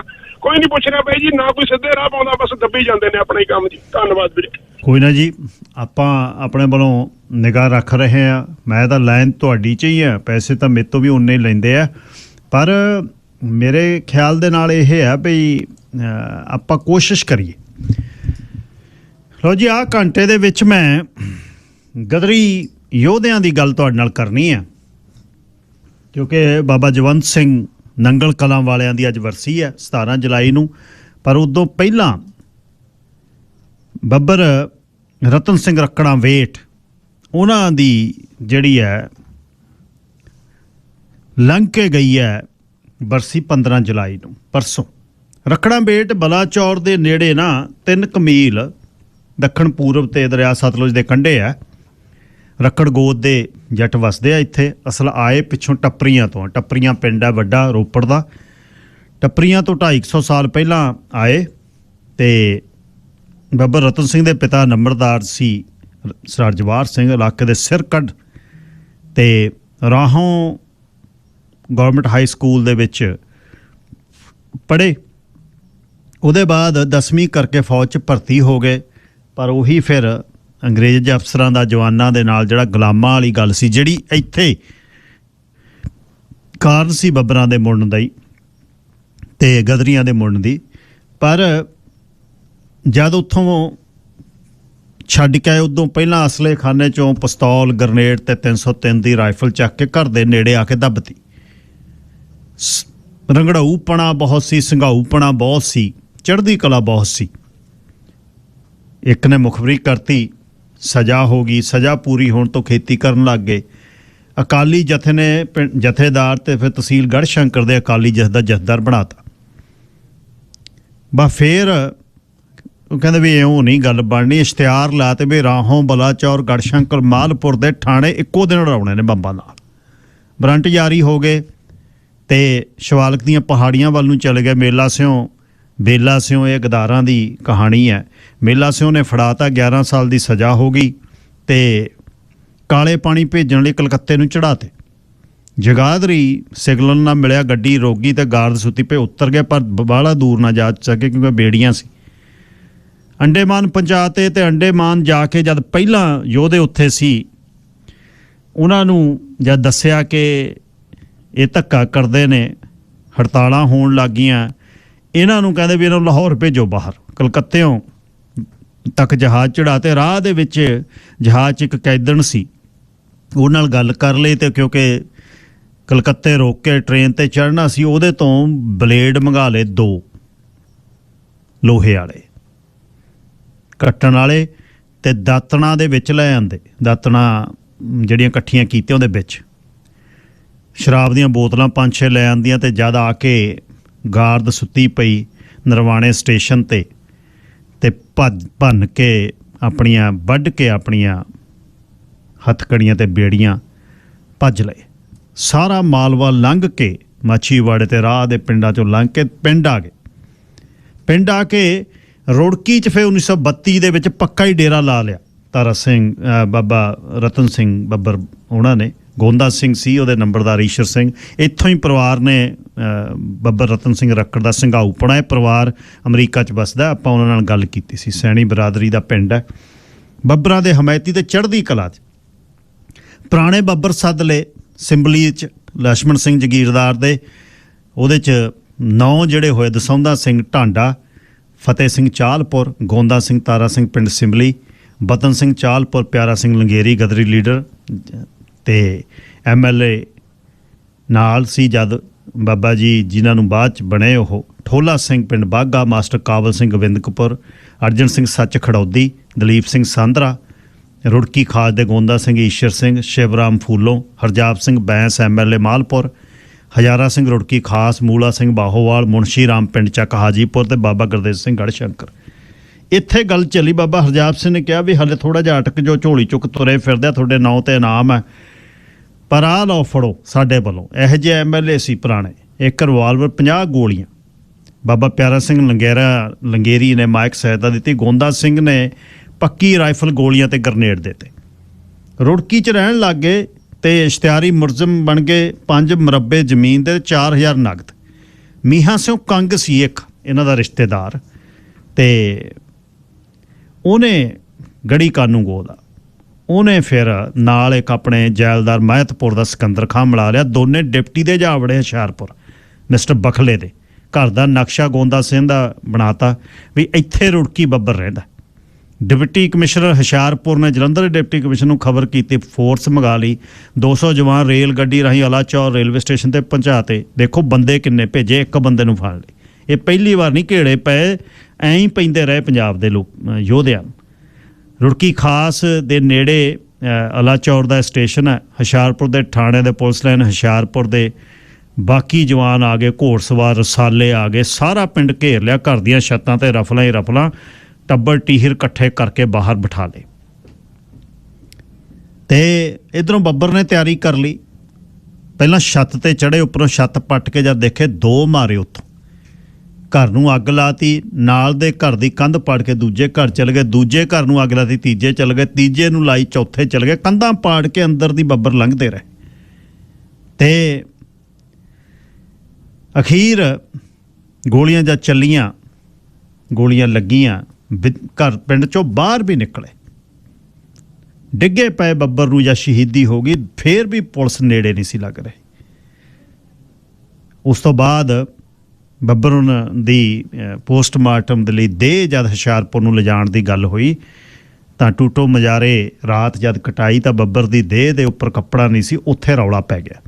ਇੱਕ ਕੁਛ ਇਹ ਵੀ ਕਹਿੰਦੇ ਆ ਨਾਲ ਕਿ ਇੱਕ ਗੋਲੀ ਰਹਿੰਦਿਆਂ ਤੇ ਬੱਬਰ ਸਾਹਿਬ ਨੇ ਆਪ ਆਪਣੇ ਗੋਲੀ ਮਾਰ ਕੇ ਸ਼ਹੀਦੀ ਆਪ ਲਈ, ਕਿਉਂਕਿ ਗੋਂਦਾ ਸਿੰਘ ਦੀ 86 ਸਾਲਾਂ ਦੀ ਜਿਹੜੀ ਬਜ਼ੁਰਗ ਪਤਨੀ ਸੀ ਮਾਤਾ ਪ੍ਰੀਤਮ ਕੌਰ, ਉਹਨੇ ਆਪ ਵੇਖਿਆ। ਉਹ ਕਹਿੰਦੀ ਵੀ ਦੇਸ਼ ਧਰੋਹੀ ਜਦ ਮੀਹਾਂ ਸਿੰਘ ਦੇ ਜੈਲਦਾਰ ਸਿਕੰਦਰ ਖਾਨ ਦੀ ਮੁਖਬਰੀ ਤੇ ਜਦ ਪਿੰਡ ਪਿਆ, ਜਵਾਕ ਕੱਲਾ ਕੱਲਾ ਉਹਨਾਂ ਨੇ ਘਲਾੜੀ ਪੀੜਨ ਤੱਕ ਗਏ, ਪਰ ਕਿਸੇ ਨੇ ਦੱਸਿਆ ਨਾ ਬਈ ਦੱਸੋ ਕਿੱਥੇ ਆ, ਕਿੱਥੇ ਰਤਨ ਸਿੰਘ ਬੱਬਰ ਹੈ। ਉਹ ਕਹਿੰਦੇ ਵੀ ਸਾਨੂੰ ਨਹੀਂ ਪਤਾ। ਤੇ ਜਿਹੜੀ ਆਪ ਉਹਨਾਂ ਨੇ ਦੇਖ ਕੇ ਅਖੀਰ ਗੋਲੀ ਕਹਿੰਦੇ ਰਤਨ ਸਿੰਘ ਬੱਬਰ ਨੇ ਆਪਣੇ ਆਪ ਮਾਰੀ ਤੇ ਜਕਾਰਾ ਛੱਡਿਆ। 15 ਜੁਲਾਈ 1932 ਨੂੰ ਸ਼ਹੀਦ ਹੋਏ ਨੇ ਬੱਬਰ ਰਤਨ ਸਿੰਘ ਰੱਕੜ। ਇੱਕ ਕਿਤਾਬ ਆ ਉਹਨਾਂ ਦੀ, ਸ਼ਹੀਦ ਬੱਬਰ ਰਤਨ ਸਿੰਘ ਰੱਕੜ ਦਾ ਸਿੰਘਾਊਪਣਾ। ਇਹ ਪੜ੍ਹਨ ਵਾਲੀ ਹੈ, ਇਹਨੂੰ ਲੈ ਕੇ ਆਇਓ। ਮੈਨੂੰ ਲਿਖਾਰੀ ਨੇ ਤੇ ਗੁਰਚਰਨ ਸਿੰਘ ਬੈਦ ਹੋਣੀ, ਉਹਨਾਂ ਨੇ ਮੇਰੇ ਕੋਲ ਭੇਜੀ ਹੈ, ਪੜ੍ਹਨ ਵਾਲੀ ਕਹਾਣੀ। ਵਪਾਰਕ ਸੰਦੇਸ਼ਾਂ ਤੋਂ ਬਾਅਦ ਆ ਕੇ ਬਾਬਾ ਜਵੰਦ ਸਿੰਘ ਨੰਗਲ ਕਲਾਂ ਦੀ ਗੱਲਬਾਤ ਕਰਦੇ ਹਾਂ। ਲਓ ਜੀ, ਅਗਲੀ ਜਿਹੜੀ ਗੱਲ ਬਾਬਾ ਜਵੰਦ ਸਿੰਘ ਨੰਗਲ ਕਲਾਂ ਦੀ ਤੁਹਾਨੂੰ ਮੈਂ ਸੁਣਾਉਣੀ ਚਾਹੁੰਦਾ। ਅੱਜ ਸ਼ਹੀਦੀ ਦਿਨ ਆ ਬਾਬਾ ਜੀ ਦਾ। ਤੇ ਨੰਗਲ ਕਲਾਂ ਪਿੰਡ ਹੈ ਜਿਹੜਾ, ਇਹ ਸਭ ਮਾਲਪੁਰ ਦੇ ਇਲਾਕੇ ਦੇ ਪਿੰਡ ਨੇ। ਨੰਗਲ ਕਲਾਂ ਮਾਲਪੁਰ ਦੇ ਨੇੜੇ ਦਾ ਪਿੰਡ ਹੈ। 1892 'ਚ ਬਾਬਾ ਜੀ ਦਾ ਜਨਮ ਹੋਇਆ। ਬਾਬਾ ਨਰਾਇਣ ਸਿੰਘ ਬੈਂਸ ਪਰਿਵਾਰ ਹੈ, ਮਾਤਾ ਦਾ ਨਾਂ ਗੁਜਰੀ ਸੀ। ਤੇ ਪਿੰਡ ਦੇ ਮੁੰਡੇ ਉਸ ਖਿੱਤੇ 'ਚੋਂ ਲੋਕ ਬਾਹਰ ਆਉਣਾ ਚਾਹੁੰਦੇ। 1907 'ਚ 15 ਸਾਲ ਦੀ ਉਮਰ 'ਚ ਬਾਬਾ ਜੀ ਕੈਨੇਡਾ ਆਏ। ਮਿੱਲਾਂ 'ਚ ਕੰਮ ਕੀਤਾ। ਆਪ ਜੀ ਦਾ ਬੜਾ ਭਾਈ ਹੀਰਾ ਸਿੰਘ ਵੈਨਕੂਵਰ ਰਹਿੰਦਾ ਸੀ। ਬਸ ਉਹੀ ਗੁਲਾਮੀ ਨਸਲੀ ਗੱਲਬਾਤ ਜਦ ਸਹਿਣੀ ਪਈ ਤਾਂ ਗਦਰ ਪਾਰਟੀ 1913 'ਚ ਬਣਦੀ ਹੈ। ਤਾਂ CID ਦੀਆਂ ਰਿਪੋਰਟਾਂ ਇਹ ਨੇ ਕਿ ਵੈਨਕੂਵਰ ਤੋਂ ਸੈਨ ਫਰਾਂਸਿਸਕੋ ਜਾ ਕੇ ਬੰਬ ਬਣਾਉਣ ਦੀ ਟ੍ਰੇਨਿੰਗ ਬਾਬਾ ਜੀ ਨੇ ਲਈ। ਅਣਖੀਲੇ ਬਹੁਤ ਸੀ। ਤੇ ਵੈਨਕੂਵਰ ਆਈਲੈਂਡ ਦੀ ਬੰਦਰਗਾਹ ਵਿਕਟੋਰੀਆ ਤੋਂ ਕੈਨੇਡਾ ਦੇ ਗਦਰੀਆਂ ਨੂੰ ਲੈ ਕੇ ਜਹਾਜ਼ ਮੈਕਸੀਕੋ ਮਾਰੂ 22 ਅਗਸਤ 1914 ਨੂੰ ਤੁਰਿਆ, ਜਿਹੜੇ ਸਾਲ ਕਾਮਾਗਾਟਾ ਮਾਰੂ ਆਇਆ। ਕੈਨੇਡੀਅਨ ਸਰਕਾਰ ਦੀਆਂ ਰਿਪੋਰਟਾਂ ਅਨੁਸਾਰ ਜਿਸ 'ਚ ਵੀਰ ਸਿੰਘ ਬਾਹੋਵਾਲ, ਹਰੀ ਸਿੰਘ ਸੂਣ, ਨੰਦ ਸਿੰਘ ਕੈਲੇ ਵਰਗੇ ਇਹਦੇ 'ਚ ਯੋਧੇ ਸੀ। ਹਾਂਗਕਾਂਗ ਪਹੁੰਚੇ, ਜਹਾਜ਼ ਬਦਲਣਾ ਸੀ। ਹਾਂਗਕਾਂਗ ਤੋਂ ਨਾਮ ਸਿੰਘ ਜਹਾਜ਼ ਰਾਹੀਂ ਹਿੰਦੁਸਤਾਨ ਪਹੁੰਚੇ। 79 ਹੋਰ ਗਦਰੀ ਸੀ ਨਾਲ। ਤੇ ਉੱਥੋਂ ਨਿਕਲ ਗਏ, ਲੁਧਿਆਣੇ ਵਾਲੀ ਗੱਡੀ ਚਾੜ੍ਹ ਤੇ ਪਿੰਡ ਆ ਗਏ। ਬਸ ਪਿੰਡ ਆ ਕੇ ਫਿਰ ਗਦਰ ਪਾਰਟੀ ਦਾ ਲਿਟਰੇਚਰ ਵੰਡਦੇ। ਮਨੀਲੇ ਤੋਂ ਇੱਕ ਬੀਬੀ ਗਈ ਗੁਲਾਬ ਕੌਰ, ਹੁਸ਼ਿਆਰਪੁਰ ਦੇ ਪਿੰਡਾਂ ਦੇ ਵਿੱਚ ਜਾ ਕੇ ਜ਼ਿਲ੍ਹੇ 'ਚ ਲਿਟਰੇਚਰ ਵੰਡਦੇ ਗਏ। ਗਦਰੀਆਂ ਨੂੰ ਅਮਰੀਕਾ 'ਚੋਂ ਹਥਿਆਰ ਜਿਹੜੇ ਆਏ ਸੀ ਉਹ ਪਹੁੰਚੇ ਨਾ। ਤੇ ਫਿਰ ਗੱਲ ਇਹ ਹੋਈ ਬਈ ਹੁਣ ਡਾਕੇ ਮਾਰਨੇ ਪੈਣੇ ਨੇ, ਪੈਸੇ ਤਾਂ ਲਿਆਉਣੇ ਨੇ ਨਾ। ਪਹਿਲਾ ਡਾਕਾ ਸਾਨੇ ਵਾਲ ਮਾਰਿਆ ਜਦ ਕਰਤਾਰ ਸਿੰਘ ਸਰਾਭਾ ਸੀ ਬਾਬਾ ਜਵੰਤ ਸਿੰਘ ਉਹਨਾਂ ਨਾਲ। ਗੱਲ ਇਹ ਕਹੀ ਸੀ ਬਈ ਕਿਸੇ ਇਸਤਰੀ ਵੱਲ ਨਹੀਂ ਝਾਕਣਾ, ਇੱਜ਼ਤ ਦੇ ਸਾਂਝੀਦਾਰ ਬਣਨਾ। ਤੇ ਇੱਕ ਗਦਰੀ ਨੇ ਕਮਜ਼ੋਰੀ ਵਿਖਾਉਂਦਿਆਂ ਘਰ ਦੀ ਔਰਤ ਨੂੰ ਹੱਥ ਪਾ ਲਿਆ। ਜਵੰਤ ਸਿੰਘ ਨੰਗਲ ਹੁਣੀ ਉਸ ਗਦਰੀ ਨੂੰ ਮਾਰਨ ਲੱਗੇ ਸੀ, ਪਰ ਉਹਦੀ ਜਾਨ ਬਖਸ਼ਤੀ ਕਿਉਂਕਿ ਦੋਸ਼ੀ ਸੀ। ਉਹਨੂੰ ਇਸਤਰੀ ਤੋਂ ਮਾਫੀ ਮੰਗਾਈ। ਇਹ 1915 ਦੀ ਗੱਲ ਹੈ। 23 ਜਨਵਰੀ 27 ਜਨਵਰੀ ਨੂੰ ਮਨਸੂਰਾ ਸ਼ਾਹੂਕਾਰ ਦੇ ਘਰ ਡਾਕਾ ਮਾਰਤਾ। ਇਹਦੇ 'ਚ ਵੀ ਸਰਾਬਾ ਨਾਲ ਸੀ। 23,500 ਰੁਪਈਆ ਹੱਥ ਲੱਗਿਆ। ਬਹੀਆਂ ਫੂਕਤੀਆਂ ਕਿਉਂਕਿ ਖੂਨ ਪੀਂਦੇ ਸੀ। ਇਹ ਬਹੀਆਂ ਖੂਨ ਪੀਂਦੀਆਂ ਆਈਆਂ ਪੰਜਾਬ ਦਾ।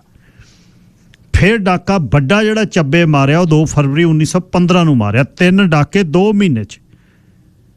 ਸ਼ਾਹੂਕਾਰ ਵੱਡਾ ਸੀ, ਤੰਗ ਕਰਦਾ ਸੀ। 18,000 ਰੁਪਈਆ ਉੱਥੇ ਹੱਥ ਲੱਗਿਆ, ਪਰ ਉਹਦੇ ਵਿੱਚ ਕਈ ਮਰਿਆਮ ਸਿੰਘ ਗਦਰੀ ਪੌੜੀ ਉੱਤਰਦੇ ਹੱਥ 'ਚ ਉਹਦੇ 'ਚ ਬੰਬ ਸੀ, ਫਟ ਗਿਆ ਉਹ। ਤੇ ਪਿੰਡ ਵਾਲੇ ਲੋਕ ਪਿੱਛੇ ਪੈ ਗਏ। ਤੇ ਜਵੰਤ ਸਿੰਘ ਤੇ ਬਾਬਾ ਤੇ ਉਹਨਾਂ ਦੇ ਸਾਥੀ ਇੱਕ ਨਾਲ ਰਾਮ ਰੱਖਾ ਜ਼ਖਮੀ ਹੋ ਗਿਆ। ਉਹਨਾਂ ਨੂੰ ਚੱਕ ਰਹੇ ਤੇ ਬਾਹਰ ਪਿੱਛੇ ਚੜ੍ਹੀ ਆਉਂਦੀ ਸੀ। 1915 ਦਾ ਗਦਰ ਫੇਲ ਜਦ ਹੋਇਆ, ਬਾਬਾ ਜਵੰਤ ਸਿੰਘ ਨੰਗਲ ਵਰਗਿਆਂ ਨੇ ਗਦਰ ਦੀ ਜਿਹੜੀ ਸ਼ਮਾ ਉਹ ਜਗਦੀ ਰੱਖੀ। ਹਥਿਆਰ ਇਕੱਠੇ ਕਰਨ ਲੱਗੇ। ਇੱਥੇ ਪਿਆਰਾ ਸਿੰਘ ਲੰਗੇਰੀ ਬਾਬੇ ਨਾਲ, ਜਿਹੜੇ ਬਾਅਦ 'ਚ ਰਿਸ਼ਤੇਦਾਰ ਵੀ ਬਣੇ ਨੇ, ਬਾਬਾ ਜਵੰਤ ਸਿੰਘ ਨੰਗਲ ਤੇ ਬਾਬਾ ਪਿਆਰਾ ਸਿੰਘ ਲੰਗੇਰੀ ਪਰਿਵਾਰ ਦੀ ਸਾਂਝ। ਲੰਗੇਰੀ ਪਰਿਵਾਰ ਦੇ ਵਿੱਚੋਂ ਉਹਨਾਂ ਦੇ ਪੋਤਰੇ ਸਰਾ ਗੁਰਿੰਦਰ ਸਿੰਘ ਸੰਘਾ, ਇੱਧਰੋਂ ਬਾਬਾ ਜਵੰਤ ਸਿੰਘ ਦੀ ਪੋਤਰੀ ਹੈ ਭੈਣ ਜੀ ਸਾਡੀ, ਉੱਥੇ ਵਿਆਹੇ ਹੋਏ ਨੇ ਨੰਗਲ ਕਲਾਂ 'ਚ। ਸੋ ਇਹ ਪਰਿਵਾਰ ਦੋਨੇ ਪਰਿਵਾਰ ਜਿਹੜਾ ਹੈ ਇੱਥੇ ਰਹਿੰਦਾ। ਬਾਈ ਜੀ ਸੰਘਾ ਉਹਨਾਂ ਦਾ ਬੈਜੀ ਹਟ ਪੀਜ਼ਾ ਜਿਹੜਾ ਦੋਨੇ ਹੀ ਸਰੀ 'ਚ ਰਹਿੰਦਾ ਪਰਿਵਾਰ। ਇਹ ਭਰਾ ਨੇ ਸਾਡੇ। ਤੇ ਪਿਆਰਾ ਸਿੰਘ ਲੰਗੇਰੀ ਵੈਨਕੂਵਰ ਤੋਂ ਵਾਪਸ ਆ ਗਏ ਤੇ ਦੋਨੇ ਇਕੱਠੇ ਹੋ ਗਏ। ਗਦਰ ਦਾ ਪ੍ਰਚਾਰ ਕਰਦੇ ਗਏ। ਬਿੰਜੋ ਸਾਧ ਦਾ ਡੇਰਾ ਸੀ, ਉਹ ਪੱਕਾ ਅੱਡਾ ਸੀ ਬੰਗਿਆਂ ਦੇ ਨੇੜੇ। ਨੰਗਲ ਕਲਾਂ ਦਾ ਇੱਕ ਜੈਲਦਾਰ ਸੀ ਚੰਦਾ ਸਿੰਘ। ਉਹਨੇ 12 ਅਪ੍ਰੈਲ 1915 ਨੂੰ ਪਿਆਰਾ ਸਿੰਘ ਲੰਗੇਰੀ ਨੂੰ ਪੁਲਿਸ ਨੂੰ ਫੜਾਤਾ। ਜਵੰਤ ਸਿੰਘ ਉਹਨਾਂ ਨੇ ਆਪਣੇ ਪਿੰਡ ਦਾ ਉਹ ਜੈਲਦਾਰ ਸੀ, ਉਹਨੂੰ ਸਜ਼ਾ ਦੇਣ ਦੀ ਗੱਲ ਕੀਤੀ। ਜਵੰਤ ਸਿੰਘ ਨੇ 25 ਅਗਸਤ 1915 ਨੂੰ 8 ਵਜੇ ਗਦਰੀ ਜੈਲਦਾਰ ਦੇ ਘਰੇ ਪਹੁੰਚ ਕੇ ਹਾਕ ਮਾਰਤੀ। ਘਰੇ ਪਿਆ ਸੀ, ਸਿਰ ਦੇ ਵਿੱਚ ਲੱਸੀ ਪਾਉਂਦਾ ਜਵਾਕ ਤੋਂ। ਕਹਿੰਦਾ ਆਇਓ ਮਾੜਾ ਜਾ ਬਾਹਰ, ਤੁਹਾਡੇ ਪਿੰਡ ਦੇ ਜਵਾਕਾਂ ਨੇ ਸਾਡੇ ਊਂਠ ਘੇਰ ਲਏ, ਘੁੰਗਰੂ ਮਣ ਕੇ ਤੇ ਮੜਜੰਗ ਲਾ ਲਏ, ਮੰਗਾਓ। ਜੈਲਦਾਰ ਜਦ ਬਾਹਰ ਨਿਕਲਿਆ, ਉੱਠਣੇ ਲੱਗਾ, ਗਦਰੀਆਂ ਨੇ ਸਿਰ 'ਚ ਗੋਲੀ ਮਾਰੀ। ਬਾਹਰ ਕੁੰਨੂ ਸੀ, ਮਾਲਵੇ ਦੇ ਵਿੱਚ ਕੁੱਪ ਕਹਿੰਦੇ ਨੇ ਉਹਨੂੰ ਅੱਗ ਲਾਤੀ। ਘਰ ਦੇ ਪਿੱਟਣ ਲੱਗੇ। ਪਿੰਡ ਕਹਿਣ ਲੱਗਿਆ ਬਈ ਸ਼ਾਇਦ ਅੱਗ ਕਰਕੇ ਪਿੰਡ ਪਿੜਦਾ, ਪਰ ਜਾਨੂ ਲੰਬੜਦਾਰ ਮਾਰਤਾ। ਉਹਦੇ ਬਾਅਦ ਲਾਹੌਰ ਸੈਂਟਰਲ ਜੇਲ੍ਹ 'ਚ 26 ਅਪ੍ਰੈਲ 1915 ਨੂੰ 82 ਗਦਰੀਆਂ ਤੇ ਲਾਹੌਰ ਸਾਜ਼ਿਸ਼ ਕੇਸ ਦਾ ਮੁਕੱਦਮਾ ਚੱਲਿਆ, ਜਿਹਦੇ ਵਿੱਚ ਜਵੰਤ ਸਿੰਘ ਨੰਗਲ ਫੜੇ ਨਹੀਂ ਗਏ ਜਦ ਤੱਕ। ਬਾਹਰ ਇਹ ਰਹੇ। ਕਪੂਰਥਲੇ ਜਾ ਕੇ ਇਹ ਦੇਖਿਆ ਵੀ ਅਸਲਾ ਖਾਨਾ ਲੁੱਟੀਏ, ਅਸਲੇ ਖਾਨੇ ਤੇ ਹਮਲਾ ਕਰ ਲਿਆ। 5 ਜੂਨ ਨੂੰ ਕਪੂਰਥਲੇ ਇਕੱਠੇ ਹੋਏ ਕਰ ਲਈ, ਪਰ ਬੰਦੇ ਘੱਟ ਆਏ। 12 ਜੂਨ ਦਾ ਦਿਨ ਮੁਕਰਰ ਕੀਤਾ, ਪਰ ਉਹ ਕਹਿੰਦੇ ਵੀ ਐਂ ਕਰੋ, ਜਦ ਤੱਕ ਇਹ ਨਹੀਂ ਕਰਨਾ ਵੀ ਨਹਿਰ ਤੇ ਇੱਕ ਰੇਲ ਦੇ ਪੁਲ ਦੇ ਇੱਕ ਗਾਰਡ ਲੱਗੀ ਆ, ਉਹਦੇ ਤੋਂ ਹਥਿਆਰ ਖੋਹਣਿਆ ਅੰਮ੍ਰਿਤਸਰ ਵਾਲੀ ਨਹਿਰ ਤੇ। 11 ਜੂਨ 1915 ਨੂੰ ਰਾਤ ਨੂੰ ਪੁਲਿਸ ਤੇ ਤੈਨਾਤ ਗਾਰਡ ਤੋਂ ਹਥਿਆਰ ਖੋਹਣ ਚਲੇ ਗਏ। ਪੁਲ ਦੇ ਲਾਗੇ ਸਰਵਾੜ 'ਚ ਬਹਿ ਗਏ। 2 ਵਜੇ ਗੱਡੀ ਆਈ, ਸੰਤਰੀ ਦੇ ਮਾਰੀ ਗੋਲੀ ਖੜਕੇ 'ਚ ਪਤਾ ਨਾ ਲੱਗਿਆ। ਜਦੇ ਹੀ ਗਦਰ ਜਿਹੜਾ ਗਾਰਡ ਤੇ ਹਮਲਾ ਕਰਤਾ, ਗਾਰਡ ਦਾ ਨਾਇਕ ਜਿਹੜਾ ਚਤਰ ਸਿੰਘ ਮਾਰਿਆ ਗਿਆ, ਬਾਕੀ ਨੱਠ ਗਏ। ਜਵੰਤ ਸਿੰਘ ਉਹਨਾਂ ਨੇ, ਬਾਬਾ ਜੀ ਨੇ 6 ਬੰਦੂਕਾਂ ਤੇ ਕਾਰਤੂਸ ਲੈ ਲਏ, ਪਰ ਲੋਕ ਪਿੱਛੇ ਪੈ ਗਏ। ਤਰਨਤਾਰਨ ਵਾਲੇ ਪਾਸੇ ਨੂੰ ਗਏ ਪੁਲਿਸ ਤੇ ਪਿੰਡ ਦੇ ਲੋਕ। ਇਹ ਗੱਲ ਗੀਦੀ ਲਾਣਾ ਕਿਤੇ ਜਦ ਵੀ ਹੈ ਸੀ, ਹੁਣ ਵੀ ਹੈ, ਇਕੱਠੇ ਹੋ ਕੇ ਪਿੱਛੇ ਪੈ ਗਏ। ਤਰਨਤਾਰਨ ਵਾਲੇ ਪਾਸਿਓਂ ਤਾਂ ਬਦਰੀ ਜਿੰਨੇ ਸੀ ਗਏ, ਬਿਆਸ ਦਰਿਆ ਤੇ ਗੋਇੰਦਵਾਲ ਦੇ ਪੱਤਣ ਵੱਲ ਨੂੰ ਮੁੜੇ, ਬੇੜੀ ਚੜ੍ਹ ਕੇ ਦਰਿਆ ਪਾਰ ਕਰ ਰਹੇ। ਪਿੱਛੇ ਪੁਲਿਸ ਮੀਂਹ ਵਾਂਗੂ ਗੋਲੀਆਂ ਭਰਾਵੇ। ਮੂਹਰੇ ਜਿਹੜਾ ਕਪੂਰਥਲੇ ਵਾਲੇ ਪਾਸੇ ਆਏ, ਉੱਧਰੋਂ ਵੀ ਪੁਲਿਸ ਆ ਗਈ। ਫਿਰ ਲੋਕ ਪਿੰਡਾਂ ਦੇ, ਪੁਲਿਸ ਤੁਸੀਂ ਦੇਖੋ ਬਈ 36 ਘੰਟੇ ਭੁੱਖੇ ਤਰੇ ਥੱਕੇ ਥਕਾਉਂਦੇ ਮੁਕਾਬਲਾ ਕਰਦੇ ਰਹੇ ਬਾਬਾ ਜਵੰਤ ਸਿੰਘ। 2 ਸਾਲ ਫੇਰ ਨਾ ਲੱਭੇ। ਅਖੀਰ 28 ਮਾਰਚ 1917 ਨੂੰ ਹੁਸ਼ਿਆਰਪੁਰ ਜ਼ਿਲ੍ਹੇ ਦੀ ਤਹਿਸੀਲ ਗੜ੍ਹਸ਼ੰਕਰ ਦੇ ਪਿੰਡ ਕਾਲੇਵਾਲ ਭਗਤਾਂ 'ਚ ਫੜੇ ਗਏ। ਖੈੜ ਅਛਰਵਾਲ ਦੇ ਬਸੰਤ ਸਿੰਘ ਦੀ ਭੈਣ ਵਿਆਹੀ ਸੀ ਕਾਲੇਵਾਲ। ਉਹਨੇ ਘਰੇ ਸੱਦ ਲਿਆ ਆਪਣੀ ਭੈਣ ਤੇ ਬਾਬਾ ਜੀ ਨੂੰ, ਉੱਥੇ ਪੁਲਿਸ ਸੱਦ ਲਈ। ਬਾਬਾ ਜਵੰਤ ਸਿੰਘ ਤੇ ਚੌਥੇ ਸਪਲੀਮੈਂਟਰੀ ਲਾਹੌਰ ਕੌਂਸਪੀਰੈਂਸੀ ਕੇਸ 'ਚ ਕੇਸ ਚੱਲਿਆ। 21 ਮਈ 1917 ਤੋਂ 26 ਮਈ ਤੱਕ ਇਹ ਚਲਾਇਆ ਉਹਨੇ। ਦੋਸ਼ ਲੱਗੇ ਤੇ 16 ਜੂਨ 1917 ਨੂੰ ਸ਼ਨਿਚਰਵਾਰ ਵਾਲੇ ਦਿਨ, ਇਹ ਤਾਂ ਕਹਿੰਦਾ ਹੈ ਜਿਹੜੀ ਇਹ ਕਿਤਾਬ ਆ, ਪਰ ਨਹੀਂ, ਅਸਲ ਜਿਹੜੀ ਫਾਂਸੀ ਹੋਈ ਹੈ ਉਹ 1917 ਨੂੰ ਹੋਈ ਹੈ, 17 ਜੁਲਾਈ ਵਾਲੇ ਦਿਨ। ਤਾਂ ਬਾਬਾ ਜੀ 17 ਜੁਲਾਈ ਨੂੰ ਫਾਂਸੀ ਉਹਨਾਂ ਨੂੰ ਹੋਈ ਹੈ। ਹਰਭਜਨ ਸਿੰਘ ਚਮਿੰਡੇ ਉਹਨਾਂ ਦੇ ਬਾਰੇ ਲਿਖਿਆ ਵੀ ਜਵੰਤ ਸਿੰਘ ਸਰਦਾਰ ਦੇ ਦਿਲ ਅੰਦਰ ਵਤਨ ਪਿਆਰਾ ਹਰਦਮ ਠਾਠਾ ਮਾਰਦਾ ਸੀ। ਜ਼ਬਰਦਸਤ ਸੀ ਇਸ ਦਾ ਹੱਥ ਏਡਾ, ਦੇਸ਼ ਘਾਤੀਆਂ ਨੂੰ ਫਾਂਟੇ ਚਾੜਦਾ ਸੀ। ਸੀਸ ਆਪਣੀ ਤਲੀ ਤੇ ਧਰਕੇ ਤੇ ਫੌਜੀ ਗਾਰਦਾਂ ਤਾਂ ਹੀ ਲਲਕਾਰਦਾ ਸੀ। ਉਹਦੀ ਚੜ੍ਹਤ ਤੇ ਚੜ੍ਹਪ ਨੂੰ ਦੇਖ ਕੇ ਤੇ ਦਿਲ ਦਹਿਲ ਜਾਂਦਾ, ਪੁਲਸੀ ਤਾੜਦਾ ਸੀ। ਬਾਬਾ ਜਵੰਤ ਸਿੰਘ ਨੰਗਲ ਕਲਾਂ ਦਾ ਅੱਜ ਸ਼ਹੀਦੀ ਦਿਨ ਹੈ। ਇਹ ਯੋਧਿਆਂ ਦੀਆਂ ਕਿਤਾਬਾਂ ਜ਼ਰੂਰ ਪੜ੍ਹਨ ਵਾਲੀਆਂ ਨੇ। ਗਦਰੀ ਬਾਬਿਆਂ ਨੂੰ ਧਰਮ ਤੋਂ ਬਹੁਤ ਪਰਾਂ ਰੱਖ ਕੇ ਇਹ ਗੱਲ ਕਰ, ਕਿਉਂਕਿ ਪੜ੍ਹੇ ਲਿਖੇ ਜ਼ਿਆਦਾ ਖੱਬੇ ਪੱਖੀ ਸੀ, ਕਮਿਊਨਿਸਟ ਕਾਮਰੇਡ ਸੀ, ਉਹਨਾਂ ਦੀਆਂ ਕਿਤਾਬਾਂ ਦੇ ਹਿਸਾਬ ਦੇ ਨਾਲ ਬਾਬਿਆਂ ਨੂੰ ਧਰਮ ਤੋਂ ਬਹੁਤ ਪਰਾਂ ਦਿਖਾਇਆ। ਹਾਲਾਂਕਿ ਉਹ ਅੰਮ੍ਰਿਤਧਾਰੀ ਸੀ, ਸਾਬਤ ਸੂਰਤ ਸੀ। ਗਦਰੀ ਬਾਬੇ ਕੌਣ ਸਨ? ਅਜਮੇਰ ਸਿੰਘ ਦੀ ਕਿਤਾਬ ਆ, ਇਹ ਪੜ੍ਹਨ ਵਾਲੀ ਹੈ, ਬਹੁਤ ਜਾਣਕਾਰੀ ਆ ਉਹਦੇ ਵਿੱਚ।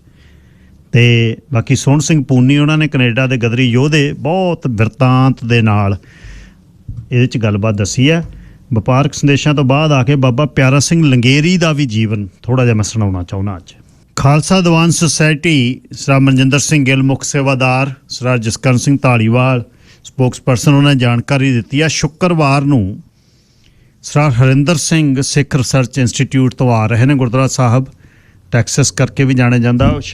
ਆਪਣੇ ਪ੍ਰੋਗਰਾਮ ਤੇ ਵੀ ਆਉਣਗੇ। ਅਧਿਆਤਮਕਵਾਦ ਤੇ ਦੇ ਨਾਲ ਮੌਜੂਦਾ ਜ਼ਿੰਦਗੀ ਜਿਹੜੀ ਆ, ਮਾਡਰਨਿਜ਼ਮ ਤੇ ਅਧਿਆਤਮਕਵਾਦ, ਇਸ ਤੇ ਗੱਲ ਸਾਡੇ ਜਵਾਕਾਂ ਨੂੰ ਬੜੀ ਜ਼ਰੂਰਤ ਹੈ ਇਹਦੀ। ਮੈਂ ਗੱਲਬਾਤ ਸਾਰੀ ਸੁਣਾ ਲਵਾਂ ਜੀ, ਉਸ ਤੋਂ ਬਾਅਦ ਜੇ ਸਮਾਂ ਬਚਿਆ ਕਾਲਰਸ ਮੈਂ ਲਵਾਂਗਾ, ਬਾਅਦ 'ਚ ਕਰਿਓ ਫੋਨ। ਪਰ ਅਰਜਨ ਸਿੰਘ ਮੰਡੇਰ ਕੋਈ ਗੱਲਬਾਤ ਕਰਨੀ ਚਾਹੁੰਦੇ, ਉਡੀਕ ਰਹੇ ਜੀ। ਮੰਡੇਰ ਸਾਹਿਬ ਸਤਿ ਸ਼੍ਰੀ ਅਕਾਲ ਜੀ। ਜੀ ਸਤਿ ਸ਼੍ਰੀ ਅਕਾਲ। ਮੈਂ ਪਹਿਲੇ ਵਾਰੀ ਗੱਲ ਕੀਤੀ ਹੈ ਜੀ ਤੁਹਾਨੂੰ। ਹਾਂਜੀ, ਤੇ ਮੈਂ ਇਹ ਗੱਲ ਕਰਨਾ ਚਾਹੁੰਦਾ, ਜਿਹੜੀਆਂ ਤੁਹਾਡੀਆਂ ਕਿਤਾਬਾਂ ਬਾਰੇ ਤੁਸੀਂ ਦੱਸਿਆ ਹੈ, ਮੈਨੂੰ ਕਿੱਥੋਂ ਮਿਲਣਗੀਆਂ? ਇਹ ਸਾਰੀਆਂ ਕਿਤਾਬਾਂ ਜੀ 84 ਤੇ 128 ਤੇ ਚੇਤਨਾ ਪ੍ਰਕਾਸ਼ਨ ਵਾਲੇ ਨੇ ਗ੍ਰੈਂਡ ਤਾਜ ਦੇ ਨੇੜੇ, ਉੱਥੋਂ ਹੀ ਮਿਲਣਗੀਆਂ ਜੀ। ਉੱਥੇ ਮੈਨੂੰ ਬੜਾ ਜੋਸ਼ ਆਇਆ ਕਿਤਾਬ ਸੁਣ ਕੇ, ਤੁਹਾਡੀ ਦੋਨੋਂ ਹੀ ਮਤਲਬ ਜੋਸ਼ ਚੜ ਗਿਆ। ਜ਼ਰੂਰ ਦੇਖ ਕੇ ਆਇਓ ਜੀ। ਉੱਥੋਂ ਹੀ ਭਾਈ ਦਲਜੀਤ ਸਿੰਘ ਬਿੱਟੂ ਉਹਨਾਂ ਨੇ ਸਿੱਖ ਸੰਘਰਸ਼ ਦੀ ਸਾਖੀ ਅੰਕ 2 ਉਹ ਵੀ ਲੈ ਕੇ ਆਇਓ।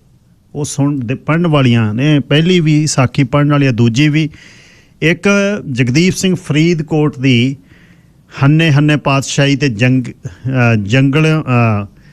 ਜੰਗਲੋਂ ਨਿਕਲਦੇ ਸ਼ੇਰ, ਇਹ 2 ਉਹਨਾਂ ਦੀਆਂ 18ਵੀਂ ਸਦੀ ਦੀਆਂ ਨੇ, ਪੜ੍ਹਨ ਵਾਲੀਆਂ ਨੇ ਇਹ। ਬਾਬਾ ਪਿਆਰਾ ਸਿੰਘ ਲੰਗੇਰੀ, ਕਿਉਂਕਿ ਦੋਨੇ ਪਰਿਵਾਰ ਰਿਸ਼ਤੇਦਾਰ ਨੇ, ਤੇ ਬਾਬਾ ਜਵੰਤ ਸਿੰਘ ਨੰਗਲ ਕਲਾਂ ਦੇ ਨਾਲ ਬਾਬਾ ਪਿਆਰਾ ਸਿੰਘ ਲੰਗੇਰੀ ਰਲ ਕੇ ਕੰਮ ਕਰਦੇ ਰਹੇ ਨੇ।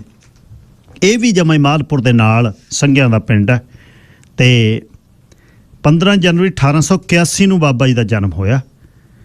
ਬਹੁਤ ਖੇਡਦੇ ਸੀ, ਜੁੱਸਾ ਬਹੁਤ ਵਧੀਆ ਸੀ। 4 ਭਾਈ ਨਾਲ, ਸੁੰਦਰ ਸਿੰਘ, ਨੰਦ ਸਿੰਘ, ਇੰਦਰ ਸਿੰਘ ਤੇ ਲਛਮਣ ਸਿੰਘ। ਬਾਪੂ ਲੱਖਾ ਸਿੰਘ ਸੰਘਾ। ਤੇ 1902 ਚ ਭਰਤੀ ਹੋ ਗਏ ਤੇ ਫਿਰ ਕਲਕੱਤੇ ਪਹੁੰਚੇ। ਮਾਲਪੁਰ ਦੇ ਇਲਾਕੇ ਦੇ ਹੋਰ ਮੁੰਡੇ ਲੈ ਕੇ, ਅੰਗਰੇਜ਼ੀ ਨਹੀਂ ਸੀ ਬੋਲਣੀ ਆਉਂਦੀ। ਉੱਥੇ ਕਪੂਰ ਸਿੰਘ ਖੜੌਦੀ ਪੜ੍ਹਦਾ ਸੀ, ਜਿਹਦੇ ਨਾਲ ਬਾਬਾ ਜੀ ਦਾ ਬਹੁਤ ਪਿਆਰ ਸੀ। ਉਹਨੂੰ ਨਾਲ ਮਿਲਾ ਲਿਆ ਵੀ ਚੱਲੀਏ। ਜਹਾਜ਼ ਫੜਿਆ, ਹਾਂਗਕਾਂਗ, ਸ਼ੰਘਾਈ। 1906 ਚ ਕੈਲੀਫੋਰਨੀਆ ਦੇ ਸੈਨ ਫਰਾਂਸਿਸਕੋ ਆ ਗਏ ਬਾਬਾ ਜੀ। ਬਾਗਾਂ 'ਚ ਫਲ ਤੋੜਦੇ, ਰੇਲ ਦੀ ਪਟੜੀ ਤੇ ਬੇਲਦਾਰ ਦਾ ਲੱਕੜ 'ਚ ਦੇ ਮਿੱਲਾਂ 'ਚ ਫੱਟੇ ਖਿੱਚਦੇ। ਤੇ ਉੱਥੇ ਥੋੜ੍ਹਾ ਜਿਹਾ ਭਟਕੇ ਵੀ ਵੈਸਟਰਨਾਈਜ਼ ਵਰਲਡ ਕਰਕੇ, ਤੇ ਫਿਰ ਮੁੜ ਕੇ ਧਰਮ ਵਾਲੇ ਪਾਸੇ ਫੇਰ ਆਏ ਤੇ ਵੈਨਕੂਵਰ 'ਚ ਆ ਗਏ। ਫਿਰ ਸੰਤ ਤੇਜਾ ਸਿੰਘ, ਭਾਈ ਬਲਵੰਤ ਸਿੰਘ, ਭਾਈ ਸੁੰਦਰ ਸਿੰਘ ਲੀਡਰਾਂ ਨੇ ਜਦ ਸੱਦਿਆ। ਮਨ ਦੇ ਵਿੱਚ ਚਾਅ ਸੀ ਕੌਮ ਦਾ, ਦੇਸ਼ ਦਾ। Guru Nanak mining and trust company ਦੇ MD ਬਣ ਗਏ ਬਾਬਾ ਜੀ। ਪਹਿਲੇ ਗ੍ਰੰਥੀ ਬਣੇ ਗੁਰਦੁਆਰਾ ਸਾਹਿਬ ਦੇ 1912 ਦੇ ਵਿੱਚ ਵਿਕਟੋਰੀਆ ਦੇ ਖਾਲਸਾ ਦੀਵਾਨ ਸੁਸਾਇਟੀ ਦੇ। ਬਹੁਤ ਵੱਡੀ ਸੰਸਥਾ ਹੈ ਖਾਲਸਾ ਦੀਵਾਨ ਸੁਸਾਇਟੀ ਦੇ ਥੱਲੇ ਹੀ ਸਾਰਾ ਕੁਛ ਸੀ। ਤੇ ਹਾਪਕਿੰਸਨ ਵੀ ਬਾਬਾ ਜੀ ਨੂੰ, ਜਿਵੇਂ ਮੇਲਾ ਭਾਈ ਮੇਵਾ ਸਿੰਘ ਲੋਪੋਂ ਕੇ ਨੂੰ ਬਰਗਲਾਉਂਦਾ ਸੀ, ਬਾਬਾ ਜੀ ਨੂੰ ਵੀ ਬਰਗਲਾਉਂਦਾ ਵੀ ਭਾਈ ਭਤੀਜਾ ਸੱਦ ਲੈ ਤੇ ਪਰ ਸਾਡੇ ਵਾਲੇ ਪਾਸੇ ਜਾਓ। ਕਹਿੰਦਾ ਨਾ ਇਹ ਨਹੀਂ ਹੋਣੀ ਗੱਲ। ਉਸ ਸਮੇਂ ਵੀ ਠੰਡੇ ਤੇ ਤੱਤੇ ਬਹੁਤ ਚਿਰਾਂ ਦੇ ਵੈਨਕੂਵਰ ਇਉਂ ਹੀ ਧੜੇ ਰਹਿੰਦੇ ਆ।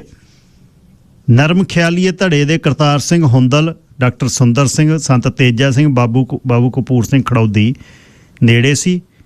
ਤੇ ਅਸਲ ਫਿਰ ਬਾਬਾ ਪਿਆਰਾ ਸਿੰਘ ਦੇ ਦੋਨੇ ਪਾਸੇ ਪਿਆਰ ਸੀ। ਬਹੁਤ ਵਧੀਆ ਇੱਕ ਨੀਤੀ ਘਾੜੇ ਸੀ ਉਹ। 1912 ਚ ਵਿਕਟੋਰੀਆ ਦੇ ਵਿੱਚ ਥਾਂ ਖਰੀਦੀ, ਇੰਗਲੈਂਡ ਤੋਂ ਮਸ਼ੀਨਾਂ ਮੰਗਾ ਕੇ ਸੰਸਾਰ ਪਹਿਲਾ ਪੰਜਾਬੀ ਤੇ ਅੰਗਰੇਜ਼ੀ ਦਾ 15 ਦਿਨਾਂ ਦਾ ਜਿਹੜਾ ਪੱਤਰ, ਕੁਛ ਹੈ ਹੀ ਨਹੀਂ ਸੀ ਭਾਈਚਾਰੇ ਨੂੰ ਜੋੜਨ ਲਈ, ਇਹੀ ਪੇਪਰ ਸੀ। ਜਿਵੇਂ ਗਦਰ ਪੇਪਰ ਨਿਕਲਿਆ, ਇਹਨਾਂ ਨੇ ਸੰਸਾਰ ਕੱਢਿਆ। ਤੇ 13 ਦੇ ਵਿੱਚ 1913 ਚ ਹਾਂਗਕਾਂਗ ਤੋਂ ਵੈਨਕੂਵਰ ਚ ਆਏ ਭਾਈ ਭਗਵਾਨ ਸਿੰਘ ਨੇ ਇਹ ਗੱਲ ਕੀਤੀ ਵੀ ਇਹ ਜਿਹੜਾ ਇਹਨੂੰ ਸਾਂਝਾ ਕੌਮ ਦੀ ਇੱਕ ਚੀਜ਼ ਬਣਾਈ ਜਾਵੇ। ਖਾਲਸਾ ਦੀਵਾਨ ਸੁਸਾਇਟੀ ਵੈਨਕੂਵਰ ਦੇ ਇਸ ਮਤੇ ਦੇ ਵਿੱਚ ਗੱਲ ਚੀਜ਼ ਲੈ ਆਂਦੀ ਕਿ ਇਹ ਜਿਹੜੀ ਪ੍ਰੈਸ ਜਿਹੜੀ ਅਸੀਂ ਲਾਈ ਹੈ ਇਹ ਸਾਡੇ ਥੱਲੇ ਹੋ। ਪਰ ਧੜੇ ਸੀ, ਜਦ ਵੀ ਧੜੇ ਇੱਕ ਮਿਲੀਟੈਂਟ ਧੜਾ ਸੀ ਸੰਸਾਰ ਦੇ ਵਿੱਚ। ਕਰਤਾਰ ਸਿੰਘ ਹੁੰਦਲ, ਡਾਕਟਰ ਸੁੰਦਰ ਸਿੰਘ, ਤੇ ਉਹਨਾਂ ਨੇ ਯੂਨਾਈਟਿਡ ਇੰਡੀਆ ਲੀਗ ਬਣਾ ਲਈ ਤੇ ਦੂਜੇ ਬੰਨੇ ਯੂਨਾਈਟਿਡ ਇੰਡੀਆ ਐਸੋਸੀਏਸ਼ਨ ਬਣਾ ਲਈ। ਮਤਲਬ ਇਹ ਮੈਂ ਤੁਹਾਨੂੰ ਤਾਂ ਦੱਸਣਾ ਚਾਹੁੰਦਾ ਵੀ ਇਹ ਨਰਮ ਦਲ, ਗਰਮ ਦਲ, ਇਹ ਇਉਂ ਨਹੀਂ ਵੀ ਹੁਣੇ ਹੋਏ ਨੇ, ਇਸ ਤਰ੍ਹਾਂ ਹੀ ਹੋਏ ਨੇ। ਪਰ ਕੌਮੀਅਤ ਤੌਰ ਤੇ ਇਕੱਠੇ ਰਹੀਏ, ਸੋਚਣੀ ਕੋਈ ਹੋਵੇ, ਕੌਮ ਦੇ ਲਈ ਕੰਮ ਕਰੀਏ। ਤੇ ਅਖੀਰ ਬਾਬੂ ਕਪੂਰ ਸਿੰਘ ਖੜੌਦੀ ਵਰਗਿਆਂ ਦੇ ਨਾਲ ਜਦ ਇੱਥੇ ਟਸਲ ਵਾਲੀ ਵੱਧ ਗਈ, ਬਾਬਾ ਜੀ ਟੋਰਾਂਟੋ ਚਲੇ ਗਏ 1914 ਚ। ਤੇ ਜਦ ਉਹ ਚਲੇ ਗਏ ਬਾਕੀ, ਤੇ ਬਾਬਾ ਜੀ ਇੱਥੇ ਹੀ ਰਹੇ। ਜਾਨੂ ਕਾਮਾਗਾਟਾ ਮਾਰੂ ਆ ਗਿਆ, ਉਹਦੇ 'ਚ ਵੀ ਬਹੁਤ ਕੰਮ ਕੀਤਾ। ਮਿੱਤ ਸਿੰਘ ਪੰਡੋਰੀ ਨਾਲ, ਹਰਦੀਪ ਸਿੰਘ ਸਾਰੀ ਨਾਲ, ਹਰੀ ਸਿੰਘ ਚੋਟੀਆਂ ਨਾਲ, ਬਲਵੰਤ ਸਿੰਘ ਖੁਰਦਪੁਰ ਦੇ ਨਾਲ ਜਹਾਜ਼ 'ਚ ਜਾਣ ਦੀ ਵੀ ਕੋਸ਼ਿਸ਼ ਕੀਤੀ, ਪਰ ਜਾਣ ਨਹੀਂ ਦਿੱਤਾ ਉਹਨਾਂ ਨੇ। ਫਿਰ ਟੋਰਾਂਟੋ ਚਲੇ ਗਏ ਬਾਬਾ ਜੀ। ਸੰਸਾਰ ਯੁੱਧ ਸ਼ੁਰੂ ਹੋਇਆ ਪਹਿਲਾ, ਟੋਰਾਂਟੋ ਤੋਂ ਸੈਨ ਫਰਾਂਸਿਸਕੋ ਆ ਗਏ। 19 ਅਗਸਤ 1914 ਨੂੰ ਹਾਂਗਕਾਂਗ ਲਈ SS ਕੋਰੀਆ ਜਹਾਜ਼ ਫੜ ਲਿਆ, ਇਹ 'ਚ ਪਿਰਥੀ ਸਿੰਘ, ਜਸ ਸਿੰਘ, ਕੇਸਰ ਸਿੰਘ, ਊਧਮ ਸਿੰਘ, ਜਵਾਲਾ ਸਿੰਘ, ਨਿਧਾਨ ਸਿੰਘ, ਅਰੂੜ ਸਿੰਘ, ਅਮਰ ਸਿੰਘ ਤੇ ਚੜ੍ਹ ਗਏ। ਇੰਸਟਰਕਸ਼ਨਾਂ ਦੇਣ ਵਾਲੇ ਪ੍ਰੋਫੈਸਰ ਬਰਕਤੁੱਲਾ, ਪੰਡਿਤ ਰਾਮਚੰਦਰ ਜੀ ਗਰਮ ਕਰ ਗਏ, ਚੱਕ ਦਿਓ, ਖਿੱਚ ਦਿਓ, ਡਿਊਟੀ ਸਪਸ਼ਟ ਆ ਤੁਹਾਡੀ। ਇਹ ਐਂ ਹੀ ਸੀ ਜਿਹੜੇ ਸੈਨ ਫਰਾਂਸਿਸਕੋ ਦੇ ਵਿੱਚ ਦੱਸਣ ਵਾਲੇ ਬਈ ਪੰਡਿਤ ਹਰਦਿਆਲ ਵਰਗੇ ਵੀ ਚੱਕ ਦਿਓ, ਬਸ ਇੰਨਾ ਹੀ ਕਹਿੰਦੇ ਸੀ, ਬਾਕੀ ਨਹੀਂ, ਨਾਲ ਨਹੀਂ ਜਾਣਾ। ਤੇ ਜਾਪਾਨ ਦੀ ਬੰਦਰਗਾਹ ਨਾਗਾਸਾਕੀ ਪਹੁੰਚੇ ਤੇ ਪਿਆਰਾ ਸਿੰਘ ਲੰਗੇਰੀ ਤੇ ਸਾਥੀ ਨਿਧਾਨ ਸਿੰਘ ਚੁੱਗਾ ਤੇ ਇੰਦਰ ਸਿੰਘ ਸੁਰ ਸਿੰਘ ਜਹਾਜ਼ ਤੋਂ ਉਤਰ ਗਏ। ਉੱਥੋਂ ਸ਼ੰਘਾਈ ਜਾ ਕੇ ਸ਼ੰਘਾਈ ਤੋਂ ਮੁੜਨਾ ਸੀ। ਅਖੀਰ 15 ਅਗਸਤ 1914 ਨੂੰ ਫੂਜ ਸਿੰਘ ਦੇ ਨਾਂ ਦੇ ਜਹਾਜ਼ ਨਾਲ ਕਲਕੱਤੇ ਪਹੁੰਚੇ, ਕਰਮ ਸਿੰਘ ਦੇ ਨਾਂ 'ਤੇ। ਤੇ ਜਾਨੂੰ ਰਿਪੋਰਟਾਂ ਵੈਨਕੂਵਰ ਤੋਂ ਪਹੁੰਚੀਆਂ, ਪਿੰਡ ਪਹੁੰਚੇ ਤੇ ਉਸੇ ਅੰਡਰਗਰਾਊਂਡ ਦੇ ਵਿੱਚ ਫਿਰ ਜਿੱਥੇ ਬਾਬਾ ਜਵੰਤ ਸਿੰਘ ਨੰਗਲ ਕਲਾਂ ਨਾਲ ਮਿਲ ਕੇ ਪਿੰਡਾਂ 'ਚ ਜਿਹੜਾ ਪ੍ਰਚਾਰ ਦੋਨੇ ਬਾਬਿਆਂ ਨੇ ਕੀਤਾ, ਗਦਰ ਫੇਲ ਹੋ ਗਿਆ ਪਰ ਬਾਬਾ ਪਿਆਰਾ ਸਿੰਘ ਫੜ ਨਾ ਹੋਏ। ਫਿਰ 12 ਅਪ੍ਰੈਲ 1915 ਨੂੰ ਪੁਲਿਸ ਦੇ ਹੱਥ ਆ ਗਏ। ਬਿੰਜੋ ਜਿਹੜੀ ਸਾਧ ਦੀ ਕੁਟੀਆ 'ਤੇ ਰਹਿੰਦੇ ਸੀ, ਨੰਗਲ ਕਲਾਂ ਦੇ ਜੈਲਦਾਰ ਚੰਦਾ ਸਿੰਘ ਨੇ ਫੜਾਇਆ ਨਾ, ਤੁਹਾਨੂੰ ਦੱਸਿਆ। ਪਰ ਬਾਬਾ ਪਿਆਰਾ ਸਿੰਘ ਨੇ ਘੇਰਾ ਜਾ ਪਿਆ ਦੇਖਿਆ, ਟਕੂਆ ਸੀ ਬਾਬੇ ਕੋਲ। ਜਦ ਬਾਹਰ ਨਿਕਲੇ ਪੁਲਿਸ ਦਾ ਘੇਰਾ ਤੇ ਜਦ ਸਕਰੂਲੀ ਵੱਲ ਨੂੰ ਭੱਜੇ, ਘੋੜਿਆਂ ਤੇ ਪੁਲਿਸ ਪੈ ਗਈ ਪਿੱਛੇ, ਲੰਬੜਦਾਰ ਮਿਹਣੇ ਮਾਰੇ ਵਿੱਚ, ਹੁਣ ਭੱਜਦਾ ਕਿਵੇਂ? ਤਾਂ ਬਾਬਾ ਜੀ ਕਹਿੰਦੇ ਖੜ ਗਏ। ਪੁਲਿਸੀਆ ਜਦ ਨੇੜੇ ਆਇਆ, ਥਾਣੇਦਾਰ ਤਨਵੀਰ ਅਹਿਮਦ, ਪਿਆਰਾ ਸਿੰਘ ਨੇ ਘੁਮਾ ਕੇ ਜਦ ਬਾਬੇ ਨੇ ਟਕੂਆ ਮਾਰਿਆ ਥਾਣੇਦਾਰ ਦੇ ਪੱਟ ਤੇ, ਘੋੜਿਓ ਥੱਲੇ ਲਾ ਲਿਆ ਜਿਵੇਂ ਕਰੇਲਾ ਤੋੜੀ ਦਾ। ਜਦ ਸਿਰ ਤੇ ਛੱਡਣ ਲੱਗੇ ਕਪਾਲ 'ਚ, ਉਹ ਕਹਿੰਦਾ ਮਾਰੀ ਨਾ, ਛੱਡ ਦੂੰ। ਛੱਡਤਾ। ਉੱਥੋਂ ਤਰਸ ਖਾ ਲਿਆ, ਨਾ ਘੋੜੀ ਖੋਈ ਨਾ ਉਹਦਾ ਰਿਵਾਲਵਰ ਲਾਇਆ, ਫਿਰ ਭੱਜ ਲਏ। ਸੈਲੇ ਨੂੰ ਹੋ ਗਏ ਜੰਗਲ 'ਚ ਹੀ, ਪਹਾੜ 'ਤੇ ਜਾ ਜਿਹੜੇ ਪੁਲਿਸ ਨੇ ਚੋਰ ਦਾ ਰੌਲਾ ਪਾ ਲਿਆ। ਨਰਿਆਲ ਪਿੰਡ ਦੇ ਲੋਕਾਂ ਨੇ ਘੇਰ ਲਿਆ, ਟਕੂਆ ਟੁੱਟ ਗਿਆ। ਪੁਲਿਸ ਨੇ ਕੁੱਟਿਆ ਬਾਬਾ ਜੀ ਨੂੰ, ਗਿੱਟੇ ਦੀ ਹੱਡੀ ਟੁੱਟ ਗਈ। ਥਾਣੇ ਮਾਲਪੁਰ ਲੈ ਆਏ। ਚੰਦਾ ਸਿਉਂ ਕਹਿੰਦੇ ਗੇੜੇ ਦਿੰਦਾ ਫਿਰੇ ਬਾਬੇ ਦੇ ਆਲੇ ਦੁਆਲੇ। ਤੇ 25 ਅਪ੍ਰੈਲ 1915 ਨੂੰ ਭਾਈ ਪਿਆਰਾ ਸਿੰਘ ਨੂੰ ਬਾਬਾ ਜੀ ਨੂੰ ਲਾਹੌਰ ਭੇਜਤਾ। ਲਾਹੌਰ ਪੁੱਜਣ ਤੋਂ ਪਹਿਲਾਂ ਵੈਨਕੂਵਰ ਗਏ ਈਸ਼ਰ ਸਿੰਘ ਢੋਡੀ ਕੇ, ਜਵੰਤ ਸਿੰਘ ਨੰਗਲ ਕਲਾਂ ਨੇ ਜੈਲਦਾਰ ਚੰਦਾ ਸਿਉਂ ਮਾਰਤਾ ਜਦ ਤੱਕ ਬਾਬਾ ਜੀ ਗਏ। ਲਾਹੌਰ ਸਾਜ਼ਿਸ਼ ਕੇਸ ਜਿਹੜਾ ਸ਼ਾਮਲ ਕਰ ਲਿਆ। 82 ਗਦਰੀ ਸੀ ਉਹਦੇ 'ਚ 27 ਗਦਰੀਆਂ ਨੂੰ ਉਮਰ ਕੈਦ ਹੋਈ, ਜਿਹਦੇ 'ਚ ਬਾਬਾ ਜੀ ਨੂੰ ਉਮਰ ਕੈਦ ਹੋਈ। ਤੇ ਰਾਵਲਪਿੰਡੀ ਦੀ ਸੈਂਟਰਲ ਜੇਲ੍ਹ 'ਚ ਭੇਜਤਾ। ਤੇ ਕਿਉਂ ਭੇਜਣਾ ਸੀ, ਅੰਡੇਮਾਨ ਸੀ ਉਹਨਾਂ ਨੂੰ। ਗੋਰਾ ਸੁਪਰਡੈਂਟ ਬਹੁਤ ਤੰਗ ਕਰਦਾ ਸੀ। ਉੱਥੋਂ ਭੱਜਣ ਦੀ ਗੱਲ ਬਣਾ ਲਈ, 4 ਬਾਰਡ ਨਾਲ ਮਿਲਾ ਲਏ, ਸਮਾਨ ਸਾਰਾ ਅੰਦਰ ਮੰਗਾ ਲਿਆ, ਪਰ ਫੜੇ ਗਏ। 4.25 ਸਾਲ ਪਿਆਰਾ ਸਿੰਘ ਬਾਬੇ ਉਹਨਾਂ ਨੇ ਅੰਡੇਮਾਨ ਜੇਲ੍ਹ 'ਚ ਕੱਟੇ। ਫਿਰ ਐਮਨੈਸਟੀ ਦੇ 3 ਮਾਰਚ 1920 ਦੇ ਵਿੱਚ ਰਿਹਾ ਹੋ ਗਏ। ਫਿਰ ਲੰਗੇਰੀ ਜਿਹੜਾ ਗਦਰੀਆਂ ਦਾ ਪਨਾਹਗਾਰ ਬਣਿਆ। ਬਾਈ ਜੀ ਗੁਰਿੰਦਰ ਸਿੰਘ ਨਹੀਂ ਦੱਸਦੇ, ਚਵਾਰਾ ਕਹਿੰਦੇ ਜਿੱਥੇ ਗਦਰੀ ਬਾਬੇ ਆ ਕੇ ਰਹਿੰਦੇ ਰਹੇ। ਦਿਆ ਸਿੰਘ, ਮੇਹਰ ਸਿੰਘ, ਮੱਖਣ ਸਿੰਘ, ਰਚਨਾਕ ਸਿੰਘ ਗਦਰੀਆਂ ਨੂੰ ਸਾਂਭਦੇ। ਮਾਸਟਰ ਊਧਮ ਸਿੰਘ ਕਸੇਲ ਵੀ ਉੱਥੇ ਆਇਆ, ਸੱਟ ਖਾ ਕੇ। ਜਿਹੜਾ ਵੀ ਆਉਂਦਾ ਉਹਨੂੰ ਰੱਖਦੇ, ਦੁੱਧ ਘਿਓ ਰੱਖਦੇ, ਪਿਲਾਉਂਦੇ, ਤਕੜਾ ਕਰਦੇ। ਗੁਰਮੁਖ ਸਿੰਘ ਲਲਤੋਂ ਨੇ ਬੇੜੀਆਂ ਨਾਲ ਛਾਲ ਮਾਰੀ, ਉਹ ਵੀ ਪਹੁੰਚਿਆ। ਤੇ ਪਿੱਛੇ ਸੰਬੰਧ ਸੀ ਅਮਰੀਕਾ ਕੈਨੇਡਾ 'ਚ ਬਾਬਾ ਜੀ ਦਾ। ਫਿਰ 1921 'ਚ ਅਮਰੀਕਨ ਕੈਨੇਡੀਅਨ ਸੁਸਾਇਟੀ ਦੇ ਪ੍ਰਧਾਨ ਬਾਬਾ ਜੀ ਜਿਹੜੇ ਚੁਣੇ ਗਏ। ਬੱਬਰ ਅਕਾਲੀ ਲਹਿਰ 23 ਤੇ 22 'ਚ ਜਿਹੜੀ ਚੱਲੀ, ਸਿੱਧੇ ਤੌਰ 'ਤੇ ਨਹੀਂ ਜੁੜੇ, ਪਰ ਟੋਡੀਆਂ ਨੂੰ ਜਿੰਨੇ ਝਟਕਾਉਂਦੇ ਬੱਬਰ ਆ ਕੇ ਰਾਤ ਚਵਾਰੇ 'ਚ ਕੱਟਦੇ। ਜਦ ਜੈਤੋ ਦਾ ਮੋਰਚਾ ਲੱਗਾ, ਜਦ ਵੀ ਬਾਬਾ ਜੀ ਜੇਲ੍ਹ 'ਚ ਵੀ ਗਏ ਤੇ ਮੋਰਚੇ 'ਚ ਵੀ ਗਏ। ਪਿਆਰਾ ਜਿਹੜਾ ਬਾਬੂ ਕਪੂਰ ਸਿੰਘ ਖੜੌਦੀ ਸੀ, ਉਹਨਾਂ ਨਾਲ ਬਹੁਤ ਪਿਆਰ ਸੀ, ਗੂੜੀ ਦੋਸਤੀ ਸੀ। ਤੇ ਵੱਡਾ ਉਦਯੋਗਪਤੀ ਕਪੂਰ ਸਿੰਘ ਬਣ ਗਿਆ। ਹਿੰਦੁਸਤਾਨ ਜਦ 1928 'ਚ ਆਇਆ ਤਾਂ ਉਹ ਨਾਲ ਹੀ ਬਾਬਾ ਜੀ ਨੂੰ ਕੈਨੇਡਾ ਲੈ ਗਿਆ। ਦੁਬਾਰਾ ਫੇਰ ਆ ਗਏ, ਇੱਥੇ ਵੈਨਕੂਵਰ ਆਏ ਤੇ ਫੇਰ ਗੱਲਾਂ ਚੱਲੀਆਂ ਵੀ ਹਥਿਆਰ ਖਰੀਦੀਏ ਤੇ ਮੁੜੀਏ। ਤੇ ਬਾਬਾ ਜੀ ਨੇ 13 ਅਪ੍ਰੈਲ 1929 ਨੂੰ ਵਿਕਟੋਰੀਆ 'ਚ ਭਾਸ਼ਣ ਦਿੱਤਾ ਵੀ ਕਾਇਮ ਹੋ, ਦੇਸ਼ ਨੂੰ ਆਜ਼ਾਦ ਕਰਾਈਏ। 2 ਸਾਲ ਰਹੇ, ਫੇਰ ਮੁੜ ਗਏ। ਬਹੁਤ ਵੱਡੀ ਜਿਹੜੀ ਵਿਦਾਇਗੀ ਦੀ ਮੀਟਿੰਗ ਹੋਈ 8 ਜੂਨ 1930 ਨੂੰ ਵੈਨਕੂਵਰ ਦੇ ਖਾਲਸਾ ਦੀਵਾਨ ਸੁਸਾਇਟੀ 'ਚ। ਤੇ ਪੀਅਰਸ ਜਹਾਜ਼ ਫੜਿਆ ਤੇ ਉਹਦੇ ਬਾਅਦ 25 ਜੁਲਾਈ 1930 ਨੂੰ ਕਲਕੱਤੇ ਪਹੁੰਚੇ। ਜਾ ਕੇ ਫਿਰ ਅਕਾਲੀ ਸਿਆਸਤ ਨਾਲ ਬਹੁਤ ਜੁੜੇ, ਕਮਿਊਨਿਸਟਾਂ ਦੇ ਵੀ ਨੇੜੇ ਸੀ, ਬਹੁਤ ਨੀਤੀ ਘਾੜੇ ਸੀ ਵਧੀਆ। ਅਸਲ ਗੜਦੀ ਵਾਲੇ, ਮਾਲਪੁਰ, ਸਰਾਲੀ, ਚੀਮਾ ਕਲਾਂ ਰਾਜਸੀ ਕਾਨਫਰੰਸਾਂ ਕੀਤੀਆਂ ਤੇ ਦਇਆ ਸਿੰਘ ਲੰਗੇਰੀ, ਅਰਜਨ ਸਿੰਘ ਸੱਚ ਖੜੌਦੀ, ਜਥੇਦਾਰ ਵਤਨ ਸਿੰਘ, ਦਸੌਂਦਾ ਸਿੰਘ ਢਾਂਡਾ, ਗੁਰਬਖਸ਼ ਸਿੰਘ ਮਾਲਪੁਰ, ਜਥੇਦਾਰ ਮੂਲਾ ਸਿੰਘ ਬਾਹੋਵਾਲ, ਹਰਜਾਪ ਸਿੰਘ ਮਾਲਪੁਰ MLA। ਇਹ ਦੂਜਾ ਸੰਸਾਰ ਯੁੱਧ 'ਚ ਵੀ ਬਾਬਾ ਜੀ ਨੂੰ ਫੜਿਆ ਤੇ 1946 ਦੀਆਂ ਚੋਣਾਂ ਹੋਈਆਂ, ਮਾਲਪੁਰੋਂ ਅਕਾਲੀ ਪਾਰਟੀ ਦੇ MLA ਚੁਣੇ ਗਏ ਫਿਰ, ਤੇ 1971 ਦੇ ਵਿੱਚ ਪਨਾਮ ਪਿੰਡ ਦੇ ਵਿੱਚ ਸਵਰਗਵਾਸ ਹੋਏ ਨੇ ਢਿੱਲੇ ਹੋਣ ਕਰਕੇ। ਇਹ ਬਾਬਾ ਪਿਆਰਾ ਸਿੰਘ ਲੰਗੇਰੀ ਦੀ ਜੀਵਨ ਦੀ ਕਹਾਣੀ ਹੈ। ਸੋ ਇਹਨਾਂ ਯੋਧਿਆਂ ਨੇ ਵੱਡੀਆਂ ਮੱਲਾਂ ਮਾਰੀਆਂ, ਵੱਡੀਆਂ, ਪਰ ਯਾਦ ਰੱਖਣ ਦੀ ਲੋੜ ਆ। ਅਸੀਂ ਭੁੱਲ ਗਏ ਸਾਰੇ, ਸਾਨੂੰ ਕਿੱਥੇ ਯਾਦ ਹੈ, ਸਾਨੂੰ ਤਾਂ ਹੋਣ ਵਾਲੇ ਨਹੀਂ ਯਾਦ, ਇਹ ਕਿੱਥੇ ਯਾਦ ਰਹਿਣੇ ਆ। ਇਹ ਗੱਲਾਂ ਨੇ ਪਰਿਵਾਰ ਦੇ ਵਿੱਚ ਚੁਲੀਆਂ ਤਰੀਆਂ ਆਉਂਦੀਆਂ ਨੇ। ਖੂਨ ਆ ਜਿਹੜਾ, ਬਲੱਡ ਲਾਈਨ ਜਿਹੜੀ ਹੈ ਉਹ ਇਉਂ ਹੁੰਦੀ ਹੈ, ਪਹਿਲੀ ਪੀੜ੍ਹੀ ਹੋਵੇ, ਦੂਜੀ ਹੋਵੇ, ਤੀਜੀ ਹੋਵੇ, ਕੌਮ ਦੇ ਲਈ ਸਦਾ ਚੜ੍ਹਦੀ ਕਲਾ ਦੇ ਵਿੱਚ ਪਰਿਵਾਰ ਰਹਿੰਦਾ ਹੈ। ਲੰਗੇਰੀ ਵਾਲਾ ਵੀ ਤੇ ਨੰਗਲ ਕਲਾਂ ਵਾਲਾ ਵੀ। ਬਾਈ ਜੀ ਗੁਰਿੰਦਰ ਸਿੰਘ ਸੰਘਾ ਪੋਤੇ ਨੇ ਬਾਬਾ ਪਿਆਰਾ ਸਿੰਘ ਲੰਗੇਰੀ ਦੇ, ਤੇ ਬਾਬਾ ਜਵੰਤ ਸਿੰਘ ਨੰਗਲ ਕਲਾਂ ਦੀ ਪੋਤਰੀ ਭੈਣ ਜੀ ਮਨਮੀਤ ਕੌਰ ਉਹਨਾਂ ਦੀ ਸਿੰਘਣੀ ਹੈ, ਤੇ ਦੋਨੇ ਪਰਿਵਾਰ ਇੱਥੇ ਵਸਦੇ ਆ। ਤੇ ਸਾਨੂੰ ਮਾਣ ਹੈ ਕਿ ਸਾਡੇ ਆਪਣੇ ਪਰਿਵਾਰ ਨੇ। ਇਹ ਸੀ ਜੀ ਅੱਜ ਦਾ ਪ੍ਰੋਗਰਾਮ। ਇਹ ਕਿਤਾਬਾਂ ਘਰ ਦਾ ਸ਼ਿੰਗਾਰ ਬਣਾ ਕੇ ਨਾ ਪੜ੍ਹਨੀਆਂ ਚਾਹੀਦੀਆਂ ਨੇ, ਪਤਾ ਹੋਵੇ ਸਾਨੂੰ ਕਿ ਸਾਡੇ ਨਾਲ ਹੋਇਆ ਕੀ, ਕੌਮ ਨੇ ਕੀ ਕੀ ਕੀਤਾ। ਤੇ ਇਹ ਔਖੇ ਦਿਨ ਇੱਕ ਵਾਰ ਨਹੀਂ ਆਏ ਕੌਮ ਤੇ, ਜਦ ਦੀ ਜਾਈ ਕੌਮ ਹੈ ਜਦ ਤੋਂ ਹੀ। ਕਦੇ 18ਵੀਂ ਸਦੀ ਆ ਗਈ, ਕਦੇ 19ਵੀਂ ਆ ਗਈ, ਕਦੇ 20ਵੀਂ ਆ ਗਈ, ਕਦੇ ਗੋਰੇ ਭਜਾਉਣੇ ਨੇ, ਕਦੇ ਕੋਈ ਭਜਾਉਣਾ, ਕਦੇ ਕੋਈ।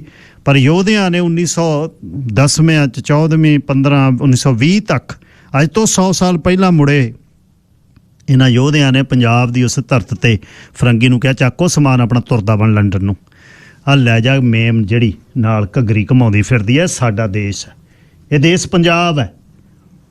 ਇਹਨਾਂ ਨੂੰ ਯਾਦ ਰੱਖਿਆ ਕਰੋ ਤੇ ਮਾਣ ਕਰਿਆ ਕਰੋ। ਇਹਨਾਂ ਪਰਿਵਾਰਾਂ ਨੂੰ ਵੀ ਸਤਿਕਾਰ ਦਿਆ ਕਰੋ, ਜਿਨ੍ਹਾਂ ਪਰਿਵਾਰਾਂ ਦਾ ਪਤਾ ਲੱਗਦਾ ਹੈ ਖੂਨ ਖੂਨ ਹੀ ਹੁੰਦਾ। ਕੱਲ੍ਹ ਨੂੰ ਮੁੜਦਾ ਰੱਬ ਰੱਖਾ।